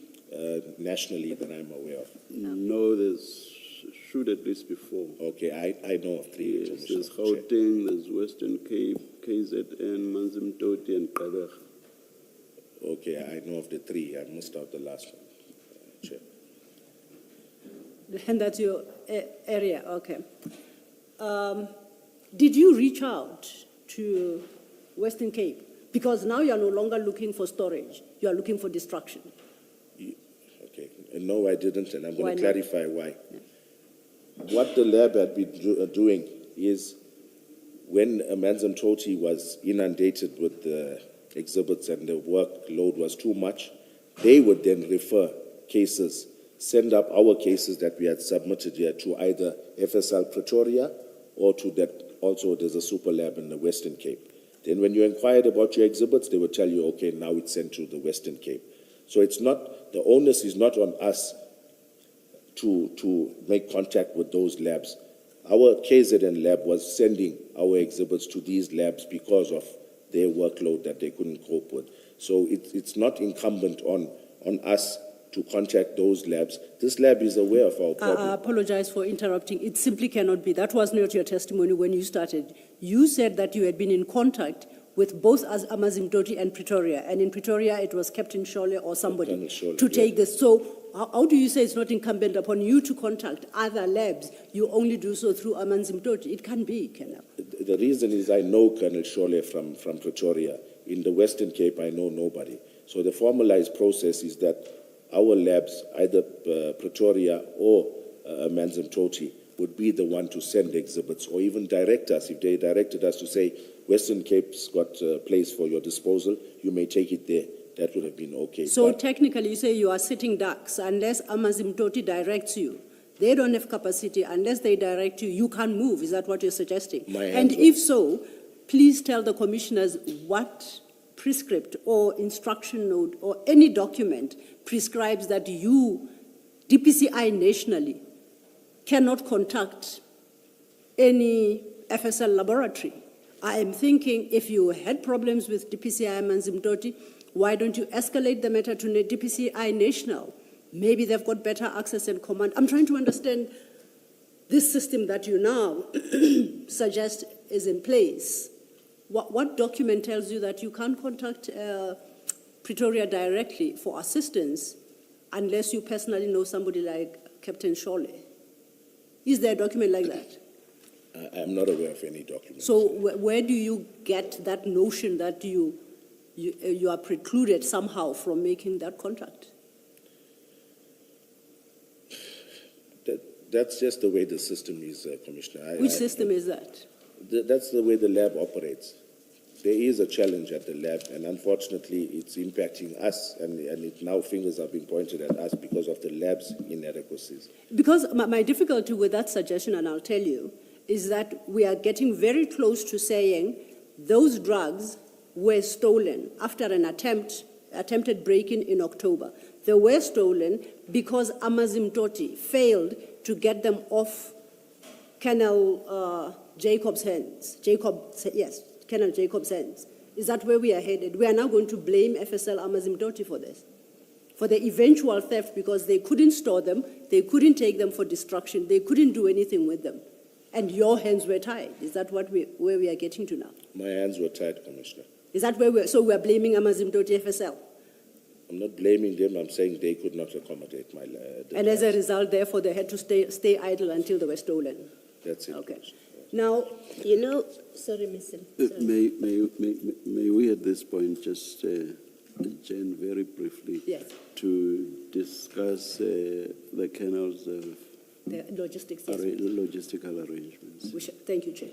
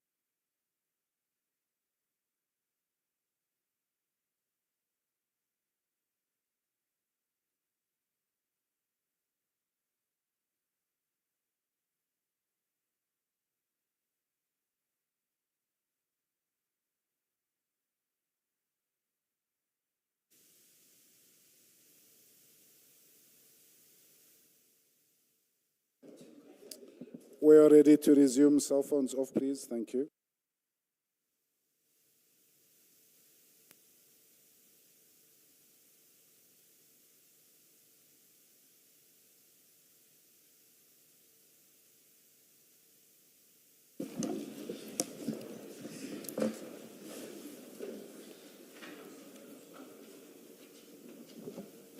Yes, Mr. Yeah, thank you, Chair, and thank you for the indulgence. We have sorted out our logistical challenges. We were still on the issue of your contention that you have no power to approach the other laboratories except the one in KZN, Amazimdoti. It's a notion that I cannot accept. You cannot direct me to any document that precludes you from making such contact, firstly. We have established that, correct? Correct. As a matter of interest, if you were faced with these challenges, did you escalate the problem to at least national level to say to, who was it at the time, General Lebeya, I have a crisis, I have 541 kilograms of heroin under threat of being stolen. Amazimdoti has no capacity. I need to get them off my hands like yesterday. What stopped you from doing that? Thank you, Commissioner. The fact that I was a lieutenant colonel in the police, there's protocol to follow. My immediate commander or the provincial commander is my person to direct all of my challenges to. Yes. And my provincial commander was fully aware of the status of the location as well as the fact that those drugs needed to be moved from there. And your commander in this instance is? It would be Brigadier Nyuzwa. Brigadier Nyuswa. Yes. Now, did you tell Brigadier Nyuswa to escalate it further? Because you remember the target is to get it to national. Mm-hmm. Did you have that conversation with Brigadier Nyuswa, or you thought it just sufficient to let him know and he will know what to do thereafter? What was your attitude? Yes. I can't give you verbatim what I had told him, but we were on the same page. These drugs need to go. They need to be destroyed. He was fully aware of that. He was aware of my stance on those drugs. No. Now what he needs to be aware of is that Amazimdoti, you have now this challenge with Amazimdoti, and as he knows, according to you, you can't send them to Pretoria because you still need to go through Amazimdoti or Western Cape or Gqeberha to destroy them, right? That's your position. Yes. Are you suggesting that was Brigadier Nyuswa's understanding as well? Your limitations about directing these drugs somewhere for immediate destruction? Those were my challenges at my level, Commissioner. And hence my question, why did you escalate your challenges? Yes, it Brigadier, was. what was his response to that? Sit and bear it out? Yes. He didn't give me a response, but I made it known to him. He made it known to me those drugs are in danger. So I told him, you try what you can. I'm trying with the Amazimdoti because our exhibits are there. Okay. We forwarded our samples there. So it was his duty as a provincial commander. That's why, hence his title, Provincial Commander. Indeed. I'm restricted to KZN, to Durban. I took it upon myself to liaise with the lab in Pretoria.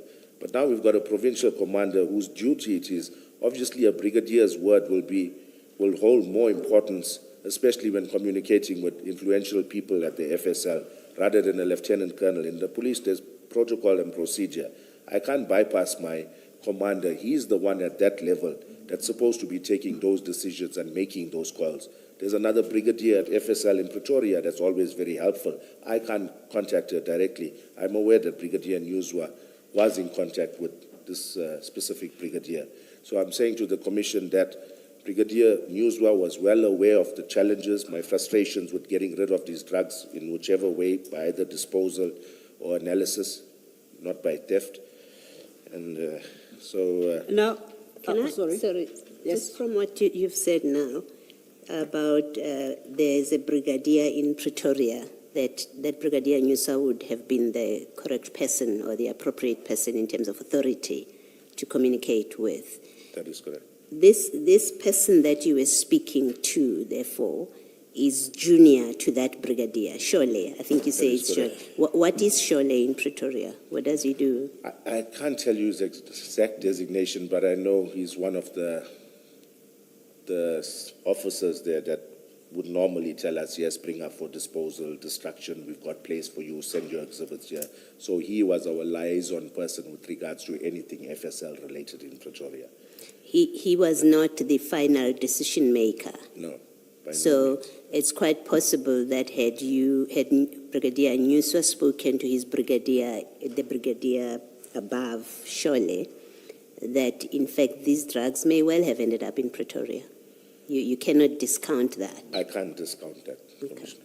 Thank you. So as matters stand, but for your telephone calls to Shole, we do not have a record of any communication from your people, and when I say your people, including you, Nyuswa, you, and General Sinona, we don't have any record of communication to to Pretoria FSL requesting that these exhibits should be transported there, whether for destruction or for storage until they were analyzed.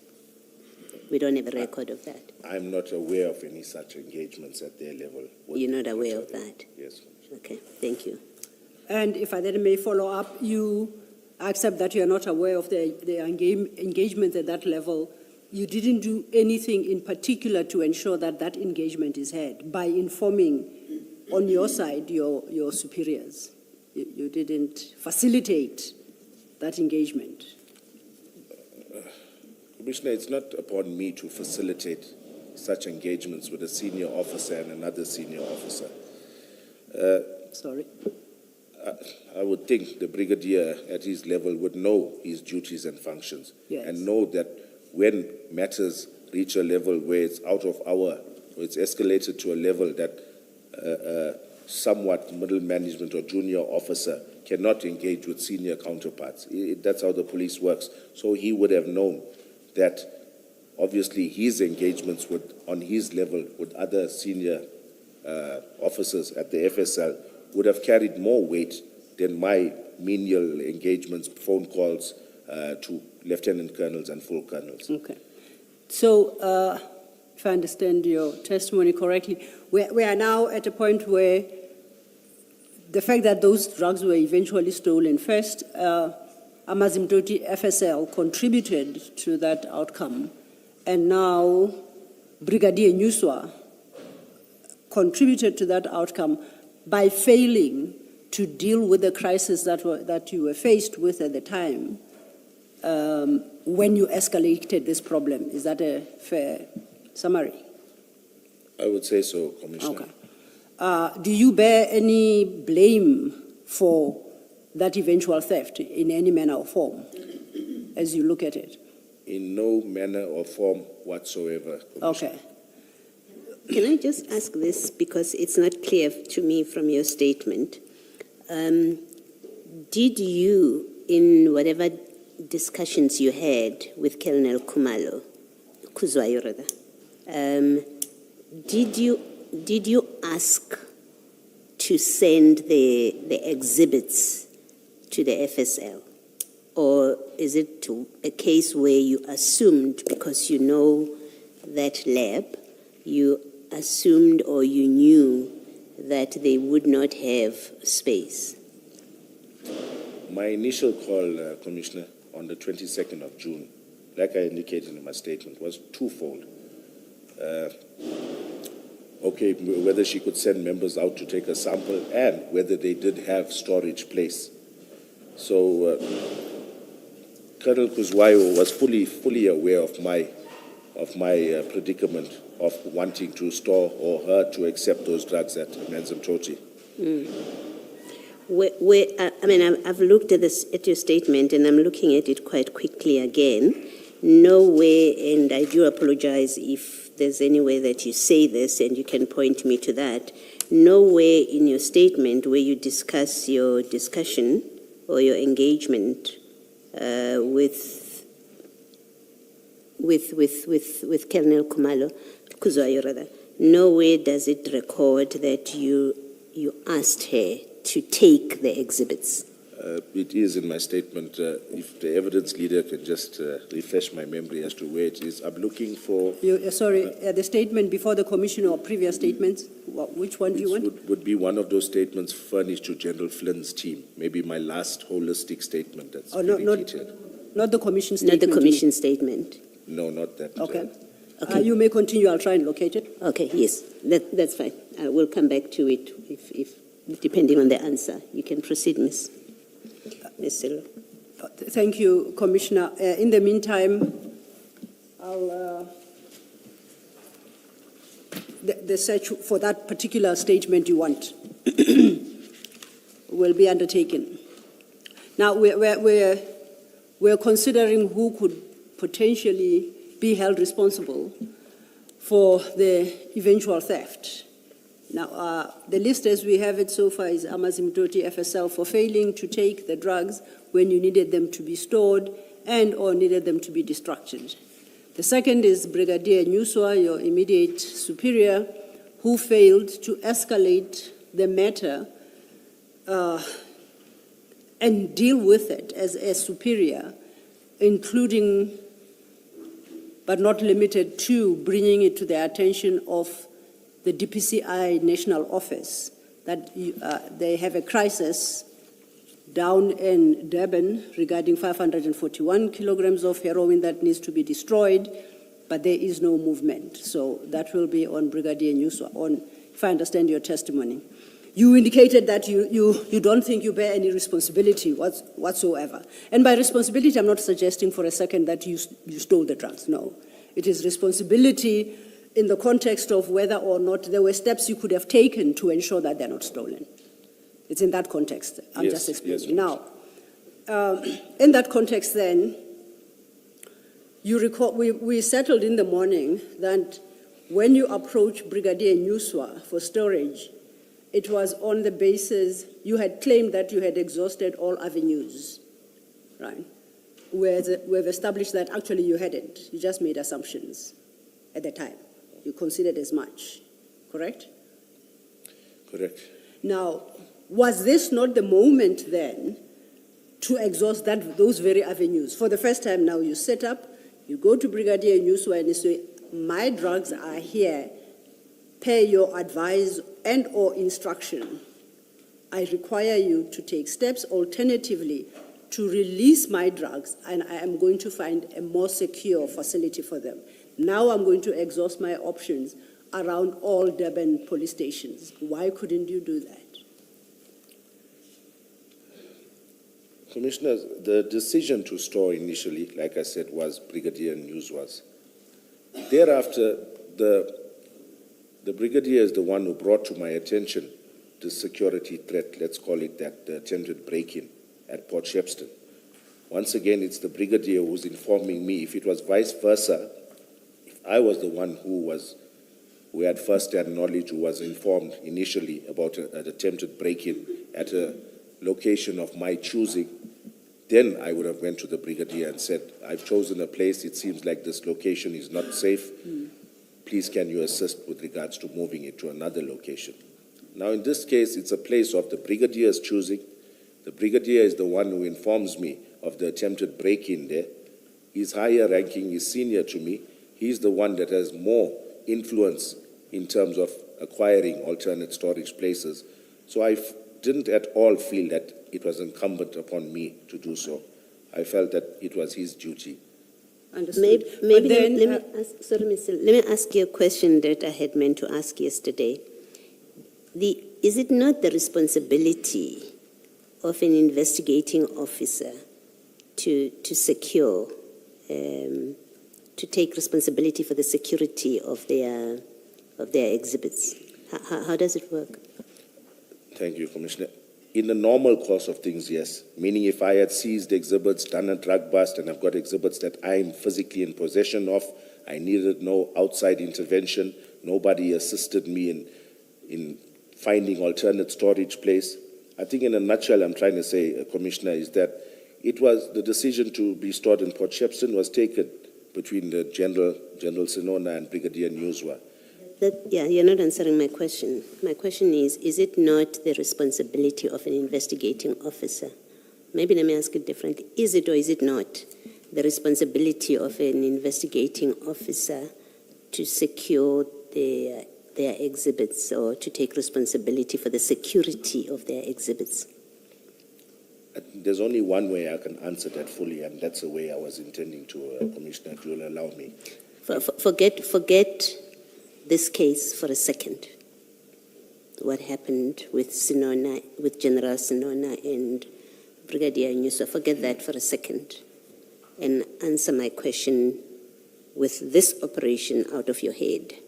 Is it or is it not the responsibility of an investigating officer to secure their exhibits? Normally, yes. Okay, Yes, normally, Commissioner. all right. Will you allow me to expand on that? Yes, you can. In this case, it was an exceptional circumstance, meaning it was out of the course of our ordinary line of work. I needed intervention from my brigadier to find a spot. The brigadier is the one who found a place in Port Shepstone. My area of operation, my day-to-day duties involved the Durban and surrounding areas. Whatever challenges I have would be relayed to my brigadier. He's my immediate commander. So I'm saying the onus would fall upon him, on him. It was a place of his choosing. Yes, I'm the investigating officer. He's senior to me. He chose a place. Now there's a security threat. There's an attempted break-in. The onus would fall on him, although I'm the investigating officer, to find alternate storage. You see, you made the original decision that these exhibits will go to Isipingo police station. That was your decision. You were in charge at that time. Yes. We've established you continue to be in charge. But in fact, Brigadier Nyuswa gets involved because you say, I now don't know what to do. You've searched. You tell him, I've run out of options. I don't know what to do. Help find me a place. That's what you're doing. So his intervention is to assist you get a place, not to take responsibility. It's because you invited him to assist you find a place. And he says they can go to Port Shepstone. That's all he does. Yes. And that to me doesn't mean or doesn't reflect that he's now responsible for those exhibits. Your answer, your earlier answer, and I think that's the correct position, and it has to be that you as the investigating officer who's going to appear in court, if ever there's a court, and testify about the chain of evidence, about what was contained, where, when, you are the one that has an interest in the security of those exhibits. And to say that someone that you brought in because you needed them to help you solve a problem of accommodation is now the one that makes decisions about where these exhibits go, it just does not sound correct. Okay. I don't think you're correct. Okay, Commissioner, I'm going to maybe emphasize a little more on another avenue of that. The drugs were stored at Port Shepstone Serious Organized Crime Investigation Unit. There's a unit commander, or there was an acting unit commander, Lieutenant Colonel Prinsloo. I was also a lieutenant colonel. Now, this is outside the Durban area. This is another Hawks or DPCI office that falls squarely under the responsibility of Brigadier Nyuswa, not myself. So even if I wanted to do anything with that location, it had to go via the Brigadier. Since it was his instruction, Colonel Prinsloo would only adhere to an instruction coming from Brigadier Nyuswa. It was not within my powers to make decisions regarding that without the intervention of the Brigadier. What I have a difficulty with is, and I'm not suggesting that you should and you could have moved these drugs without reference again to your provincial commander, to Brigadier Nyuswa. I'm not suggesting that. But what I have a difficulty with is you washing your hands off responsibility of these exhibits once the decision was made that the safe place to keep them is the Port Shepstone DPCI officers. I have a difficulty with that. And keep in mind, and a further problem, or what contributes to my difficulty is, while these exhibits, which as you have answered, and I always responsible for and it has to be that an IO is responsible for the security of their exhibits. In this entire process, everyone is coming in and out of Port Shepstone dealing with these exhibits. I know you say you don't know what happened, but everyone is dealing with these exhibits. They have a key, the key is sitting somewhere else. They go and collect the key, they're opening, they're taking stuff in, out, signing off. These are your exhibits. Something is deeply wrong if you say, I could do nothing about it, but I'm the investigating officer. Then I'm going to suggest to you that you chose not to do anything about it. The question is, why? Why would you be so happy to watch everybody running around, handling your exhibits? There's a report there was an attempted robbery or a break-in. You do nothing about it. You don't even say to your brigadier, I would like them to be moved to another location. I've now found another location. You don't even do that. But these are your exhibits. So you either chose to do nothing about it, or you were derelict of your duty as an investigating officer, and we must blame you for the loss on that basis, or you were afraid to tell your bosses that I want my exhibits to move because I'm not happy here. And the question would be, is the why? You may comment if you want to. Yes, Commissioner, it's difficult to engage your boss and tell him he's the one who told me about a break-in. Now, it's common cause that we would want to look for an alternate accommodation or storage for it. He's aware of that. He's got more influence, and I left it in his hands. And also, just to comment on the movement of members in and out of the safe and changing of keys. During that period, it was Warrant Officer Mpangase who was the investigating officer. I was still on leave. I returned on the 29th. So that whole engagements there, I was not really privy to, neither am I responsible for it. But thereafter, I do agree with you. And I will say it again. He's the senior person. He's a brigadier. It was a place of his choosing. He's aware of the security threat. Yes, I was also. And I would expect him to take it as seriously as I did. So the most I could do was to try and engage with the lab, to try and get the ball rolling, to get it out of there, which I tried. I was not in a position to find alternate storage place for it. It was there at Port Shepstone. It was taken there of his accord. I left the ball in his court. Maybe I should have been a little more forceful, but the police doesn't allow for that. It's taken as rude. When he told you that there was an attempted break-in, did you say to him, maybe let's look for another place? Commissioner, when he told me there's an attempted break-in, he didn't engage me on the level, whether they did break in, whether anything was taken. So I thought it's just some petty kind of somebody, broke a window or something of that nature.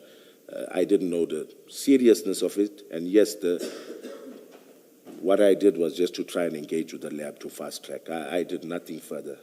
My question is, when he told you there was an attempted break-in, did you say to him, let's look at... Well, firstly, I'm worried that he tells you there was an attempted break-in and you didn't ask him what. These are your exhibits worth millions. He tells you there's a break-in, you tell us, I didn't ask him, I just assumed it was a broken window. Well, as it happens, the coincidence, if you like, is that the attempt was on a window.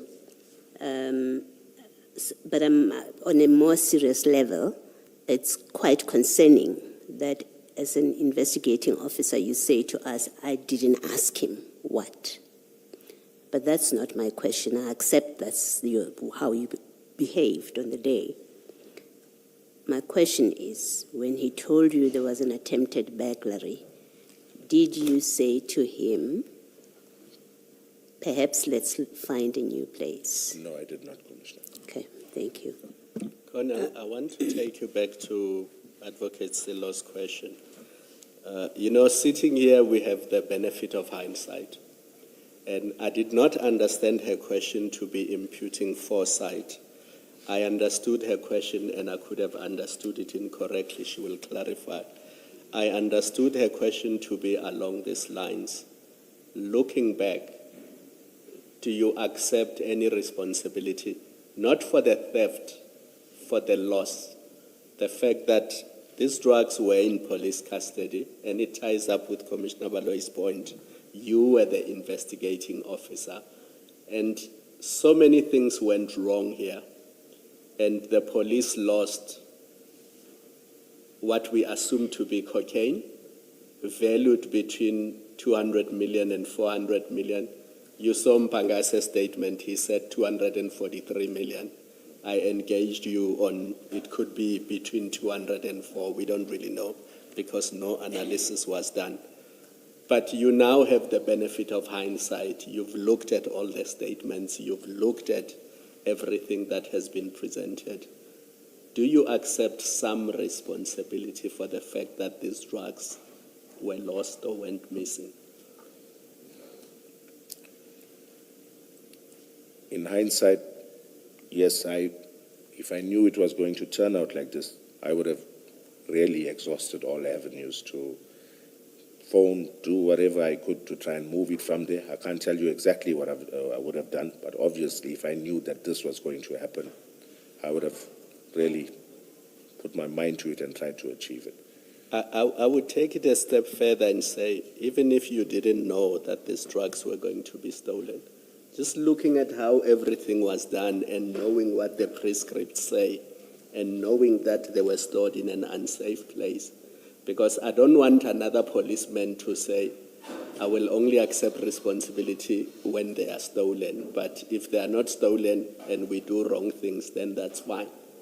So I want you to look at this thing holistically and say, we got so many things wrong, and because we got so many things wrong, these drugs were lost. And that's how one looks at it. Commissioner, I'll go as far as to say, because of the lack of storage place, it had to go to a location that turned out to be unsafe and which led to the theft of these drugs. So yes, I'll bear some responsibility, but I don't want to lie to this commission as though, it was because of me, or I'm not feeling that way. I took instructions from my brigadier, from a senior member in the police. He didn't ask me to store it at somebody's house or anything like that. It was a vault. Unfortunately, I didn't know about the security threat, so I'll say, yes, I'll shoulder some of the blame, responsibility. I could have taken maybe different actions to have a different desired outcome, but we have the benefit of hindsight now. And at that stage, I never suspected something of this nature would happen there. But yes, I will shoulder some of the blame, and I'll say that if I knew that something of this nature was going to happen, something so serious like all of these drugs getting stolen, I would have done everything that I could have done to try and move them out of there. And lastly, you said something which bothered me when Commissioner Baloy was engaging you, that you and Warrant Officer Setsedi used to be close, you used to work together, you seem to have had a falling out because of this case.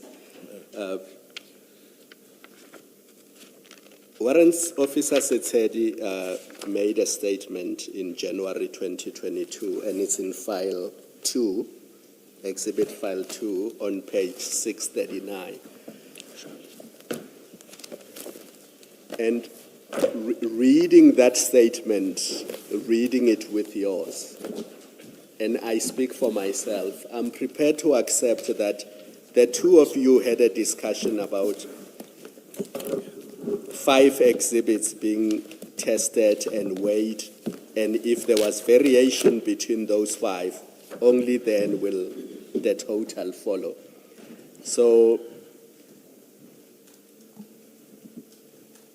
To me, that's not a big deal because it seems like there was a discussion about a small number of bricks being looked at for the purposes of determining the total mass. And only if there are variations or if there's a big variation, then more exhibits will be needed. Okay. So I don't want you living here and saying he threw you under the bus. Yes, this part about 5 exhibits and others being needed is not in his new statement before the commission, but Yes. in his affidavit a few months after this discussion that you had with him, he says there was such a discussion. So I wanted to draw it to your attention. I don't want you to comment, but I don't want you living here thinking, but we did have this discussion. Why does he come to the commission and say it didn't happen? Because I accept this as his affidavit, and I read it the way I read it, and I will leave it there. I'll just comment by saying thank you for that, Commissioner. It makes me feel a little better inside. No, I just wanted to show Yes. you that there is that discussion about the mass and the fact that initially 5 exhibits will be weighed. If there's a big variation between those 5, then more will be needed for the purposes of determining the total mass. So such a discussion did happen, and it is there. And we leave it at that. Thank you, Commissioner. Thank you, Commissioner. Can I, looking at the same statement, and maybe for completeness as well, in fairness to Setsedi, Warrant Officer Setsedi, in that same paragraph, he says, I responded by, you were asking about destroying the exhibits here. Yes. And he says, I responded by saying, if they are going to destroy the exhibits, where will the total mass of the whole exhibit come from? So it seems even from this discussion with you, he was concerned about all the exhibits being accounted for, that the lab being able to speak to the total mass. Commissioner, you're saying he was concerned about it. It seems. I think I was more concerned about it, Commissioner. This was the only viable option, according to him, weighing the 7 to 10 bricks. But if he told me, like his evidence here, we don't take samples, bring everything, bring it here, I would have done so. Yes. No. I'm saying, all I'm doing is I'm reading a part of that paragraph where you have had a discussion. Commissioner Khumalo refers to it to point out that Warrant Officer Setsedi does speak to you discussing samples. Okay. That's the point that Thank you. Commissioner Khumalo is Yes. saying. And my only reference is to say, well, in the same paragraph, be mindful that he also says, when he asked about destruction, he asked if destroying the exhibits won't affect the case. That's what he says. I responded by saying, if they are going to destroy the exhibits, where will the total mass of the whole exhibit come from? You see where I'm reading? Yes, I see. Commissioner, there's no way I would ask an analyst, when do I destroy, or what did he say? How can I destroy exhibits? I'm familiar, I've done this hundreds of times. There's no way I'm going to ask an analyst, how do I go about destroying exhibits? That part of the his I statement, you're saying we must disbelieve it. Mixed up. Yes, Commissioner. Okay. That's why I say ignore how you guys frame this thing, because even your statement now before the commission in paragraph 44 and 45, you do say the concern was about the average weight of the total exhibits. Yes. So the total mass was the discussion, and you needed the average, and for that you needed a certain number of bricks. Only if there's a variation, then you need. But that has to do with the quantity for the purposes of destruction. Yes. Because any sample, if, let's say, for example, the 5 exhibit bags that were sent to FSL, if that is all that was discovered, and that constituted the entire bust, there would have been no difficulty with analyzing that. Yes. So the issue is not whether that small sample could be analyzed or not. The issue was, if you want to destroy, you need to know what the total is. Yes. Yes. Yes, Commissioner. Yes, that's correct. Thank you, Commissioners. Before I turn to my next question, I just want to be sure that I heard you correctly. I think in response to a question by Commissioner Kumalo, who premised his question on quote-unquote wisdom of hindsight. Now, looking back today, we are older, we are wiser. Your explanation was because of lack or absence of storage capacity, you stored at DPCI Port Shepstone offices. Is that correct? Did I hear correctly? It's because of lack of storage place that I indicated to the brigadier that, yes. So it's not because of lack of storage that they went to Port Shepstone. That's misleading. Because we established in the morning, there was storage at Maiden Wharf. So you can't even, wisdom of hindsight or otherwise, you can't sit here today and say there was no storage capacity in Durban. On the contrary, it has been demonstrated to you there was. With wisdom of hindsight, you realize now that there was capacity in Durban.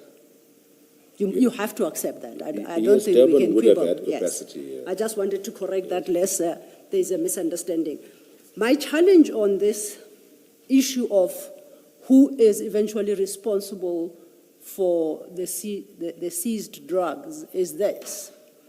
Earlier, you sought to persuade the commissioners that when Brigadier Nuswa instructed you, quote unquote, that's the word you used, to store them at DPCI Shepstone, he thereby assumed full legal responsibility for them. That was the position you held, and I think Commissioner Baloyi just re-engaged you on that issue, correct?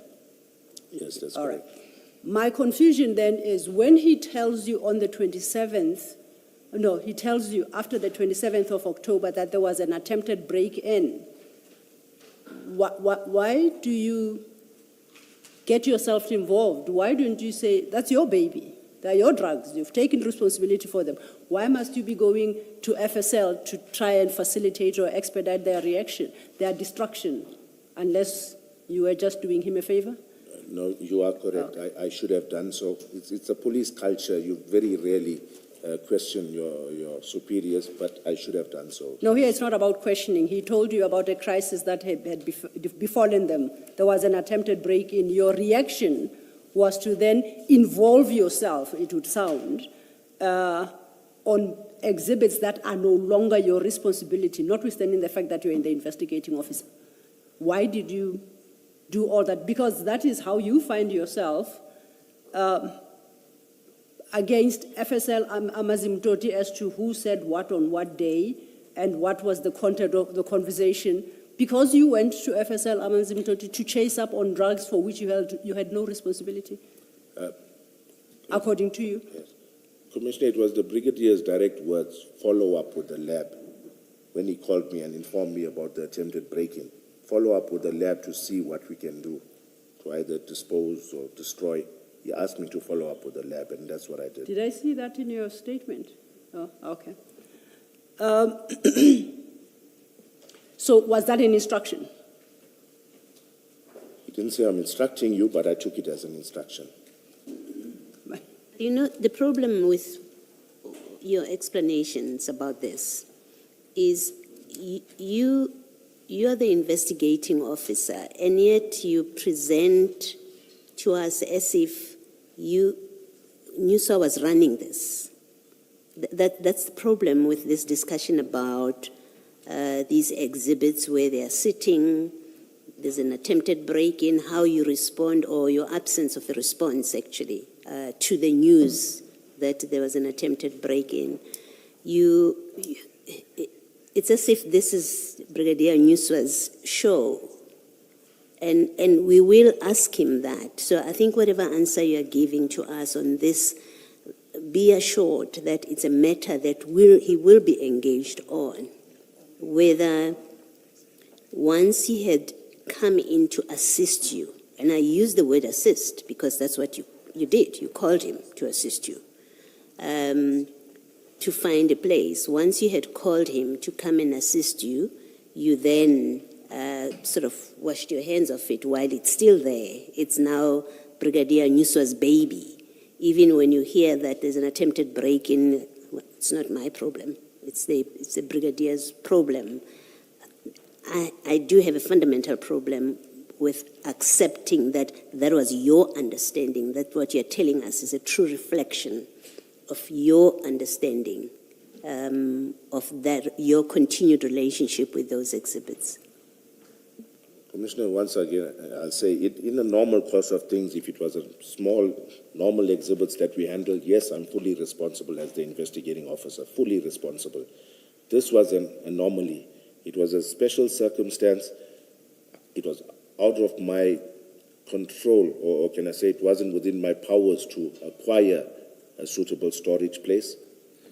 Although we've now established I hadn't exhausted all avenues, albeit, notwithstanding that, I'm saying, once Brigadier Newswa made the decision to store in Port Shepstone, it moves away from the Durban area, it moves away from my control. He's a provincial commander. Yes, I do bear some sort of responsibility for those exhibits, but I can't do anything without his say-so. I can't go to Colonel Prinsloo and now just remove exhibits. The directive would have to come from a brigadier. And when he told me about the break-in, his words to me was follow up with the lab. So maybe I should have explicitly said it and said, okay, while I'm following up with the lab, Brigadier, you can try and acquire another place that's safer. Maybe I should have done that. But I'm still maintaining that if it was a normal course of things and it was a normal exhibits that we deal with, I've seized, it's an exhibit that's manageable, that I'm able to handle, yes, I will take full responsibility. It's outside now, it's so many 100 kilometers away from the Durban area.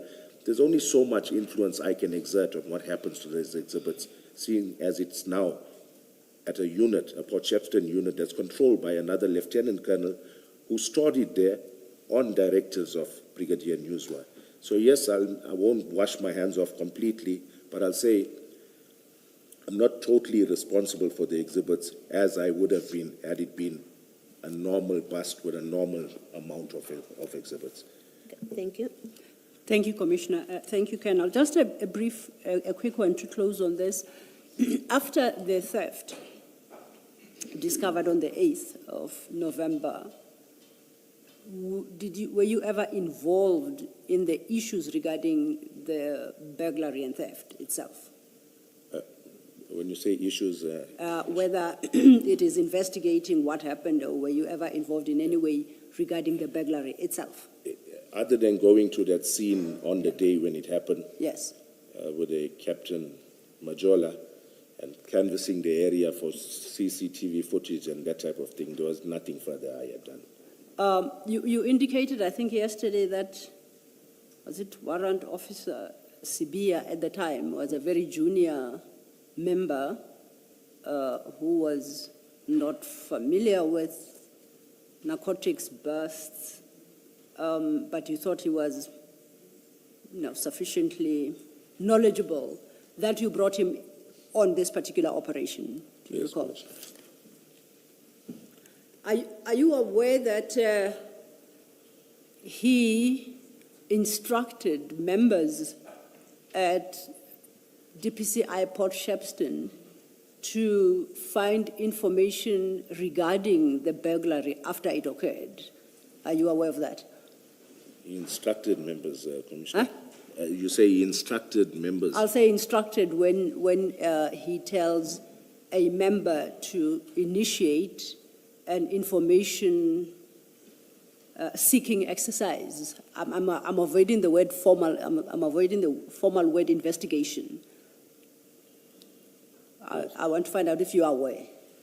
No, I'm not aware of that. Commissioner, can I just maybe expand? Yes. Although I said we did not investigate it, when I say that, it means officially we were not the investigating officers of the theft of drugs from Port Shepstone. Ultimately, head office took over that, which was foreseeable. Although we did not officially investigate it, yes, we tasked informers, we made inquiries, we did all of the necessary to see if those drugs pitched up somewhere in KZN. Yes, indeed. This is investigations out there. Yes. What I'm referencing here is Warrant Officer, what's his name?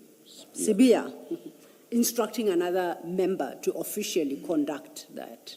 Okay, That's I wasn't aware of that. So you didn't instruct him to do so? No, Commissioner. And in this report, so that to give perspective, CJC 267, that will be at page 798.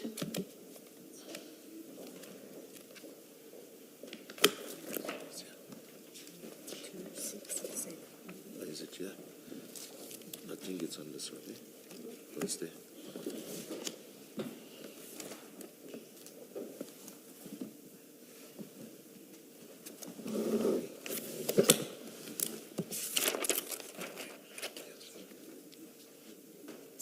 Page 798, Chair. Yes. You located it. Got it. Colonel, I don't know if you, you've seen this statement before, but it's by Detective Sergeant Morne Clayton Jones, stationed at Port Shepstone SAPS, attached to the detectives. You see that? Commissioner, maybe I want to point out something. I hope Yes, I'm not please being do. forward. This is Brigadier Spear. It's not the Spear that we were referring to with regards to this investigation. This is a Brigadier. Okay. Yes. Who is Brigadier Sibia? Listen, our 798 is Jones. Is that It is what you Jones? said? Yeah, Jones makes reference to a Spear. Oh, I see. Yes, Commissioners. that's a clarification he's giving. Who's Brigadier Sibia? The Brigadier Spear I know is one of the commanders at Provincial Organized Crime, Okay. based at Provincial Building in Durban. Okay, so there, you're quite right. He references him at the second paragraph, main paragraph, that on the after the break-in on the 8th, he was tasked by Brigadier Sibia to see if he could find any information regarding this break-in as the drugs, which were stolen, amounted to 200 million at paragraph 4. You see where I'm reading? Yeah, Paragraph 4. Paragraph 4, first line. Yes. Says, I was then tasked by Brigadier Sibia to see if I could find out any information regarding the break-in, as the drugs which were stolen amounted to 200 million. I see that. Okay? Yes. And if you go over leaf at 799, the last sentence highlighted in yellow, on 18 November, I received a phone call from Brigadier Sibia, who informed me that I must take this dock at Port Shepstone, that cast number, and hand it over to Lieutenant General Mkhwanazi at our provincial office in Durban, which I did. The investigation of this case was then taken over by a provincial team. And the clarification you provide is that I should not confuse reference to Brigadier Sibia here as meaning the warrant officer Sibia, who I take that. Thank you for that clarity. And you say what Brigadier Sibia is at Durban He's provincial at office? Provincial Organized Crime. Okay. And I use this opportunity Yes. because 2 pages later on 801, just so that it's on record.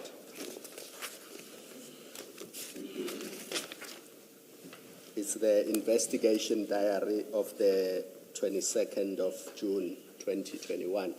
So you'll see further down, they say the estimated value of the drugs seized, 243,450,000, and how they arrived at that is, they say is 450,000 per kilogram.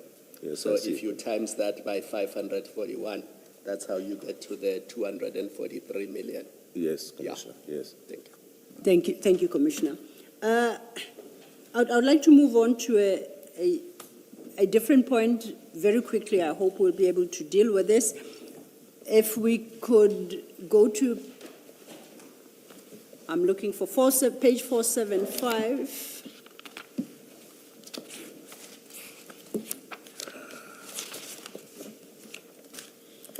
And that is CJC 239.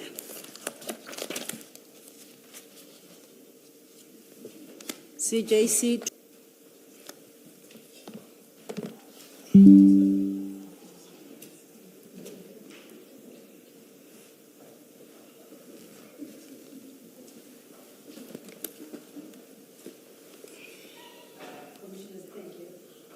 Colonel, I was saying that that document at page 475 is dated 13 February 2024, and it appears at the bottom to be from General Sinona. Yes, Commissioner. It is addressed to the Acting Provincial Commander, Serious Organized Crime Investigation Directorate for Priority Crime Investigation, KwaZulu-Natal. Correct? Just for the record, who is or was the Acting Provincial Commander at the time? I'm not sure why it says acting. As far as I know, during that period, it was still Brigadier Newswa. So I would think it was him, but I'm not sure why it says acting, or maybe if he was on leave, there was someone else in his place. So I'm unsure of that, Commissioner. But in that period, Brigadier Newswa was the provincial commander. He was. This is regarding Warrant Officer Sander and his temporary placement to Provincial Support Services. And it reads, paragraph 1, a complaint was received on allegations of serious corruption against the above-mentioned member who is attached to the SANEB team at the Durban Serious Organized Crime Investigation. It has been decided that Warrant Officer Sander be placed on Provincial Support Services as from 13 February 2024, which is actually the date of the signature of that letter, until further notice, pending the outcome of this investigation. Kindly inform the member accordingly. First question, at this time, Warrant Officer Sander reported to you? Yes, Commissioner. When did you become aware of this transfer and how? If I look at the date, it must have been on that date or 1 or 2 days afterward. I can't tell you offhand, but it would be there about the 13th of February 2024. Okay. As his direct superior then, can you shed light on the allegations of this serious corruption allegation against him that led to this transfer? What was that investigation about? Okay, firstly, I'll place on record, Commissioner, I was not the one handling the investigation. All I can tell you is second-hand information. It was allegations of dealing or selling drugs to nightclubs in the Florida Road area and allegations of theft of cocaine. Now, at the time he was transferred as his immediate superior, did you engage with the then provincial commander, Brigadier Newswa, or whether somebody was acting, and or Brigadier Sinona as to why a member of your team is being transferred? Did you engage with anyone about this? Yes, I did engage with Brigadier Newswa. And what was the extent and level of your engagement? Just to ask him what's going on. You know, we had this member is being temporarily placed at support services. And Were you? Oh, sorry. Yes, and he informed us that there's allegations against him. Once the investigation is finalized, if he's cleared, he'll come back, but he's going to be moved there. Was that the extent of your involvement in this transfer? In his transfer? No, in this investigation that led to this transfer. I had no active role in this investigation. It was handled by a colonel from Port Shepstone office.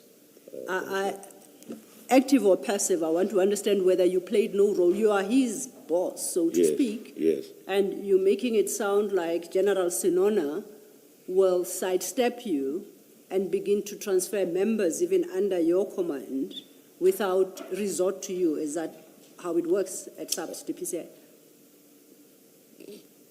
Commissioner, I'll give you an example. I faced allegations of... Now, we'll get to you. Let's stick to this one, Colonel. Thank you. Yes, this was a directive. It was an instruction, not Yes. not an engagement. This is an instruction that you comply with. But I did engage with Brigadier Newswa, and he gave me the gist of it as to why this member is being moved. Why is it only a gist when you are responsible for him? He reports to you directly. I would expect at least an engagement that... To an objective party, not to a commander of the... To an objective party, not to a commander of the member. That's how the police works. It goes to an objective member who has no relationship with the member for further investigation. Colonel, you are not talking generalities. I'm asking about this. for further investigation. Colonel, you are not talking generalities. I'm asking about this transfer Yes. and this investigation. Were you not engaged in a meaningful way No, I was by not anyone? engaged. No, not in a meaningful way. I was told this member is being moved, and these are the reasons. And if evidence were to be produced that in fact you were an active part of this and it was not Brigadier Nyuso, what would your comment be? Or would you challenge such evidence to be put forward? When you say an active part, Commissioner, what? It was, are you actively engaging with Major General Sinona on this matter? You know, like I said, the investigation went to a certain individual, a colonel. But during the course of my career or my engagements with the brigadier and the general, I won't go into detail, but it's not only this member. There were other members that allegations were made against, and we were asked just to activate informers and check if there's anything. But I can say with confidence, there's nothing damning, there's nothing that I had done in order to get this to happen, to ensure that he stays away. There's no action that I took that actually prejudiced the member. But if you get an instruction, okay, these are allegations, look into this. We've heard we've had allegations, look into this. You guys know Durban. That was merely my role. But with regards to investigating this matter and seeing if the allegations were true, it was incumbent upon another colonel from Port Shepstone. Is your evidence that you only became aware of this after he was suspended or after he was placed elsewhere, of these allegations, or in fact the fact that he's being placed somewhere else? You know, if I look at this date, I can't recall offhand whether my engagements were with Brigadier Nyuswa was when the member was transferred or prior. I can't recall exactly. But you say that's your only involvement with this? With this, yes, with this placement and the movement, yes. I'm going to go further to say, at some points, yes, I was asked to draft certain progress reports on things, but not with regards to this member here, not with regards to this member, on other investigations. But this, there was somebody else involved in it. I was not hands-on here.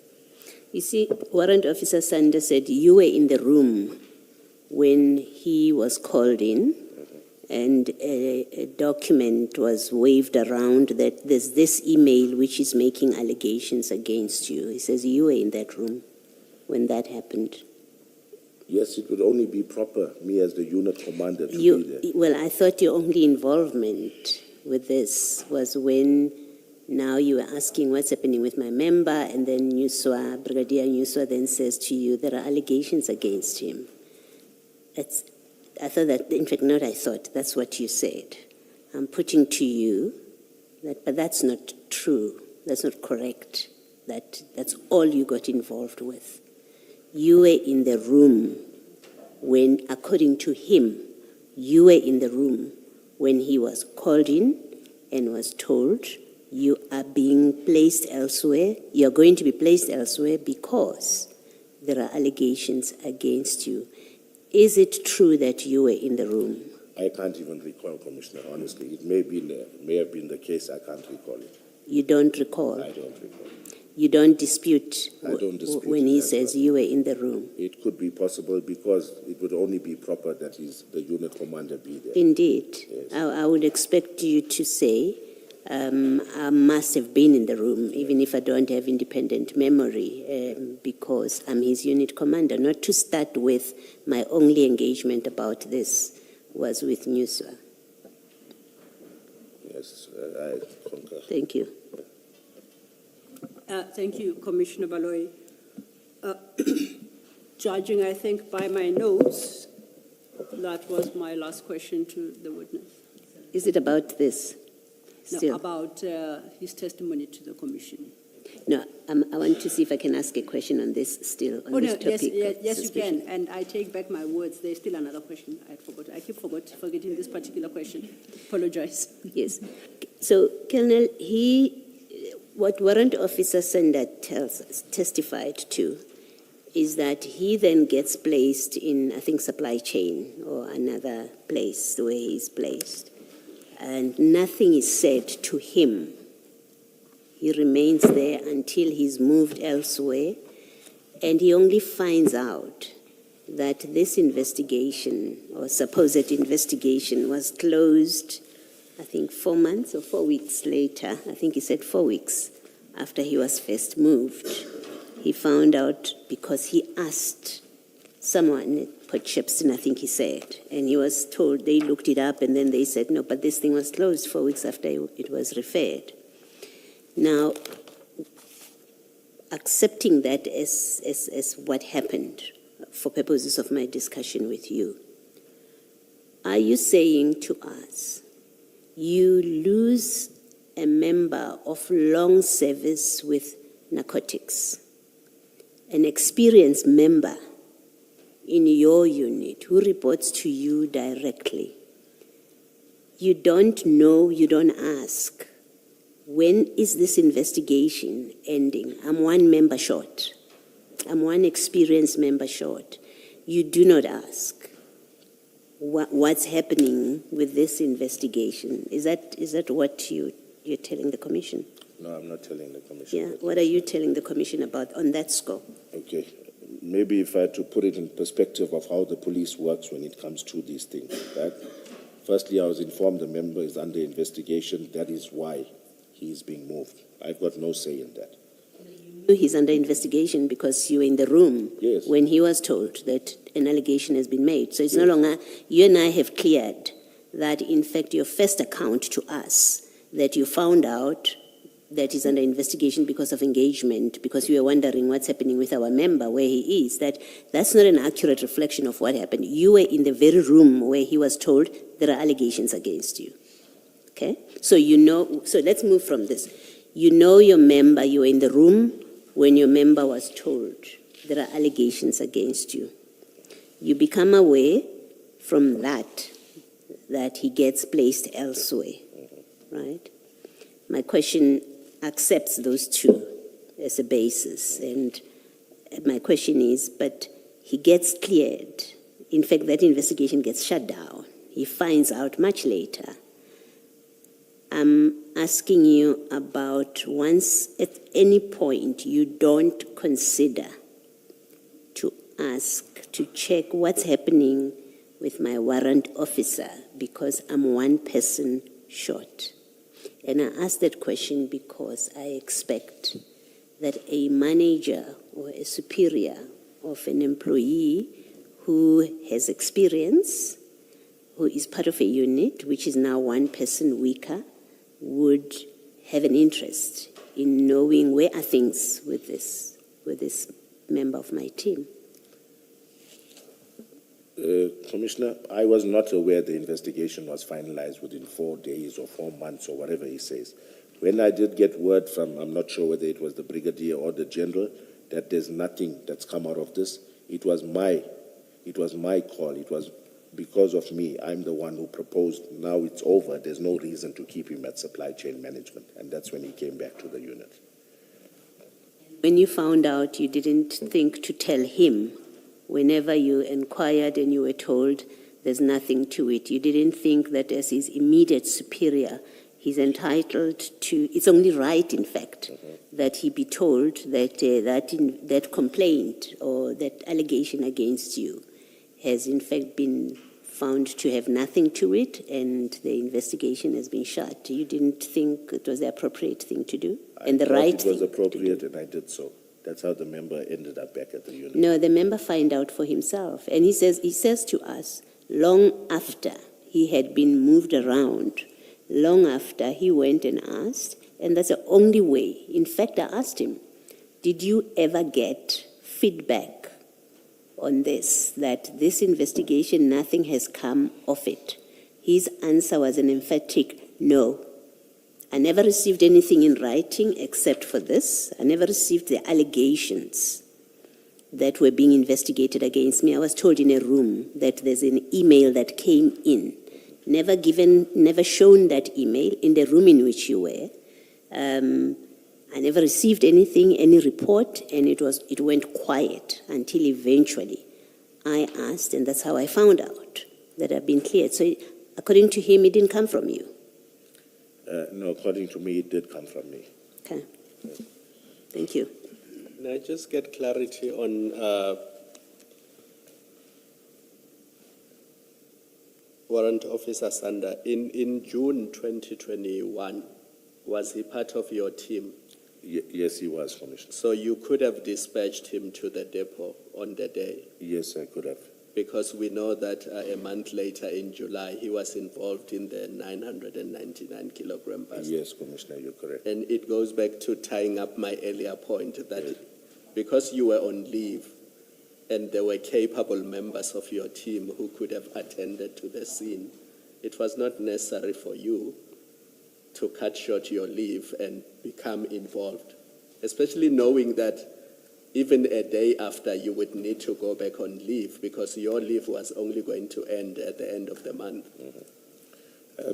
You know, Commissioner, every policeman would like to boost his ego with a good bust. Carl Sanders had... Let's not go back there. For all you knew, it was 5 kilograms. But I'm saying a for all you container... knew, it But I'm was saying, 5 kilograms. Commissioner, if you look at For you seizures, to wake up and say, come and fetch me, I will Yes. attend the briefing where I will be told that it is 27 kilograms or 27 bags. When you got up and you said, come and fetch me, Yes. you didn't know that this was going to boost your ego. You did not know that this was a big bust. All you... like that. So even the fact that I highlighted, I went off from leave to attend a normal search, it doesn't really matter on the amount, the magnitude. But this, when I heard it's a container thing, yes, it will boost your ego to know that you've been part of a bust where, and most of the times in a container, you're not getting less than 10 kilos at least. So that was my reason. Colonel, it all leaves one with the impression that you wanted to be there, you wanted to take control of the scene, you wanted to manage it the way you managed it, you wanted the drugs to go to a particular place, and we know what happened to the drugs. Commissioner, I strongly disagree with that. You know, and I'm going to add something else, Commissioner, just to enlighten the Commission. Drug busts went on even in the absence of Carl Sanders, interdictions at the harbour. Not to shoot him down, but it's not the member himself that was prolific in terms of identifying containers or doing further investigations, and it's a matter of getting the information from your contact at Crime Intelligence. So he was not the be-all and end-all. We've got many competent... No, I think the question is different now. I think Commissioner Khumalo is way past the question of why you came back from leave. Like now, I said... Now, I don't know. I thought so. Can you please respond to... Okay. You know, Commissioner, if I had a history of being office-bound and I'm somebody that never goes out, somebody that never carries cases, even Sechedi will tell you, clan labs, I've identified clan labs, I love that action, I love investigation, I love being out on the field. So if I was somebody that normally didn't do it, and now all of a sudden I get this energy while I'm on leave to go start working, then I can agree with you, Commissioner, that it doesn't look good. But if you find out from even whoever, any colleagues that work with me, I'm that type of person. So I know your other witnesses appeared before the commission and things. We saw guys were office-bound and they just went out. For me, that was totally not the case. I'm somebody, if you look at my history, my convictions, my clan labs, it speaks for itself. I may not be as articulate as some of our other members and able to promote myself such that the country sees me as a hero, but I've done what I needed to do, and okay, that's it. I won't say more, Commissioner. You are actually very articulate. Did you hear me? Say it again, Chair. I'm saying you are actually very articulate. Thank you, Chair. Thank you. Just made my day. Thank you, Commissioner. May I just Absolutely. follow up on Commissioner Khumalo? You chose Warrant Officer Sibia to be part of this operation. Why him? Maybe let me start there. You have other members in the unit. Yes. Why him? when Pangase and I spoke, and then I think he walked around the office, he knew who was around. Then I asked him, check for anybody else. He told me, I'm not even sure what he said, but I told him, he's KG there. Because I think Carl Sanders was on leave at that time, if I'm not mistaken. But I don't think anybody else was around. I can't recall exactly, but KG Sibia and I, he worked under me at EPR as well. So we've got a close relationship. I get on well with the member. So that's the reason for it. There's no Well, I ask you because in his statement, and remember the context in which we are asking these questions is because of these obvious anomalies that happened and resulting in the loss of these drugs which in circumstances that really do not make sense. In his statement, he says he has no experience in these kind of operations. He's never done it. It's not part of what he does in his everyday job. He tells us in his statement what he does. So there is that curiosity of why would you have picked him? You are on leave, you are not in the office. You don't say to Mbanga, find someone else in the office. So I'm not even saying Sanders. I don't know if he was or was not on leave. I know he was on leave when the drugs got lost. So I'm not concerned so much about him. I'm concerned about you run a unit that has other members who do narcotics. Surely it's not just you and Bangase and Sanders, right? Correct. And you pick someone who doesn't do this in the normal course of their work, in fact, does not have any experience. It doesn't make sense that you would have picked him away from the office. It's not as if you're walking down the corridor and you saw him. Okay. You're sitting in your house and you pick him by name. That's a great curiosity in the circumstances of what happened eventually. Okay. Commissioner, I'm going to disclose something in this commission that I initially chose not to. You know, we don't like to air our dirty laundry. I told you I was moved to commercial crime from 2018 to 2019 for 1 year. There were allegations against me. I was moved there till the investigation was finalized. It was over a year before I got back to the Saneb unit. And when I got back there, part of my problems of why I landed up in commercial crime was due to the fact that certain Saneb members and I were not seeing eye to eye, and allegations were made. I know some were fabricated. Not I know. They were fabricated against me because it was unfounded. So when I got back to organized crime, and when this opportunity came up, most of those Saneb members that were available, I've since mended my bridges. It's water under the bridge now. Honestly, most of those guys there and I were not on good terms. The tension was still there. So I saw fit now to choose guys that I knew we were friends. There was no issue between us. To choose guys of that standing so that now we can now ride on this high horse to say, hey, we've done a nice drug bust, It may sound silly, it may sound petty. I've disclosed this to, I think, the evidence leaders behind the scenes. I'm not sure whether it was Advocate Sello or Ngube. And I said I don't want to air dirty laundry. And that's the reason I made my choice of members of who I did choose. And I think the commission knows that maybe my choice in the end is something that worked against me, right? So I'm saying I made it because of that, because I was not getting on very well with some of those guys that were available, and that's why I chose who I chose. And to those at the office who wondered why I chose those members, I've disclosed it to them, because exactly what you're saying, Commissioner. I knew it, they will wonder. So is Warrant Officer Mpangase, or was, because he's no longer there, the only Saneb member that you got along with at the time? No.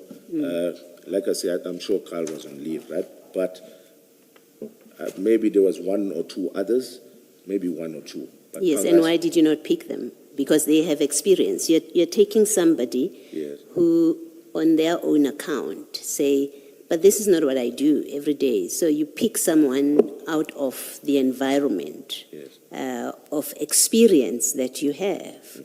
And it doesn't make sense unless you say, well, the only one I got along with was Mpangase, so I had to pick somebody else. And that's not what you're saying. Yes. Commissioner, the role of any other member who I would have called, was not that an in-depth role that you need to know drug investigations 100%. Yeah, but it could have been a member who's pliable and who will tell a story that you tell. For example, you all say ORS and customs were there. It may well be. So it's not as if, don't proceed on the basis that it's common cause, that it wouldn't make a difference who you pick. An experienced member may well have told you, we cannot move these drugs from here at the harbor. So do not do it's of no consequence, because it is of consequence. So the answer of, they would have played a minimal role, no, that's not a good answer. Give an answer, why did you not pick an experienced member in your team that you get along with? Yes. I'm prepared to accept maybe pettiness, excuses, you not picking Sanders or the most experienced members in the team. I accept that and I don't quarrel with that. But you got along with others who are on duty, who it is their everyday job to do operations like this. You go and pick a junior, by your description, a very junior person who, according to you, it doesn't matter that they are there. It's not as if they're going to play a critical role. You choose to do that. That does require an explanation, especially in an operation that goes so horribly wrong, where you come in from leave, you go away, you remain involved in the matter, you come back, bad decisions are made throughout in the handling of these exhibits until they are stolen. You have to have a better answer about why this person who's ignorant about these operations, why him? It's suspicious, give a better answer. Okay. Also, Commissioner, I can't tell you 100% who was available, but it was that time of the morning where members are out on investigation. So if Pangase had suggested another name of a member who I didn't have any tension with, I would have chose them. There was no special reasoning behind my choosing of you know, in your evidence, you have said to us, when your commander speaks, I can't contradict them. That's what you've said, and that's how you've excused your conduct and failure to act. You say, well, my commander has made a decision, has told me we are going to Port Shepstone, has not moved the drugs. That applies to you and Mpangase as well. You tell him, you don't ask him. You don't say, who's in the office? And then he gives you a list of names and then you pick from that. You actually name the person you want. So your answer has to be premised. The premise of your answer has to be, you made the choice. You told Mpangase who to approach. And on your view that you take about the authority of the words of your superior, of course he was going to follow your instruction, which is to find Sibiya. So don't blame Mpangase for anything to do with this choice. It's all on you, and you have to give a satisfactory explanation on these facts. On another day, it may not matter, but we are dealing with an operation that went horribly wrong. And so you have to explain all your decisions and satisfactorily explain your decisions, including why Sibiya, who has nothing to do with the kind of work that you do, which is narcotics. Okay. Commissioner Mayor answered with a practical case scenario. I'll give you an example of another operation and members that were used, or am I being, or is that me pointing fingers and you don't want to hear that? Can I give you, just to show you how things work? If it enhances your answer about Sibiya, why you chose Sibiya, by all means, but if it's just to relate another case and it doesn't enhance the quality of your answer, don't, because it is of no value whatsoever. Fine, then I won't. Okay, thank you. Thank you, Commissioner Baloyi. The one question I kept forgetting. On the 22nd of June, as you say, till the 29th, you were on leave, 2021. And you've had engagement with the commissioners about your continued involvement in the inquiry, after the drugs were taken to Port Shepstone, DPCI offices, you recall? Yes. I want to understand firstly, I guess, how does it work in SAP, so DPCI, KZN, when you are on leave, is no one appointed to act in your place? There would have been a captain that was there. Okay. Yes. Now, any challenges that Warrant Officer Mpangase experienced after he took over as an investigating officer, was it not appropriate to direct them to the person acting in your stead? Yes, it would have been appropriate to do so. And you seem to have allowed him not to do so, but to direct these queries to you and seek assistance from you. Was that appropriate?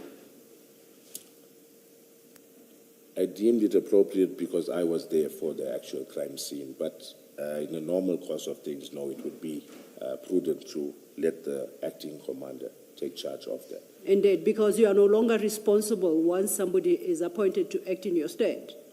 You are supposed to wash your hands, quote unquote, of it. Otherwise, then you are interfering in their very acting appointment.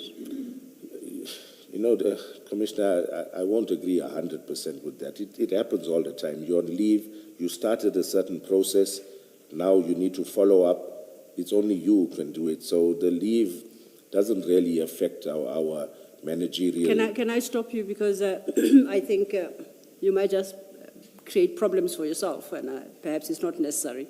I accept we are all tired now. I just want to put this proposition to you. The fact that it happens all the time doesn't make it right. Will you accept that? I do. Okay. I accept that it happens all the time in your case, in the DPCI, and maybe that is part of the problem. Nobody seems to comply with any applicable prescripts and protocols. So even acting appointments are affected and they're immediately undermined. That's what's coming across, and I don't know if that's the impression you want to create with the commissioners. That's what happens, but the impression that you are trying to create with the commissioners, that is quite in order. No, I'm not trying to create Okay. this. As an aside, I asked this question because I kept forgetting about it. I have another question more related to Warrant Officer Sander. But if I'd posed this one first, I would have once again forgotten my question about being on leave. Have you ever recommended Warrant Officer Sander for promotion? I can't recall. No, I haven't. No, are you sure? I'm not sure. I'm not even sure. I can't. If you may have something, I can't recall. There's nothing very special or that I would remember. I'm sure I recommended other members as well. I'm not sure in what context, so maybe you can I would expect you to have recommended other members. I think yesterday, at least the point you drove home is that you're a fairly small unit out in the DPCI KZN, right? That's correct. So if you have, and that unit hasn't grown much, you would know who you've recommended and who you haven't recommended. You wouldn't suggest you have recommended me out of 10 and you are the 10th in circumstances when you know you've never. It's not like you're recommending 100 people. So you know whether or not you recommended him. I can't recall. It's different intakes, different phases of promotion, so I'm not sure which one you're referring to. I'm referring to the 2021, November 2021. Mm-hmm. And he was seeking to be promoted to the rank of captain. And you, the whole other document, and you signed and supported him with the comment that the member is suitable for promotion, signed by you on 17 November 2021. No recollection. Okay, yes, now I recall. That's a part a commander recommends his member whether they're suitable or not for promotion. Yes, I Yes. do. Yes. And he wasn't promoted. Evidently so, Commissioner. Do you know why? I can't say why. Okay. Did you ever assist him to get promoted to other positions, perhaps, or? When you say assist him, Commissioner? However, whether to establish why he wasn't promoted and if it's a training issue to ensure that he receives an appropriate training. Commissioner, what I can say, I've never sat on a panel where he has appeared before me on a promotion I'm not panel. asking as a panel member, I'm asking as somebody who reports to you, Yes. who sought your support, and you gave that support, and they are unsuccessful in that endeavor. Yes. What, you bury it there, you don't even Yes, interest yourself we to find buried out there, why? It's improper to now find out from a selection panel. It's not done. It's now that you are interfering. It's not No, done. you know that's not what I'm talking about. You find out from the person who sought support from you what went wrong. Was it, the questioning, was it the level of experience? You have that engagement and you say, we will try again. I never sent you to go ask the panel anything. Why would you be going there? Yeah, that's why I'm saying that the most I can do is recommend him and say that he's suitable for promotion. After that, if I'm not on a panel, it's out of my hands, Commissioner. Oh, I thought you would be recommending him for promotion because it would enhance the capacity of your team. No, not necessarily. He was reporting to you at the time? Yes, but I'm not sure where the promotion he applied for was, Commissioner. So, I'll leave it there. yes. Chair and commissioners, those are my questions. Thank you. Yes. Colonel, just to clarify some aspects of your earlier evidence that I might have missed as you explained them. And it's on different topics. There are not more than 4. The first is when you got to Isipingo police station, you say something about the availability of evidence bags when you were there. Can you just repeat what it is that you're saying about the availability? What happened when you were there about the availability of bags? Warrant Officer Perumal did not have the required size bags. Okay, That I can distinctly remember. He had no bags. okay. Yes, So there was nothing. there was no bags. Okay. Did you consider to phone, because I'm assuming you accept that these exhibits, soonest possible, they have to be bagged in evidence bags. Yes. You are at a police station where you are entering them into SAP, into the SAP 13. Did you not consider to phone other stations and inquire if they have evidence bags so that you can do this properly?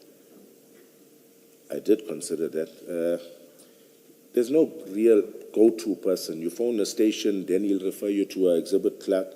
But just to let you know, we have done that before, Commissioner. No, I'm asking about this operation. Yes, no, I you are at Isipingo, because in your statement you don't say that you called around to find out if anyone has got these bags. We earlier looked at the instruction which says you go to the police station and this is what you do. So I'm asking my question in that context, that you are at a police station, you tell us that there were no evidence bags. There is a debate, there is a different version from Warrant Officer Perumal that this never even came up. But I'm happy for purpose of our discussion to go with your version, which is you asked him and he said he didn't have bags. The question is, well, to do things properly at that point, because now you are not rushing, you are in the precinct of a police station, you haven't said there was a risk of anything, we need to do this quickly. Why did you not phone around to request the right size evidence bags so that they are brought to you, or you be told we don't have? Why did you not do that? I can't answer that, but maybe this will answer it a little. I was of the understanding with Pangase that when they get to Port Shepstone, the bagging can be done there, because by that time it was already entered. Yes, I did not make the decision. I've had experiences where guys run around and get 3 bags and 2 bags and 5 bags. So based on that, I didn't want to waste time. I said, okay, we've crossed that bridge now. We didn't put it in bags. We here at Isipingo, they don't have bags. They don't have space. So now my next step, okay, the brigadier has chosen Port Shepstone, and I discussed with Pangas, when you get to Port Shepstone, make sure you put it in bags, enter it in a 13 at Port Shepstone station. You did that well knowing and understanding that you should be asking, you should be begging them at Isipingo. Yes, I before they are put onto anyone's vehicle and transported to Port Shepstone. You knew that you have to get evidence bags and bag them there at Isipingo as a matter of rule or law or regulation or instruction. They had to be bagged there. Yes, that's correct. You knew that. But with no bags, that is why I took that decision. We know there were no bags. We know that for a fact. So I'm not engaging about were they ever bagged or not. We know they were not bagged. So my discussion with you is different. It is about why did you not phone around? I think you explained earlier why it is important that they are bagged, right? You have explained the importance of it. And I'm asking you important SCTs, essential, in fact, SCTs. Why do you not phone around? Because you're not rushing anywhere at that point. There is no risk of attack. All the things that you said about moving from the depot, they are non-existent now that you are at Isipingo. So you have, if you like, the luxury of time to phone around and hopefully get the bags and do it properly. You did not do that. I did not. You did not do that. I didn't do it. It's time consuming as well. Yeah, but you can't. No, I think it's worse. I think stop there. Do not say it's time consuming because it gets worse with that explanation. You did not. You did not call around. I did not. Okay, and you accept you should have. National instruction requires you to bag these things there. You accept you should have found out if you can get the bags elsewhere before you transported them unbagged. Yes, I concede. Okay. In your relating to that, in your statement, and here I want to understand the process. You arrived at Isipingo police station. You went into the police station to find the exhibit clerk. I think that's what you say.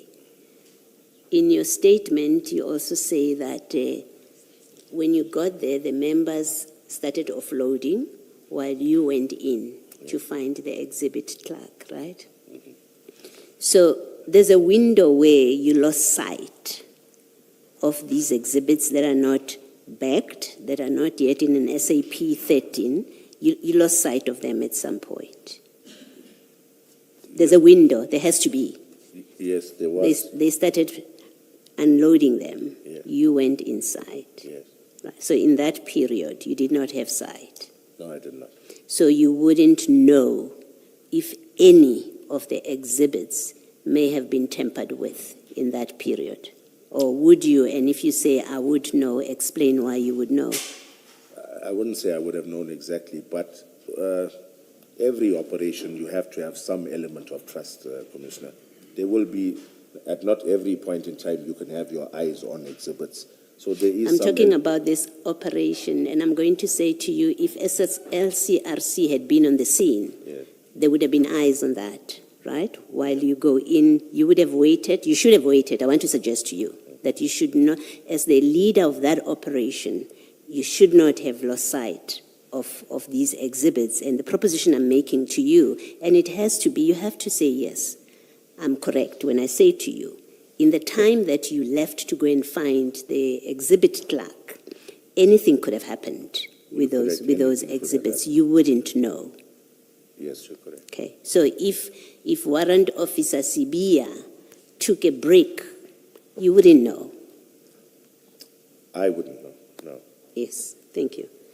And then you also say in your statement, and you can correct me, and we are still at Isipingo. You also say we did the counting, so that you get the clerk, and now you're counting. Were the ORS people, where are they at that point? You say in your statement, and I want to tell you this so that I'm not tricking you, right?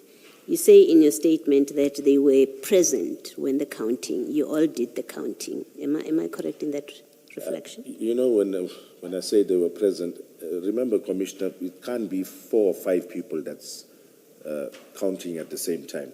Mm. Yes, they were present.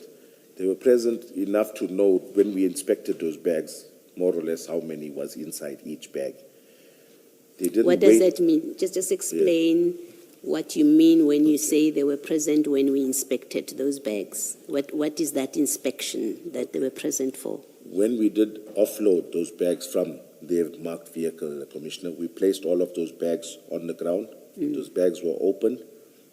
I'm not sure who was the first one that took out the bricks, but the bricks were offloaded and was laid there in piles. So I'm not sure how many bags were offloaded in their presence. It could have been all the bags that were offloaded in their presence. But maybe, I'm jumping ahead of myself. All of these bags were offloaded and the bricks were kept on the side of them. So they the were bags offloaded, you include that the bricks were taken out of the bags? That's correct. And you say the ORS were still there? They were there when we unpacked and counted 20, majority was 20. There was one bag, the 27th bag, that had 21. But the ORS guys, remember, Commissioner, they also need to make a report of how many we seized. So I see they did leave a little prematurely. But they knew the count of the bags, that it had 20 and one had 21. Maybe they didn't do the maths, but they knew there were 27 bags, and when we offloaded them, the 27th one had 21 bricks, all the rest had 20. That I can say with confidence. Maybe they were not there when we did the tally. By that time, they said they had to leave and conduct their other duties, but they were there when the bags were offloaded and the bricks were counted. Enough to say that there was 20 in each one, except for the 27th bag that had 21. I can say that with confidence. You see, I think his warrant officer, Gavin, says, we arrived, we took the bags off the vehicle and we left to go and do our job. So he doesn't Okay, say the same thing that you say. I've got his statement, Commissioner. Yes. If you can look at the inquiry, I'm not sure where it would be, but my... I'm going to try and help you find it because I also flagged it.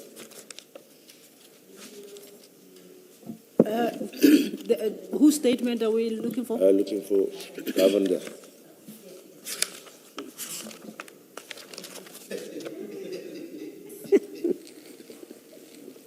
Yes, if you look at file number 2, and under tab, At 779, what's it, 7? are you at 779? Because, Commissioner, I just want to point out, this is not the statement I'm alluding to. I'm alluding to the statement that is filed in the inquiry and signed by Sergeant Governor. Well, I'm looking at page 601, which is Governor, and it has his signature. It's on the 22nd of June, 2022. That's the one that I have read. If you've got another one that says what you're saying, then we can go there. In the last paragraph, he says, Colonel Jacob informed us that the exhibit must be transported to Isipingo SAPS. We then transported the 27 black bags. I don't think the Oh, he's Colonel not there yet. I'm so sorry. has Yes. your attention. Okay, Commissioner, I just want to point out, this is not the statement filed in my inquiry. Right? Sorry, This say that statement again. is obtained by somebody else. It's obtained by the team that were investigating the theft of these drugs. So Yeah, but what's the significance of that? the content is different. The content is different. Because I did read this with some concern. But the content is different. If you look at the evidence either- Perhaps wait for Commissioner Baloy's point. Okay, sure. Yes. I think I know where she's headed, but you may go. That's the problem. That's the problem. You can refer to another statement if you want to, but Not this is, another, you the know, statement that yeah, I this is the said. statement that I'm referring to where he says, we offloaded them at the parking area and we left and drove back to continue with our duties. So on this statement at least, they didn't stay beyond taking your bags off their vehicle and then they left. You make them more present than what he's describing here. You say the bags were offloaded, we opened them and we took the bricks out and we were lining them up and they were still there. Commissioner, once again, if you see who took the statement, when I started off leading my evidence and reading my statement, it's obtained by the team investigating this theft of drugs. To me, all of their statements are questionable. I think even if we call Sergeant Governor and show him the statement that I obtained from him, If he says otherwise, then I'll say, Commissioner, you have a point here. These statements, when they were taken from these individuals, I can't say specifically for Governor, but what I've noticed a trend that all of these statements seem to follow a certain pattern where it's pointing fingers at certain individuals. I've got a statement filed in the docket that the same team investigating the theft of drugs from Port Shepstone are very familiar with. They've seen it, they have it. So you go take another statement that's contradicting what this individual said to me. And maybe for the record, we can read his statement out and compare it. But I'm not sure why I didn't have him under duress. I don't make him present when I'm opening the lock, so I'm not misleading in his statement. If you look at my statement, although initially, there was... No, you had made him present when you opened the lock at the depot. No, I'm saying I did that in error because of Pangase's notes. But when I did take Governor and Mkhize's statement, nowhere does it say they were present when we opened the lock. My point being, Commissioner, there's no deception. Are you saying he made these allegations in this paragraph under duress? I'm not saying under duress, but I'm saying I took a statement from him freely and voluntarily, and it says otherwise. Maybe we look at that, Commissioner? Yes, I said you can refer us to it. Okay. But maybe before you do that, can we at least accept that we are talking about a signed statement from Gavin? Yes, that's correct. So he indicated, in fact, it is under oath. Yes. He indicated under oath that which he describes there is in fact his testimony under oath in this statement. I'll just hear from the evidence leader which file this. Okay. Chair, Commissioner Baloyi, might it assist to go to the other statement? Then perhaps I don't know what point the Colonel wants to make. I think he's asking you to assist him locate that It's other page statement. 267. It sounds like Commissioner Khumalo has it. Page 627. That is the first Governor statement. The one you are discussing is the second Governor statement. So I guess, Colonel, you can keep your finger on one of them while you discuss the other, so you don't lose. Those are the two Governor statements that we have. And then perhaps then you may address yourself to Commissioner Baloyi. Okay.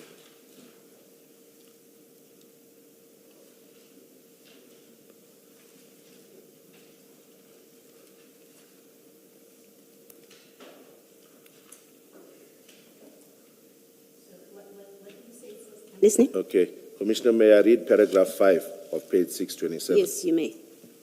Sergeant Mkhize and I, together with other DPCI members, transferred these black bags from the container into a H1 marked state vehicle that I was driving. I counted 27 such bags. We were escorted by Lieutenant Colonel Jacob and his team to Isipingo SAP, where we assisted in offloading the black bags. The DPCI members were busy counting the yellow and black bricks of suspected cocaine when we left the scene.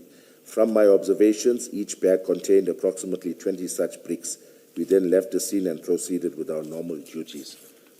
Yes, and you say that says what? It says that he noticed 20, that's what he's saying, approximately 20 bricks in each bag.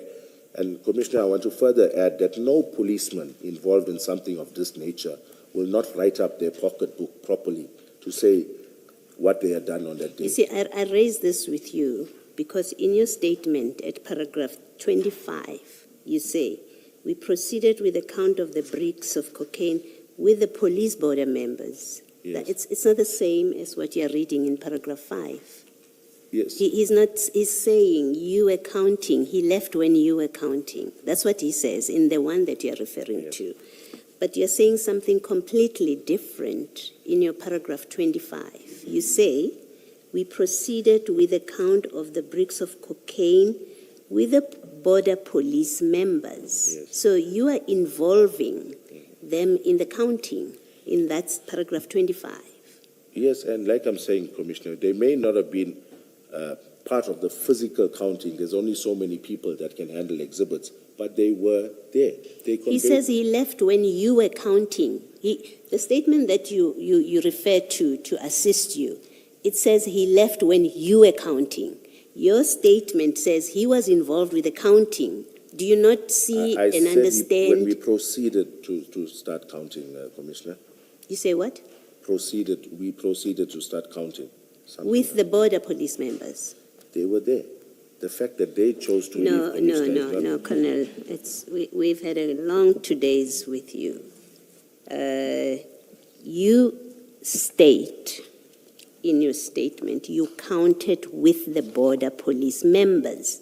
That's what you convey. My English is not that bad. Trust me, it's not that bad. You convey in that first line that you counted with the border police members. That's what that line says. And until one reads something different, the only meaning of your sentence is Governor and Mkhize were involved, were part of the count. And Governor says, in the one statement, he says, we offloaded the bags and we left.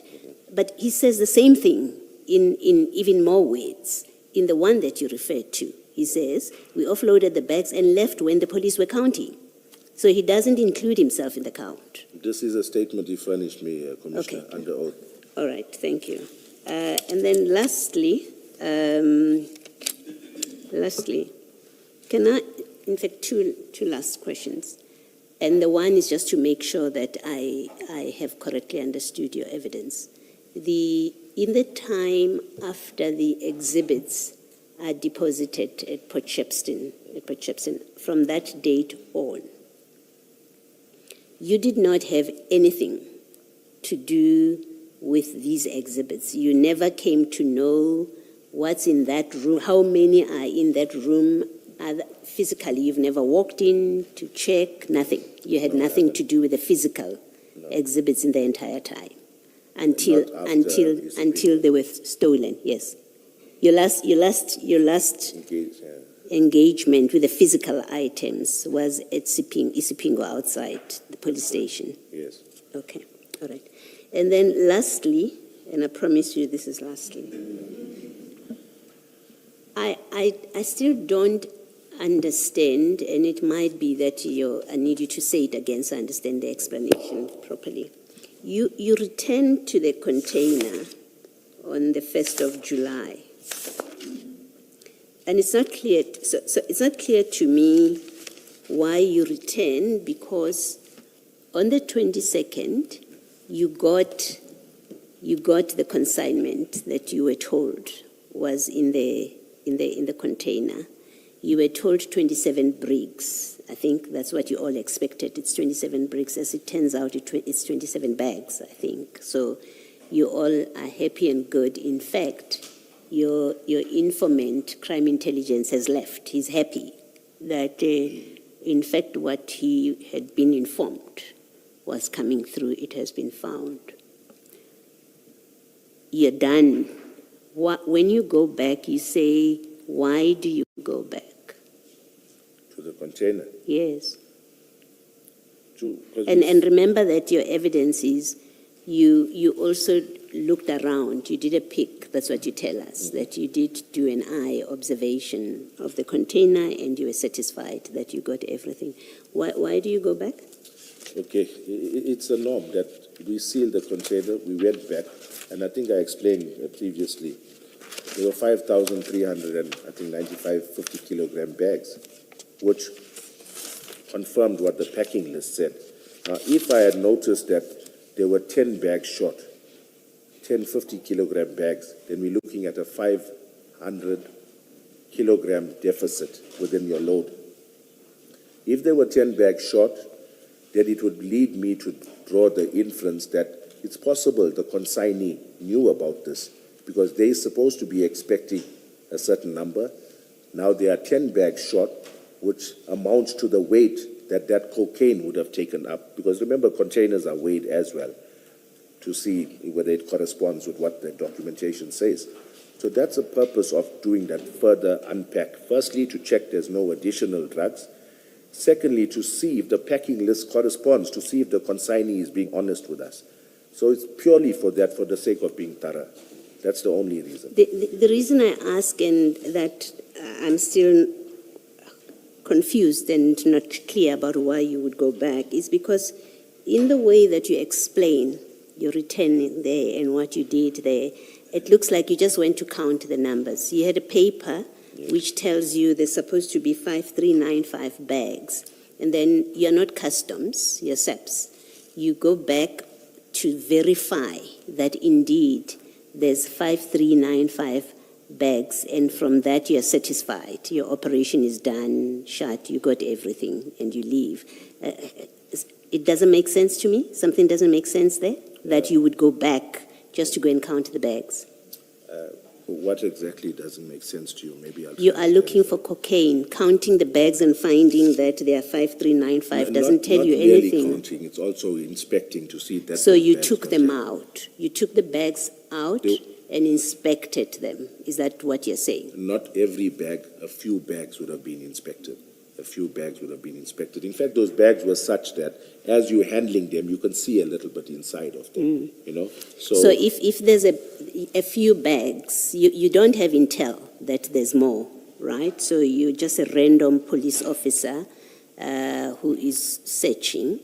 You now tell us, in your statement, you don't say, in fact, I think what you explained earlier, you say, in fact, your statement says, I proceeded to the CHC depot. I had arranged the clearing agent to be present to unpack the container, and we conducted a count of the animal feed. They amounted to 5395, which corresponded with the packing list.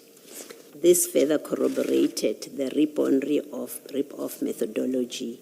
The container was then officially released. So on your own statement in paragraph 35, all you went to do, or what you did on the scene, was to count the bags. And that's what I say, it doesn't make sense that a police officer would go back to a container only to go and count how many bags there are.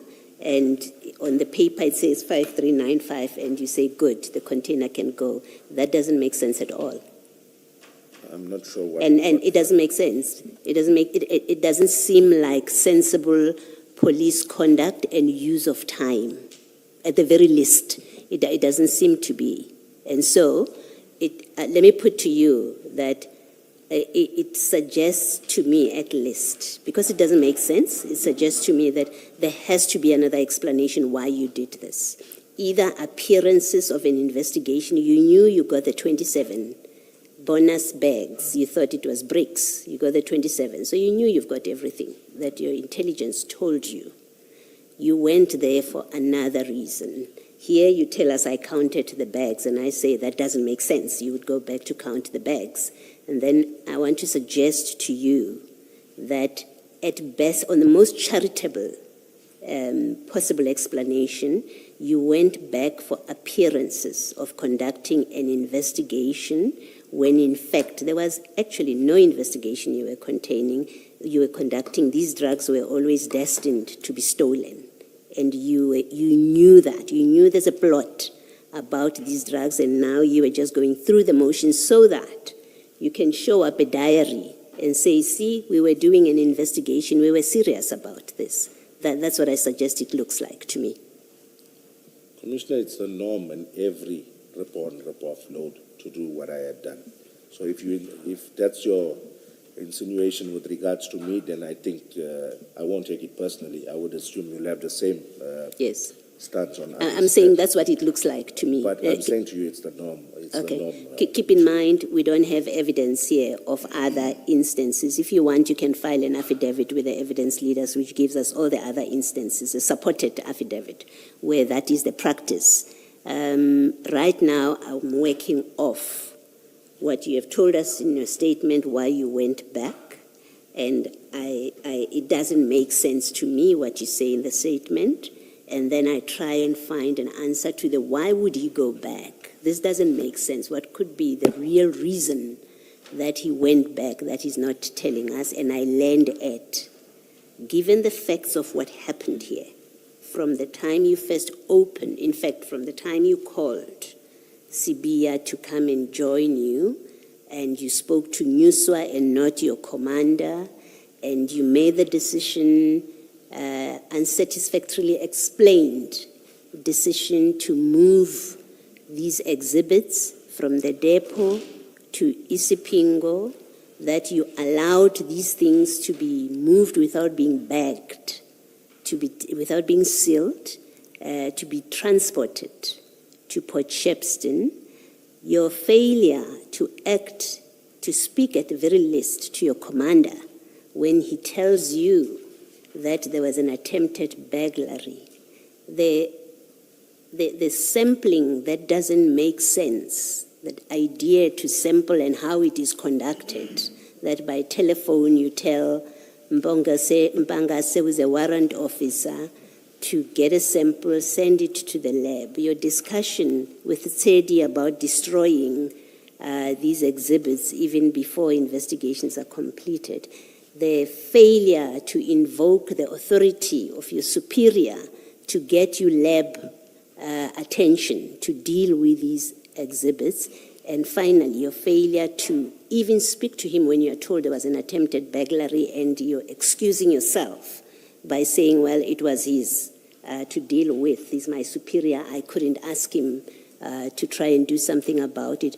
All of that, all those facts and more that I'm listing to you suggest to me that any semblances, any appearances of investigation that are contained in this diary, that you and I agreed yesterday that it's actually on the face of it, not, we shouldn't take it at face value because it contains a reconstruction of facts after the event, a misrepresentation. It has dates of entries where we know the entry was not made on that day. We didn't know until you testified. So nothing that is here in that diary is reliable, and I'm suggesting to you that my view, the impression I have gained from this is these recorded investigations in the diary, and you're returning to that place on the day when there was no detention order. There was no detention order when there are rules about how you go about issuing an instruction to detain. You didn't do that. You release it. When it was under SARS, you say, I didn't know it was under SARS. I'm saying all of those facts, they lead me to the impression that your visiting that place on the 1st of July was again part of a scheme of creating the impression that there was a real investigation, when in fact there was no investigation at all that was going on. You were just going through the motions. You can. That's the last thing I get to say. You can comment. Commissioner, once again, I'll say to you, it's the norm to go and unpack a container. You're entitled to your view. I think I've said more than enough regarding all of those issues that you alluded to. And I don't think there's much more I can say to change your opinion. You're entitled to it. But I will still stand by it. There's no semblance of an investigation, no such thing. If you had to compare my inquiry with every other rip-on, rip-off load, you will notice mine is much more, there's much more investigation done. And even, Commissioner, I would have thought that the Commission would have familiarized themselves with the nature of these cases to see if indeed this is something that's a red flag, to go and unpack a container just to verify that there's nothing else there, that the packing list corresponds. I don't know what would lead you to believe that it's a semblance. I've invited you to give us a statement that sets out all that procedure that you're talking about, because we've listened to many witnesses about these kind of activities, about operations, drug busts. We've listened to many witnesses explaining, including witnesses that have participated. It's the first time, and maybe that's why I even waste 5 minutes on it, that I hear, that witness has come here and said, we search and then we go back to the container to search again. So I'm inviting you to feel free to file a further statement that sets out that where that procedure is contained, that allows you, whether it's oral, verbal, practice, you tell us, and then you list cases where you say that has been done after the initial search, and we ordered that the container be detained. These were the facts, and we went back and searched. I'm sure we will not reject that kind of affidavit. And it's only fair that you file it if you have something like that. Okay, Commissioner, I'll look for that. Okay, thank you. Thank you, Chair. Chair, before, if I may, I seek an indulgence, and it's because I'd said I've completed my questions. However, May I quickly ask mine? oh, yes, if it's a question, Chair. I thought you were closing the... Thank you. It's just on one issue. The number of questions will depend on your responses, Colonel. Colonel, this relates to what you say in paragraph 9 of your statement, the statement prepared for the Commission. There you say Umlazi is 11 kilometers away from the depot, which I saw as a risk, and we were working in an uncovered area of the depot. And my sense, I think, when you substantiated on this was basically that you feared that people from Umlazi might descend on the scene and forcibly take away the drugs. That was my sense. Yes, that's always a possibility. I'm correct. You are correct. Yes. I assume that there must be quite a lot of searches and seizures in that area, the CHC depot. I assume so. Surely this was not an isolated incident. The ones I'm aware of, Commissioner, was the one of Warrant Officer Sanders and this one. But surely it could not have been. It just could not have been. You said, Chair, there could not have been just I'm two. saying I would be very surprised if this was the only search and seizure at the CHC depot, even if you yourself are not aware of any others. I would be very surprised. No, there ought to have been. There ought to have been, yes. Now, in your experience, have people from Umlazi ever descended on a crime scene and forcibly taken whatever it was that was discovered at the crime scene? In your experience?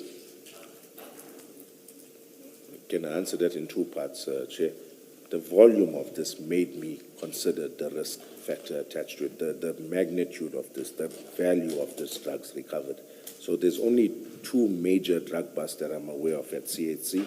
That was the first one of the Mandrax, 547 kilos, and this was... Okay, that's the first part. Second part? Yeah, so it's only two of those. So I'm saying you said you're going to answer my question in two parts. So second part of answering me. Just repeat the question. I lost Sorry. I lost my train of thought, Chair. Could you please? And I'm happy that I did not disturb you. You lost it on your own. All right. But that was not my question anyway. Yes. My question was, have people from Umlazi ever descended on a crime scene at the CHC depot? Not that I'm aware of. And removed whatever it was that was discovered when a search and seizure was conducted? Not that I'm aware of, Chair. Okay. Now, so your fear was based purely on surmise. Pure surmise. Yes. There's a township close by, and those people from the township just might come here and forcibly take this suspected cocaine from us. Mere surprise. People from the township, Yes. up on the hill. You know, I happen to know where Mlazi is. Commissioner, that's always a real concern of any policeman when you do a seizure of this nature. That's always a concern, your security issues. And we'd be fools to think that in every situation you are... Isn't there a residential area? I think there's a residential area before you go up and reach Mlazi, up at the top. Isn't there another residential area somewhere? Spingo. Yes. Yeah, yes. There is. Yes. So you suspect the people from Mlazi and not the people from Spingo? I'm not profiling, but it's known. It's a high-risk area, Chair. I'm saying every attack that ever happened, either on police for even You know, people who deal in substances like cocaine, heroin, and all that are usually the so-called sophisticated people. So your fears and so on, and because part of your suspicion seems to be based on the quantity. Yes. So that must mean that you thought that the people from Umlazi just might get wind of the fact that there's this big bust here. That's correct, Chair. That's true of the people in Isipingo as well. And as I say, the so-called more sophisticated looking people are by and large the people that are involved in this sort of thing. Or am I also profiling? Chair, what I would want to say, when all comes to light, at some point when arrests are made, I think then we all will be enlightened as to why my concerns were also a little valid. I won't go into in depth. But no, but the important point is that you are not able to say that people from Umlazi ever descended on CHC to forcibly remove drugs or any other thing discovered in a bust or after a search and seizure or pursuant to a search and seizure. That's the important thing. So you just assume that the people up on the hill just might do that. Pure surmise. Now I realize, Chair, what I was thinking of earlier. Now, that's one of your... Oh, you just remembered something. Yes, yes. Oh, yes. I'm saying every attack that ever happened, whether it be policemen robbed for firearms or policemen robbed for monies that they were carrying, which happened not too long ago, was at some stage not heard of. Every attack or every type of incident, there had to be a first time for everything. So although it may not have happened, it's a risk that we have to consider, because there certainly would have been attacks on police, certain robberies on police for their firearms and things that would have been a first in that area, would have been a first for a certain scenario. So as much as it had not happened before, I can't say that there's no risk of it happening based on the value of those exhibits, and more especially, Chair, like I said, compounded by the fact that we didn't have enough exhibit bags. The station was only 4 kilometers away. Those were the factors in my mind. And I agree with you. I can't say with certainty that there would have been an attack. And you are not aware of an attack since? No, I'm not aware of an attack. I'm not aware of a large amount So of meaning that if you are the one to conduct a bust, you will always, in the vicinity of Umlazi, you will always conduct it differently because you are fearful of Umlazi. No. Yes or no? Commissioner. So whenever you are involved, you'll go there, quickly remove the drugs and take them wherever you consider safe, maybe Sipingo. No, Chair. Yes. I'm saying when we go into these type of locations, Yes. we go with adequate manpower. We go with a tactical team. You go with enough vehicles. You go with members armed with rifles. Then that raises another question. Why did you not do exactly that on this occasion? That's not an answer. Why did you not do that on this occasion as well? You just call Mbanga, say, that's one person, and you say, hey, is KG there? And KG happened to be there, and that was all. And then it was just the three of you, and yet you know, as you sit there, and as you say now, that the proper thing to do is to go to a crime scene like this. You're not going to a crime scene involving maybe the theft of a case of beer. No. It's a crime scene involving cocaine, a drug bust, serious crime. You do not go there with the necessary manpower. Did you have a reason for not doing so? Chair, I think if I was at the office, not I think, if I was No, at the office... did you have a reason for not doing so? It's because I was on vacation leave. I didn't attend to all. What on earth does that mean? If I was But at the office... because to get manpower, even if you are not physically at the office, there's the convenience of a telephone. yes. You could have made calls and you could have spoken to someone who could, if you could not do it yourself, someone who could mobilize the necessary resources.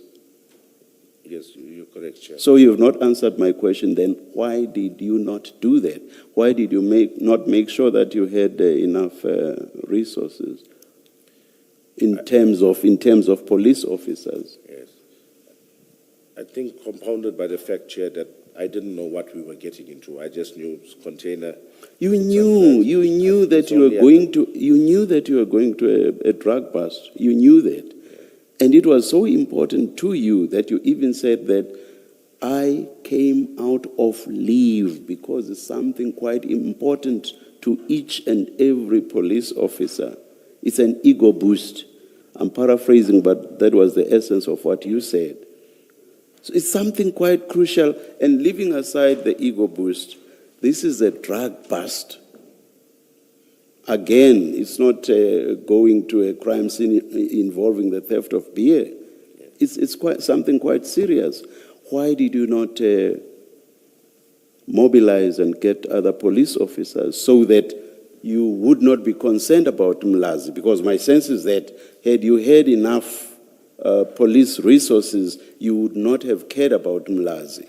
Am I correct? You're correct. So why did you not organize enough people to secure the area? Our tactical team, Chair, was out on that day. They were out.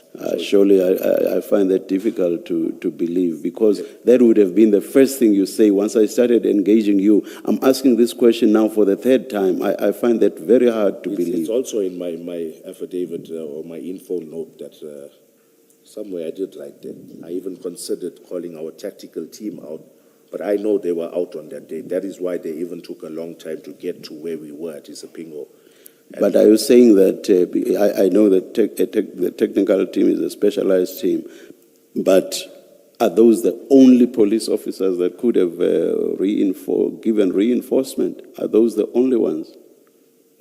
Chair, Isipingo's got less manpower. You see, even in Warrant Officer Sanders' statement, he states that Perumal told him we don't have enough manpower. Do you not get resources from other police stations when it's necessary? Yes, we do, Chair.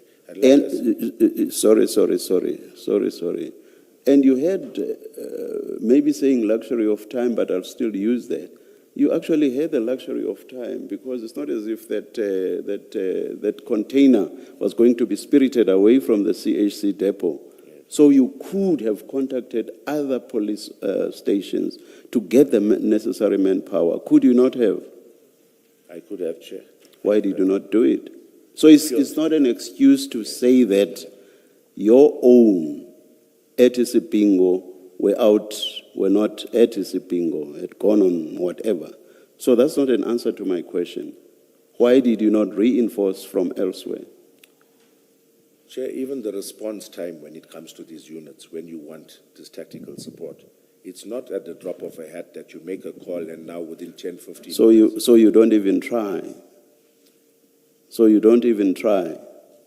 You go there, it's you, it's Mpangase and Sibia. So that's your choice. And you know that Mkhwanazi, which you fear, is close by. You choose to do that instead of trying to get reinforcements.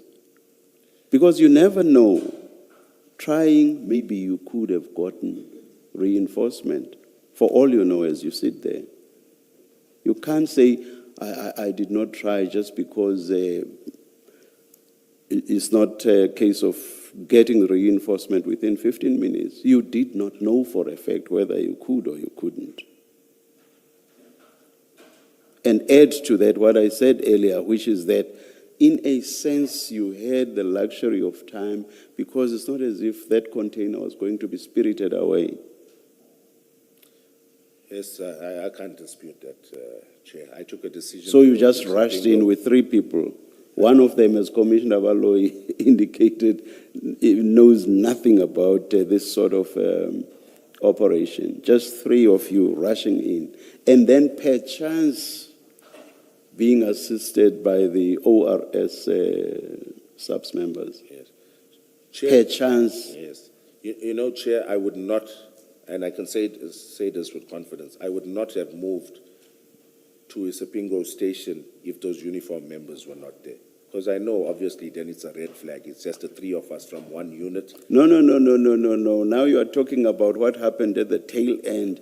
I'm engaging you about what happened at the beginning. Let's not go to the tail end. I'm not there.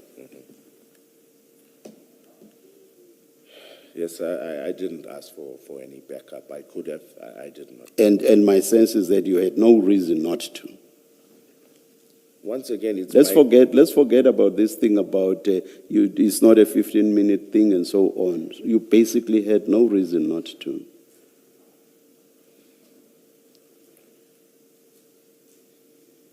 It's the time issue. That's all I can say. Tell me about the time issue. Just that I know in experience, by the time you call a certain commander, then he directs you to somebody, then you phone that member, and then he mobilizes his guys. It's only when you give them prior notice. That's how the police works. It's So not, back to my question, so you choose not to even try. I will leave it yes, at that. I chose not to. I'll leave it at that. Now, from where I'm sitting, it seems to me that the Umlazi issue was not really an issue, because you either ought to have gotten reinforcement or tried to. And if it was to be an issue, it would only be an issue if you had tried and failed, and then you say, I'm here, there's Umlazi here, I fear Umlazi, then I must rush away. Otherwise, that situation that you are fearful of is self-created. Self-created in the sense that you have not taken necessary steps to ensure that you have reinforcement.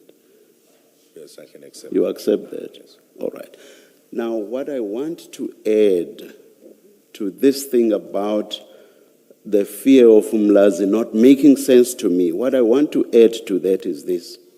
Yesterday when I engaged you, you accepted that you could have had the container removed, because when you were engaged by Ms. Sillo today, you said you didn't have much space on the door side of the container. I think you said it was only 2 meters, and that was a lot of whatever it was behind. So just 2 meters from the doors of the container. When I engaged you yesterday, you accepted that you could have gotten the container removed from where it was to some other area within the CHC depot, and that once there, you could have done the necessary cordoning off, and then you could have been able to conduct the search and seizure in a proper manner. Do you remember accepting that yesterday? Yes, I do, Chair. So when you look at those 2 issues, the fact that the Umlazi issue does not make sense, and to which right at the tail end of that debate you said you accept everything that I'm suggesting to you. So when we look at that, and we look at the fact that you could have removed that container and then you could have been able to do the search and seizure properly with no impediments, it makes all the other reasons that you gave yesterday to pale into insignificance. Do you accept that? I don't want to argue with you. I'll accept. You accept that? Thank you very much. Thank you, Chair. Just very quickly, Colonel, if I may, and this is because I think you either have taken Commissioner Baloi's offer or you have undertaken to do so, to provide a statement explaining processes, prescripts governing such an engagement, where you go back to the container in the manner that you did on the 1st of July. You remember that? Yes. I think, I don't know, I hope it will help you, that it might not be a useful, particularly useful exercise. Why don't we try it this way, rather? We see at your paragraph 35, you say on the 1st of July 2021, you proceeded to the depot to go count the 5,395 bags, correct? Yes. Are you aware that in none of the statements, none, that that are included in the inquiry file, do you speak of that exercise of the 1st of July? Would you like me to take you there? Yes, because it yielded nothing. It was basically handing over a container. There was nothing significant to write a statement about. It's not done. No, you were not handing over a container, you were searching a container. You were counting, you went inside the container to go count, and that's how you get to the conclusion there are 5,395 bags. You satisfied yourself, and you alleged, then you released it. So you did something to that container. Yes. You engaged with it in some form or Yes. other. Yes. I'm saying you have about 5-6 statements in the inquiry and in the docket, which are all before this commission. None of them references that activity. Why is that? There's no need. I mean, whose benefit would that statement be to? Whose benefit does it serve for you to come tell the commissioners about this activity here now? I did it. That's Why? why I'm saying Who does it benefit this time now? I'm not sure who it benefits, but I did it. It benefits you because you are aware that your presence on the pier that day, the depot, will have to somehow be answered at some point, and you are anticipating that. And that is why you include it here in this statement. You go so further, so much as to tie in the mega freight clearing agent in that exercise of the 1st of July. Yet, that is one person you never took a statement from.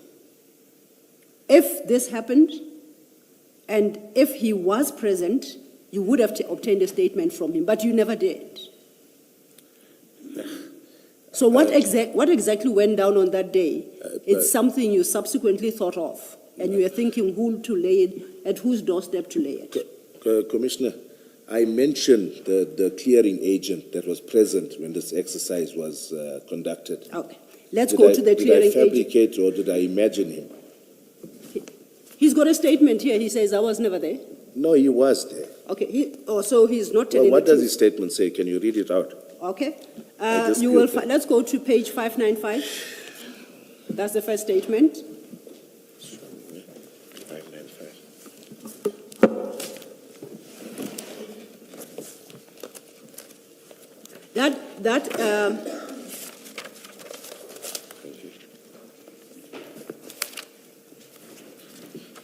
That statement at 595 is the first statement, an earlier one dated May 22. You see that? Yes.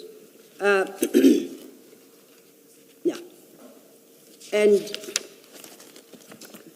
he doesn't reference that visit on the 1st of July, you see? Was he asked about it, Commissioner? I don't know. I didn't drop this statement. Then I can't answer. I'm saying he was there. The statement doesn't But you even never talk to asked him because he's not in your docket. He's No, not in your I didn't need a inquiry. statement from him. No, I don't agree with this, Commissioner. Okay. Yes. Now let's go to 654. Let's go to page 654.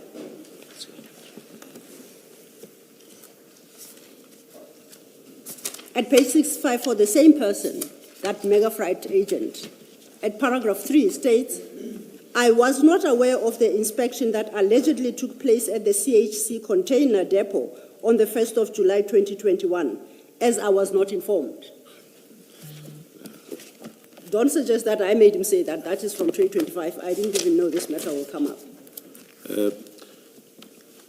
Commissioner, the warehouse manager can confirm what I'm saying. It wasn't just me in isolation. Okay.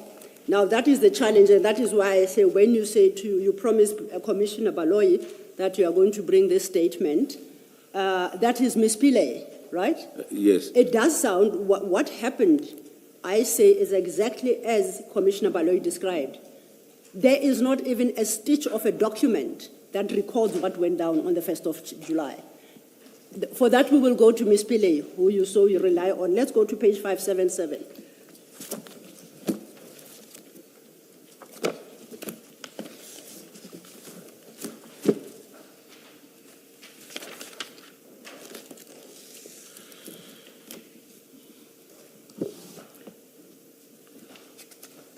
At 577 is Ms. Pilay's first statement.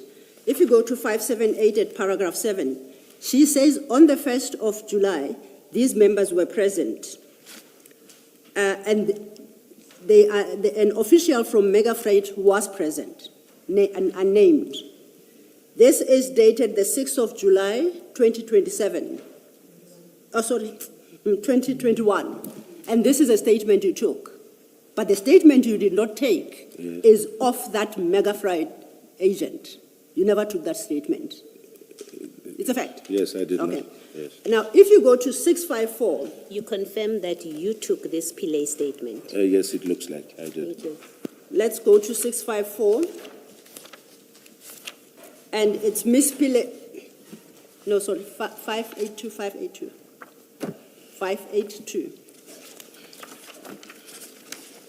That's Miss Pillay's second statement, 582. If you look at that statement at 583, that's of the 13th May 2022, less than a year later. Yes. And in this statement, she says, it's a further statement. She references the one we just went through.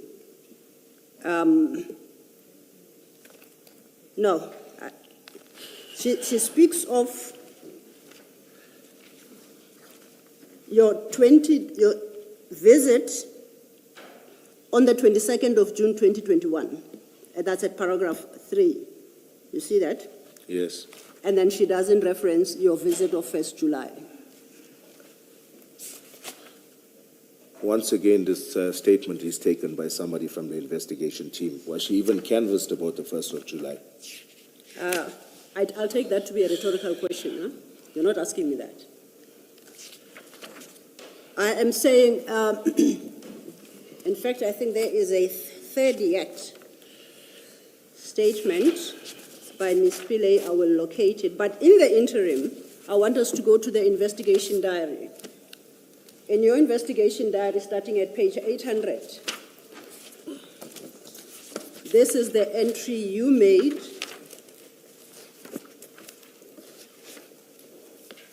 at page 803.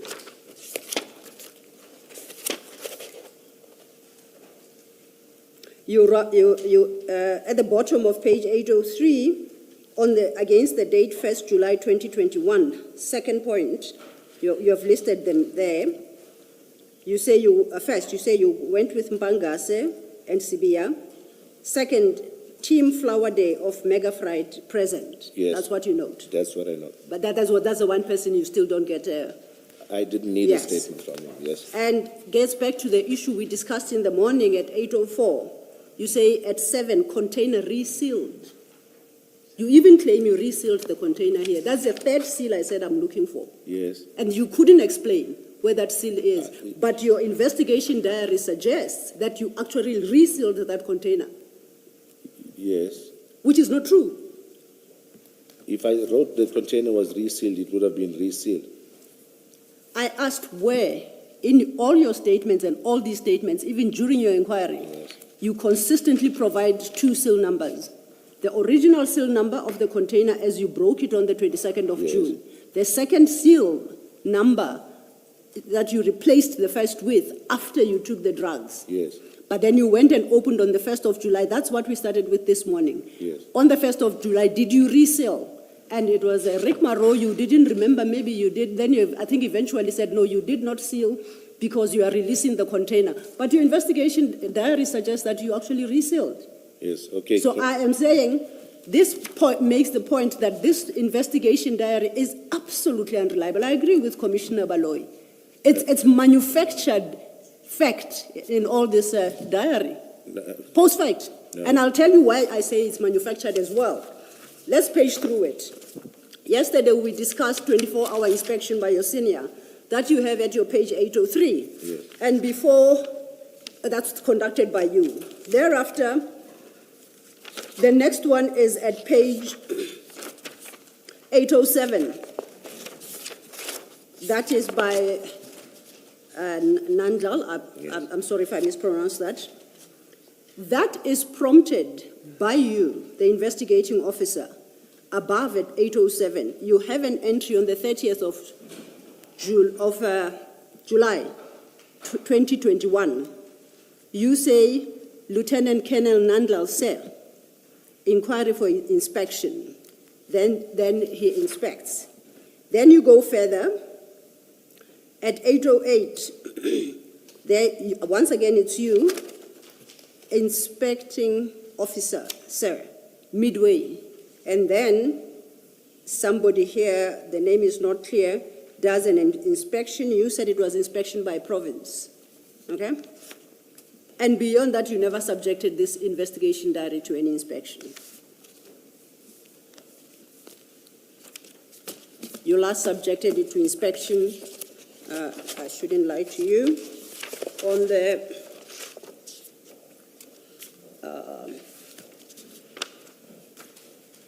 on what you said is the 16th of September 2021.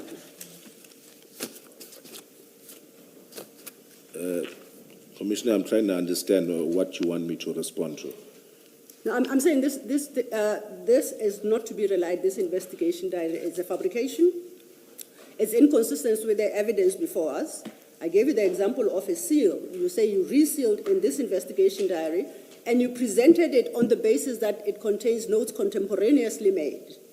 Today, when you make a statement before this commission, you cannot address the question of the seal that you put on that container on the 1st of July. And I'm saying it's because it was never there in the first place. That's why you're having a challenge. Okay, may I respond? You note here, you reseal it, but you don't even provide a number. Okay, may I respond? Please. Okay. Firstly, I could not have imagined an unpack of 5,395 50-kilogram bags. I don't know. I wouldn't know that. Secondly, the warehouse manager's statement. Nobody even asked her about the 1st of July. She merely comments on the 22nd of June. So how can we even consider that statement as a reflection of what transpired on the 1st of July?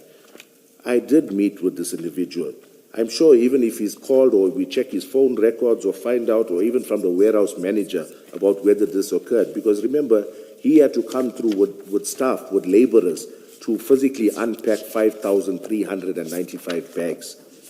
It couldn't have been me and 2 DPCI members that did that. They had done that. So if I say he was there, he was there. The warehouse manager is not disputing or confirming anything. She's silent on it because she wasn't asked about it. But I'm saying if I wrote that the representative Tim Flaude, sorry for mentioning his name, from Mega Freight was here, this was the unpack that was done. And the reason I couldn't remember whether it was resealed, this happened nearly 5 years ago. I can't remember every single detail. But the fact now that I'm being painted as I'm lying about this entire incident, I take serious issue with that. Okay. And I feel the onus should not be on me now to prove that I'm telling the truth here. The onus should be on the commission. If you are alleging that I am lying about this, the onus should be on the commission to prove that I'm lying. So far, what you have showed me is a statement from the warehouse manager, not even talking about the 1st of July, what happened there. Yeah. Obviously, we would have had to go through the warehouse manager to make these arrangements. So that statement tells me nothing. Should we infer from what you're saying that she wasn't asked about the 1st of July, that's why it's not in her statement? With that, should we infer that you, in fact, asked her about the 1st of July? It wasn't an independent recollection, because in the one statement, you're saying had she been asked about the 1st of July, she would have said something. In your statement, she says something. Should we infer that you asked? That's why it's in a statement. It wasn't independent recollection. You know, Chair, I can't even recall, this investigation until I looked at it. But I'm saying the bottom line is this. The warehouse manager ought to have been contacted to confirm indeed whether this incident occurred as per my investigation diary. The investigation team that had investigated this theft, who alleged that I am lying in this investigation diary, should they not have contacted Tim Flowerday and asked him whether he was there on this specific day? Should they not have checked his phone records to see if he was at CHC depot? Should they not have checked my vehicle tracker to see if I was there? Now I'm being painted to the whole country as though I'm a liar, I'm fabricating things, and I take serious issue. There's a whole lot of investigation that was done that is clearly swayed in a certain direction.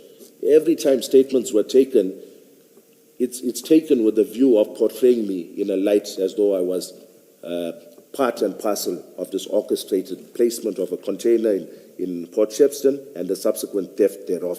And I'm showing the Commission how statements were taken and individuals were not canvassed on certain issues. Now, we can't sit here today and I'm saying I was with a certain individual at a certain warehouse, and you take a statement from a warehouse manager and nobody sees fit to ask her, did indeed this incident occur on that date? But now I'm being told I'm lying. Maybe they did ask her, did you have any other engagement with Colonel Jacob after the 22nd? Maybe they did, we don't know. And that's why I asked the question, did you ask her about the 1st of June? Because clearly she didn't volunteer it. You say she should have been asked. I don't know, maybe they should have asked her, but she didn't volunteer it, so it's not in her statement. I guess I'm just now intervening to say, well, maybe let's not put it higher than that it's not in her statement, and we have no explanation why it's not in her statement. And because of that, we have to test what you're saying. That's how it works. We have material in front of us, and we test it against what you say happened. And all that is happening now is to say to you, but if you were there on the 1st of July, how come Ms. Pillay says nothing about it? How come the Mr. Flowerday, whose name has been mentioned, says nothing about it? They both say nothing about it, and the only place that Ms. Pillay says anything about the 1st of July is in the statement taken by you.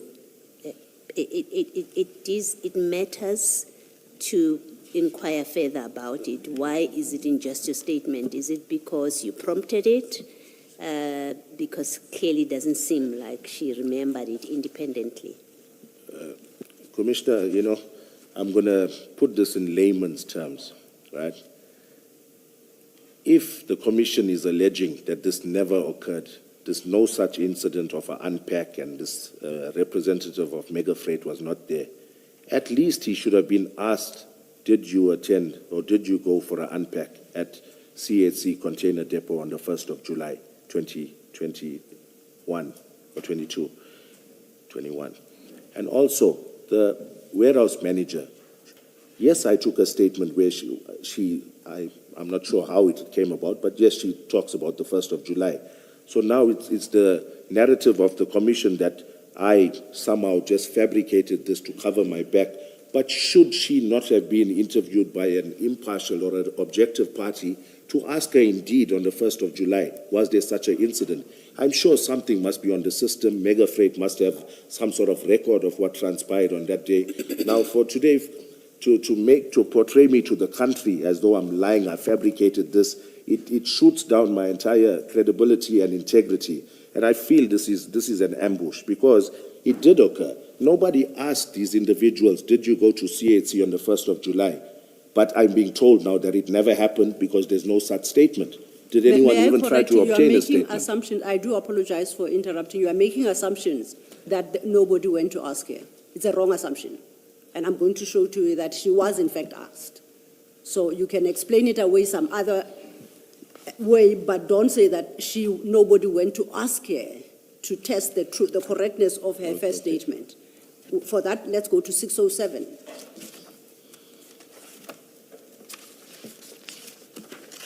If you turn over, leave at 608, it's a statement of 1st of October 2025.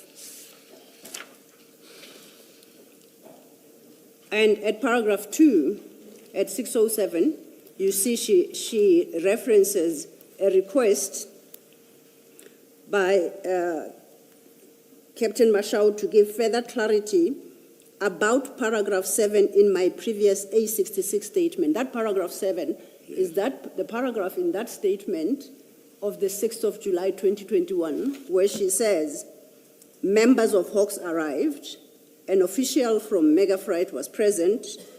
They indicated they want to verify the packing list. When the members had finished, the container was locked and another seal was placed on the container. That's what she said about 2 weeks after the seizure. She doesn't say identify who the members of the Hawks were.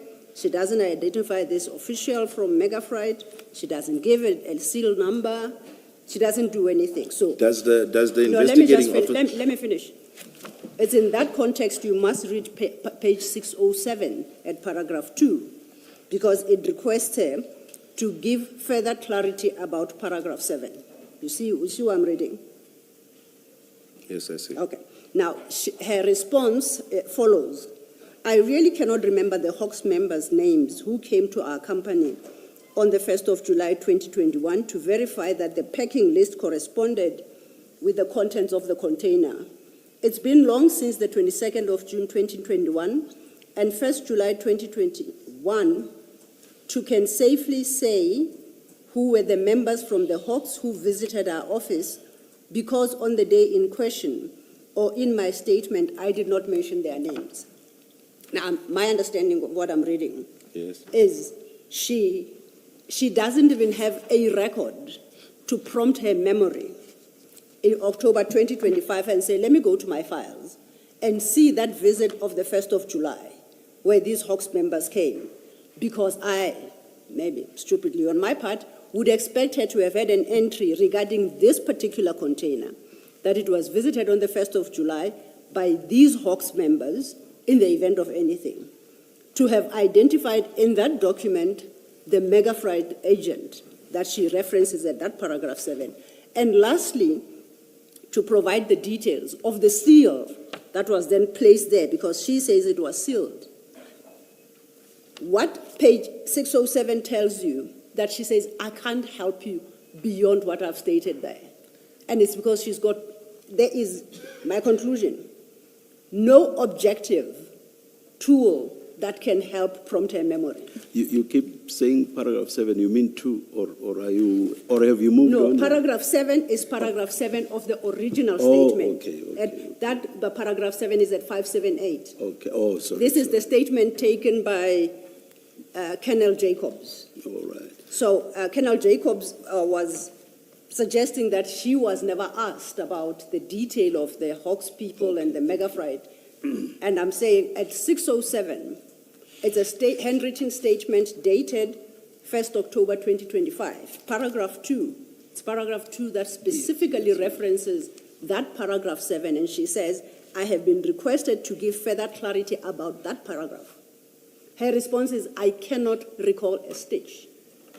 She can only say so. She can't even say, I looked at my files and this is what I was able to glean from the files to remind myself. I know you brought us to this statement to specifically respond to the question whether this had ever been raised with her. Indeed. So indeed it does appear that it was raised with her.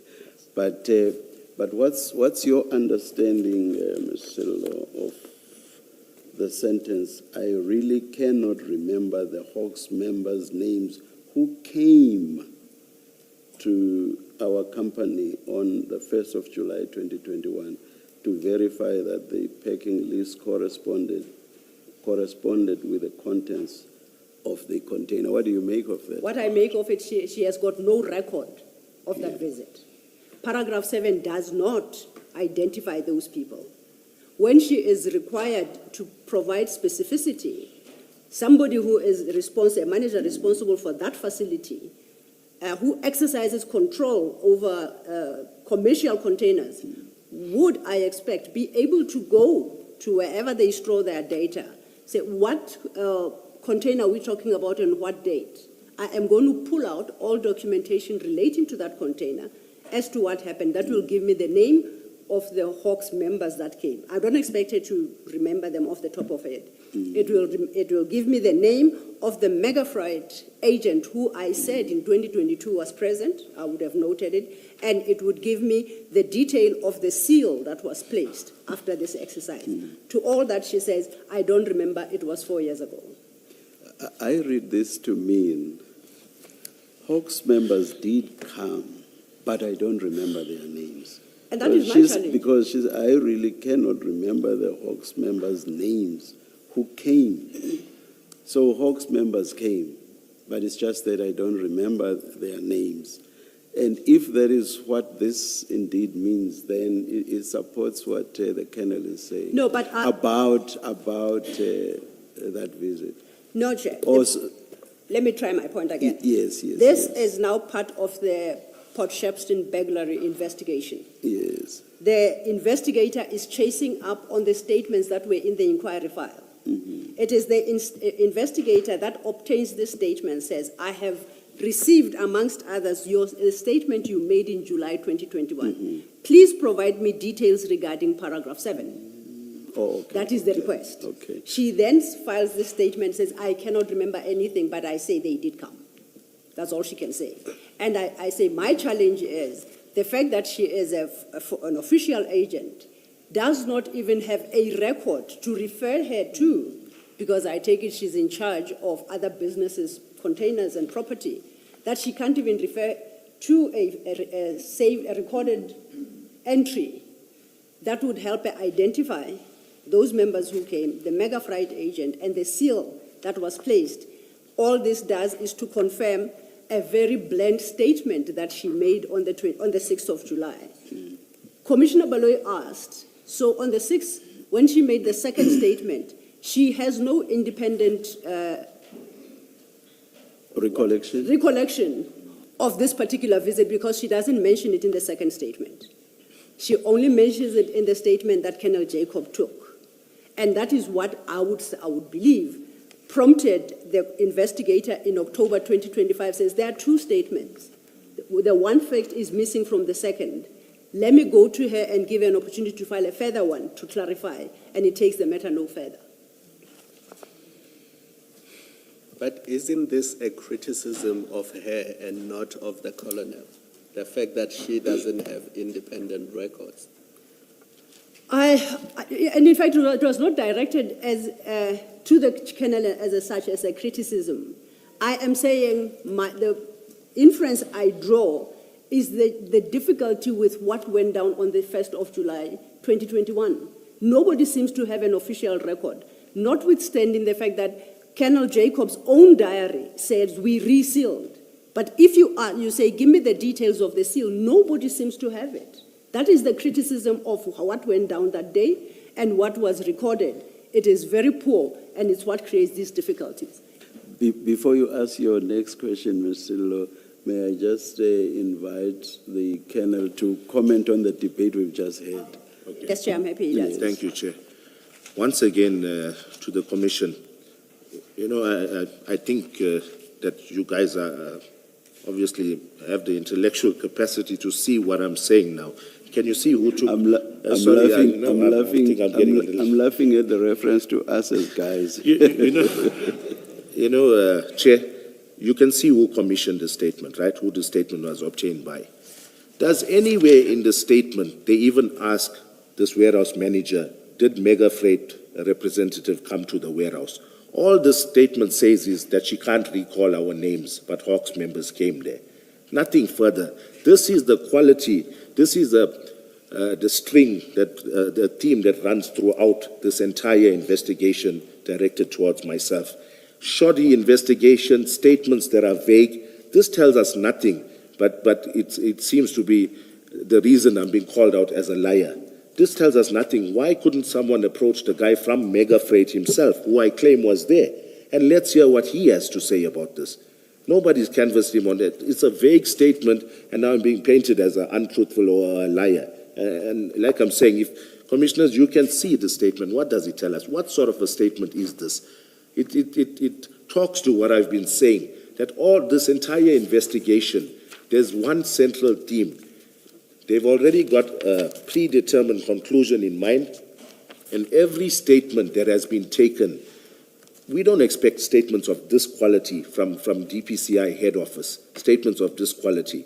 I may have messed up my crime scene, but if you look at my statements, I try and put some content into my statements. These statements here, especially investigating the theft of over 200 million rand worth of drugs, and now to tell the country that I am involved based on shoddy investigation like this, I'm just expressing my recall- dissatisfaction. For the record, the agent was approached and he provided a statement. We dealt with it earlier. But he was not statement, asked, Sorry. Commissioner, I'm saying, was he asked about the 1st of July? His statement tells me nothing about the 1st of July. If you go to 654, that's his statement. 654. That's a statement dated 27 October 2025. It's handwritten. Yes, Do you see it? yes. At paragraph, are you there yet? Yes, I'm here. Okay. At paragraph 3, he says, I was not aware of the inspection that allegedly took place at the CHC container depot on the 1st July 2021, as I was not informed. That's what he says. No, you know, seriously, Commissioner, this is my response. Sorry to just talk out of Yes. turn. I feel he was confused maybe about the day of the search, because this was taken in 27 October 2025, the statement. And if you look at it, it's taken by the same individual that I claim to be doing shoddy investigation. So now, he must be confusing because he's talking about, I was not aware of the inspection that allegedly took place at the CHC container depot. He's probably confusing the inspection where we recovered those drugs. Not. He says the first of July. Yes, I'm saying, Let's yes, not do Commissioner, that. I hear you. I'm saying the statement was taken in 2025. He probably does not remember that the 22nd of June was the date of the recovery, and the 1st of July is the day that he came through for an unpack. Because, you see, he talks here, I was not aware of the inspection that allegedly took place at the depot on the 1st of July, right? I also attached the process. Well, remember you said your complaint is he wasn't asked. I think that's why we've opened. No. We've been referred to this. You said the statement taking or the investigation is so shoddy. Yes. They didn't even ask him about the 1st of July. Yes. And we are referred to it for the to simply point out that, that his statement does say something about the 1st Yes, of and July. I'm saying this, Commissioner, once again. This statement is taken on the 27th of October 2025 by the very same individual that I am alleging is always taking shoddy statements. So if I read this, I'm going to read it, right? I was not aware of the inspection that allegedly took place, paragraph 3, at the CHC container depot on the 1st of July 2026, as I was not informed. I also attached the process that will follow in case a container is being detained for inspection. As the cargo stop agency, I must be contacted if the client container is being detained. So he's talking about the actual day of our search of that container, the 22nd of June. I put it to you, to the commission here, that if this individual is engaged, he was either misled somehow, but if you read this, you can see he clearly is talking of the date of the seizure of those drugs. May I assist you? Because in truth, I just made you zero in on paragraph 3 because Yes. I was interested in the date. Yes, But let's test what you are saying by looking at paragraph 2. yes, Paragraph 2 says that, whatever I understand, that I would like to further my statement I submitted on a previous occasion. So there's a recognition that there's a statement that precedes this one, correct? yes, Then he proceeds, I only attended the inspection of the container that was found with drugs at CHC warehouse container depot on 24th June 2021. See attached document. yes. So in paragraph 2, there is a recognition that the actual seizure was in June 2021. In paragraph 3, he deals with a different issue, which is the 1st of July 2020. So he appears to have an appreciation that there are two events here. Okay, may I respond, Yes, Chair? please. There was nothing happening on the 24th of June. So my submission is this. You see in paragraph 2 where he says, I only attended the inspection of the container that was found with drugs at the CHC warehouse container depot on the 24th of June 2021. See attached document, right? the way I read this, he was confused. He's talking, instead of 24th of June, they're supposed to read 1st of July. And later on, he's supposed to, they got the dates mixed up here. Because if you read it in context, what I'm saying makes sense. I'll leave it to the commission. You can read it, and I'm saying it's my submission that paragraph 2 is supposed to read the 22nd of June instead of 24th of June, because that's the date we did the seizure. And this other date here that he's got, I was not aware of the inspection that took place on the 1st of July. No, I think the statement, because it was taken in so many years later, in 2025, he got his dates mixed up. And the statement is, if you look at it in context, it does not make sense. No, what happened on the 24th No, of Colonel, June? there's no mistake about the date of the 24th. You have accepted, or at least you're not contesting, that he wasn't there on the 22nd. You keep talking about context. Context is, this is a further statement to the earlier, to the one statement, where he says, you opened the container without his presence and without him being informed on the 22nd. So He says on the 24th. no. There's earlier statement where he has said, I wasn't there on the 22nd, I should have been there. And then here he says, this is a further statement. So Yes. we know the first statement. Yes, I'm aware. And then he says, I only went on the 24th of June. You were not there, right? On the 24th of June. You were not there, so you don't know what he's talking about when he Yes. says I was there. But this is a further statement. He's not making a mistake. Otherwise, if we accept what you're saying, that this is a mistake, then and you say instead of 24 it should be 22, then it means he was there on the 22nd. But on your own evidence, he wasn't. Mr. Flowerdale wasn't there. You have listed who was there. The depot, don't shake your head. You've told us the depot, ORS, and your people, depot people, and the person that you thought was customs, and we've cleared. There was no customs there. So that's on your statement. That's on Bangas's diary. There's no mention on the 22nd of an agent being there. So where she says 24th I was there, he couldn't be referring to the 22nd. There is no mistake about it. So this is a further statement on the first one that says I wasn't there on the 22nd. You didn't quarrel with that statement. You Yes, did not. yes. If you quarrel with it, you quarrel with it only now. Where he says the 24th of June, he's not saying on the day of your inspection he was there. He's not saying that. And you say, you accept that he wasn't there on the day of the inspection. So he tells us, he introduces new facts. New fact is he went there on the 24th. We don't know what he did, right? He says, I went there on the 24th, and then he talks about the 1st of July. He says, I was not aware of the 1st of July inspection.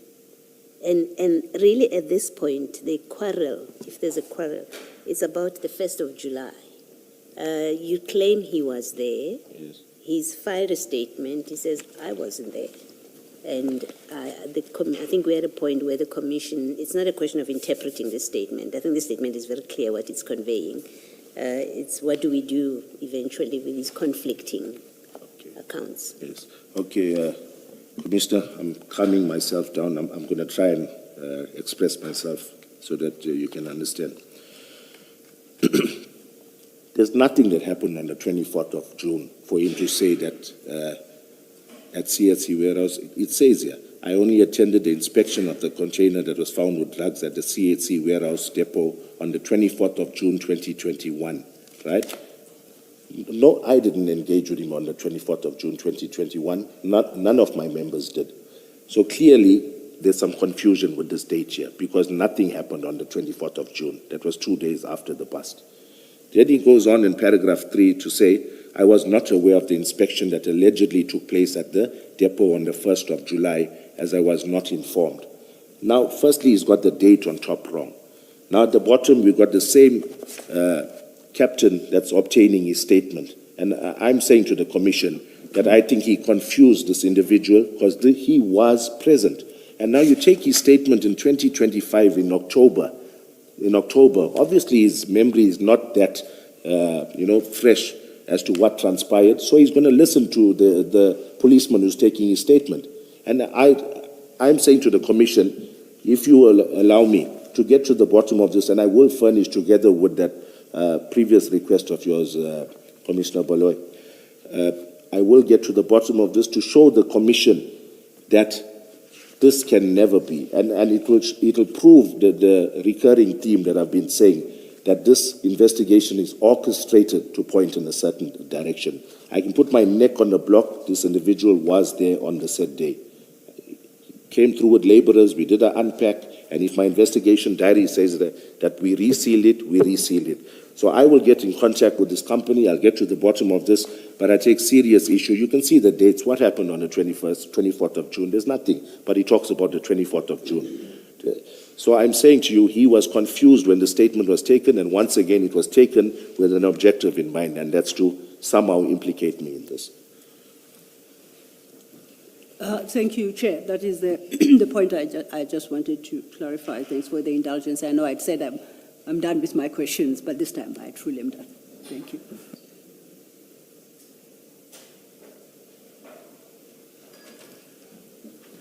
There's something I consider important and which I want to say. I want to tender an apology to the people of Umlazi. I meant to challenge the notion that they might descend on CHC depot to forcibly take the suspected cocaine. In doing that, I made an unfortunate assertion which implicitly meant that Umlazi people are unsophisticated. I will not go into what that term means. I should rather only have said, if the fear of forcible taking was sensible, even people from Isipingo could have descended on CHC depot and forcibly taken the suspected cocaine. I apologize unreservedly. Thank you. Are we now at the stage where I should... I think so. Before we have to make other logistical arrangements, yes. I think it's only proper to Yes. release the Colonel, yes, and thank him for availing himself. Yes. Colonel, thank you very much. Thank you, Chair. Thank you. You are excused. Thank you. Before the rest of us are excused, Chair, some housekeeping matters that we need to address. And the first, it's about tomorrow. The Chair will recall that on Monday, the 1st of June, General Sinona had been subpoenaed to appear, which he duly did, and the Chair stood down his testimony to Friday the 5th, which is tomorrow. Yesterday, on the 3rd of June, we received a communication from his attorneys advising that General Sinona's counsel is indisposed. She's taken ill, and she would not be able to attend tomorrow. The request had been for the Commission to consider whether it could stand down Major General Sinona's testimony, as the letter states, to a later date in the week of the 8th of June, which is next week. The letter does make the point that General Sinona had been required to file his statement by the 2nd of June 2026, and it was done, and we as evidence leaders confirm the filing of the statement has been done. So what was outstanding was for him to appear tomorrow. If General Sinona appears tomorrow, it will only be after perhaps lunch, because we have another witness scheduled in the morning. And with the result that he will not finish, if he starts after lunch. So he would have to come back on a later date, possibly in that week of the 8th, to assure the commissioners that I happen to personally know the counsel that represents Major General Sinona. And I actually spoke to her on the phone. She had called me and she did sound under the weather. She indicated that if the commission insists that General Sinona be heard tomorrow, she'll just push through and come to attend. But the request is, to the extent that it is possible, a postponement of the general's testimony is requested. The suggestion here is to any date in the week of the 8th. Otherwise, we leave it in the commission's hands. Thank you, Chair. Thank you, Ms. Sidlo. The hearing of the evidence of General Sinona is postponed to a date to be determined during the week of the 8th of June 2026. Yes, or such later date as the commission will determine. Yes. Or maybe let me just recall that. The hearing of the evidence of General Sinona is postponed to a date to be determined. Thank you, Chair. Secondly, insofar then as the rest of the witnesses are concerned, we're ready to resume at 9:30 tomorrow morning with the next witness. Thank you. Let's adjourn and resume at 9:30 tomorrow.